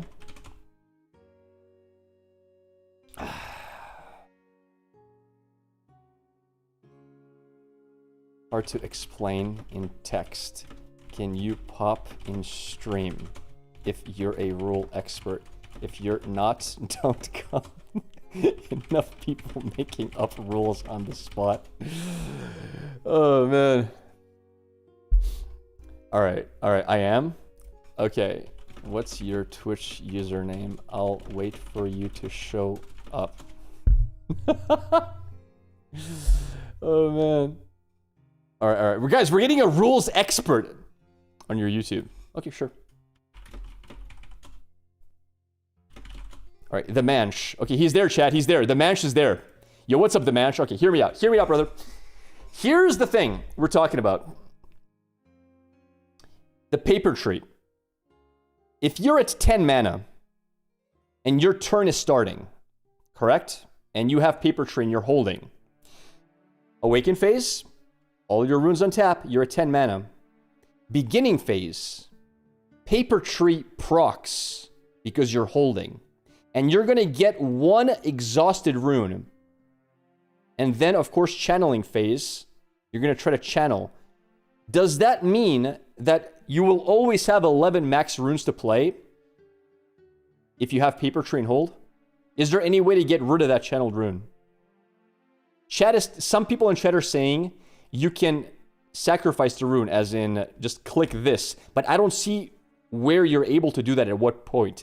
Unless there's a second hold trigger. So if there's only one hold trigger, that's weird. I don't think you can. If there's two hold triggers, you can order them so that paper tree happens first. You channel the exhausted rune. Second hold trigger happens. In reaction to that, you sack the paper tree rune. And then you're at 12. No, unless you have a second trigger. That's what I'm saying. But we have judges in my chat telling me I'm wrong. Vanquish, where you at? Vanquish, self-proclaimed future head judge of the world, is telling me I'm wrong. Vanquish! They're wrong! Yo, Vanquish, you're being told you're wrong, brother. I don't know what to tell you, Vanquish. I don't know what to tell you, Vanquish. The Manch says you're incorrect. Look at him, he's right there, the Giga Chat himself. Unless you have a second trigger, they're wrong. Come on, Vanquish. What do you have to say to that? He disappeared! Wait, where's my boy Vanquish? Don't run. Don't run from this.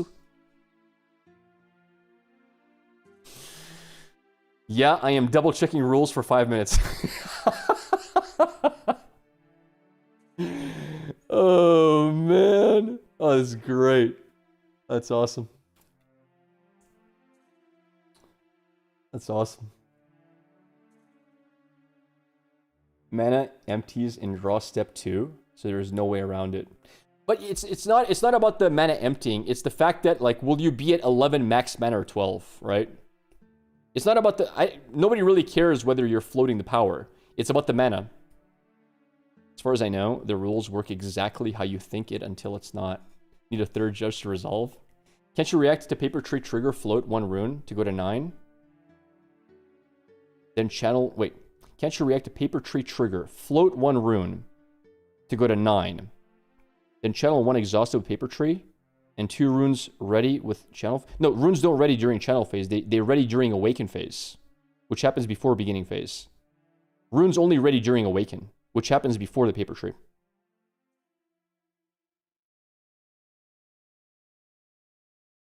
You channel 2 ready. Yeah.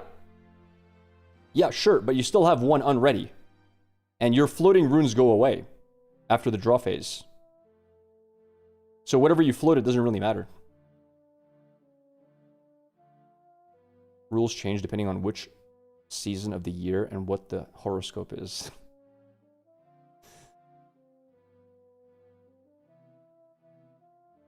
You can't, yeah. Rules about this didn't change. There's a cleanup after draw. I don't know. Why would it go away? Well, it wouldn't make sense for... Okay, this is why. Because otherwise, you could just tap all 10 runes. And if it didn't go away, you would have 20 runes. You would have 20 mana. So it is a fact that at some point, mana goes away, right? Otherwise, why wouldn't you just tap all 10 runes and have 20 every single game, every single turn?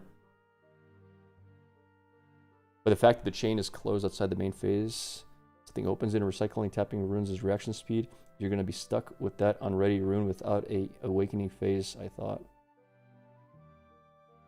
I think it's, I don't know, is it after channel phase? Nothing comes from nothing. Mana empties at draw phase and end of turn. Okay, draw phase, it empties. Is it at the start of draw phase or after draw phase? Not that it really matters.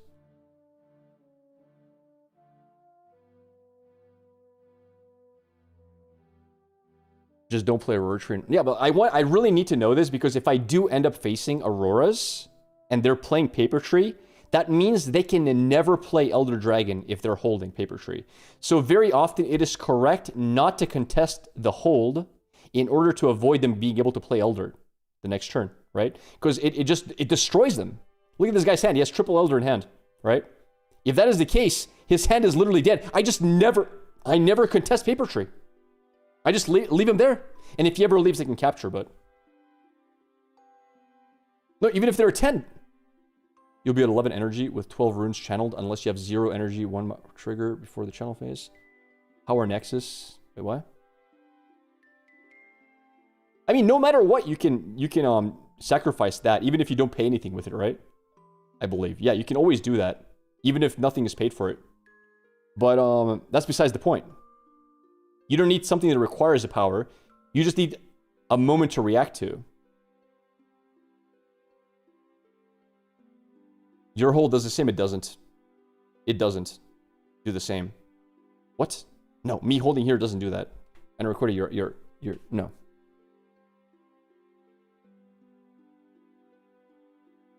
Using runes is simply reaction speed. Yeah. Yeah. I know. But there's nothing to react to after the Paper Tree. That's the entire point. Just let them hold and they screw themselves over the tapped rune. Yeah. Because there's nothing to react to.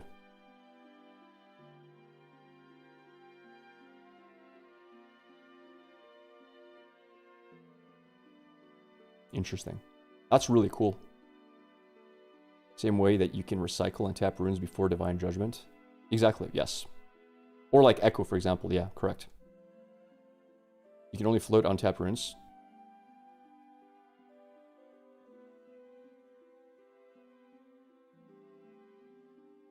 You can only have 12 runes open if they're already on 12 runes. Correct, yes. If they ever don't have 12 runes in their holding, they can never get to 12. Alright, that's really cool. Yo, we should make a really quick YouTube... Yo, Tams, you here? Let's make a YouTube short, no editing, just... You can ship it as it is. What is up, YouTube? We have a very, very interesting game mechanic here that you guys really should keep in mind, whether you're playing Aurora or playing against Aurora, and here it is. Basically, if you're playing Paper Tree, it might mean that you're never able to get to 12 mana. And we kind of encountered this game. He has 3 Elder Dragons in hand. How do you make it so he can never hit 12 mana? Well, you just let him hold Paper Tree. Why is this happening? It is because when your turn starts, let's say you're at 10, and it is your start of turn, you're supposed to go to 12. Unfortunately, though, because of how things are structured, first you have the Awakening phase, your 10 runes on tap, and then you have the Beginning phase. During the Beginning phase, your Paper Tree forces you to get 1 exhausted rune. 1 exhausted rune. You go to 11. And then your channeling phase happens where your runes come in. So basically, Paper Tree, it basically blocks one of your main runes from appearing, which means you will go to 12 runes, 1 tapped, and start your turn with 11 runes total. And the only way to avoid this is to have a second Beginning phase trigger happen. So for example, if instead of Valma, there was a unit holding that has a hold effect, you could, in theory, order it so that Paper Tree happens, you channel the exhausted rune, then you sacrifice that exhausted rune in reaction to the second hold trigger. But if the unit here, okay, that's true. Valma does that. Very correct. Valma has a hold when I hold draw 1. Okay, I'm gonna have to rephrase this a bit. The times this doesn't happen is when there's a unit like Valma on the battlefield. Valma says when I hold draw 1. In this specific scenario, what they can do is their turn starts, awakening phase, they go to 10 runes. Now, after that Paper Tree happens, they go to 11 runes, one of them tapped. During Valma's when I hold draw 1, in reaction to that, you could sacrifice the rune, float it, draw 1, and float it, draw 1, and now you get to channel 2 more runes to go to 12. But if Valma did not have a hold effect, if it was any other unit holding, if it was the Tasty Faithful holding, if it was Desert Call holding, the token, the Sand Soldier, anyone else, they would not go to 12, they would go to 11. Because one of their runes is forced to be tapped. And in this scenario, they can never play their 12 cost cards, such as Baron, well, actually, wait, Baron's 10, such as Elder Dragon. So, again, be very careful. If you are playing Aurora or Elders, and you're playing Paper Tree, be careful with holding. And number 2, if you're playing against somebody that has Elder Dragons, and they're playing Paper Tree, sometimes it might be correct to let them hold and kill their next turn. So, keep this in mind. Hope this helps, and have a great day. All right, that's the clip. That should be like 10 minutes editing max. It's pretty easy to put out there. All right, that's pretty cool. Yo, thanks everybody who popped by to help me with the rules. That helped a lot. You play Vex, you don't have to worry about this. True, because Vex just has a million holds. Yes, you are correct. True. Chat, I think that is it for today. This was a fun stream. Is this for shorts? Yeah, just like a... But Tams, make it like a 20-second short. It's a 1 minute short. Super fast, no editing. Don't edit anything, just put it out there. Vanquish's still fighting with rulebook. Oh, man. All right. Basically, you can only go to 12 if the holding unit has a hold effect to react to. So Valma has when I hold draw 1. In this case, you can go to 12. If it was a random Tasty Faithful holding, you're stuck at 11 runes, 1 tapped. All right, we're good. All right, guys. Have a great Sunday. Thank you so much again for watching. Thank you for the 2 subs on the stream today. Thank you for all the follows today as well. We had a ton of them. JJ's, Silenzio Twitch, Flathead Foster, Carlos, Exner, Za, Zomaz, Trevoretti, The Simo, Thesimo, Scryer, SK91W, It's Berson, Korisho Fleur, Shinza Tensei Wo, Yo-Yo Max, Snow, and everybody else. Yo, have a great one again. Thanks again. And I'm going to go into my miserable life of not eating for 4 days. I am on day 3. Enjoy your meals today. Enjoy them for me. The next time you stick that fork into the food and stuff your faces, say, ha, I'm living a better life than Grappler. All right. Oh, and go defend me on Twitter if people attack me. I haven't checked to see if more people are attacking me. I'm being canceled on Twitter, so go save me, chat. All right. Later, friends. Thanks for watching. Have a good one. Peace. Oh, and by the way, here's my Discord if you want to join. We have only the coolest people on Discord, and legend says if you're active on my Discord, you grow about half an inch a year. Where do you grow that half an inch? You'll have to decide. All right, later.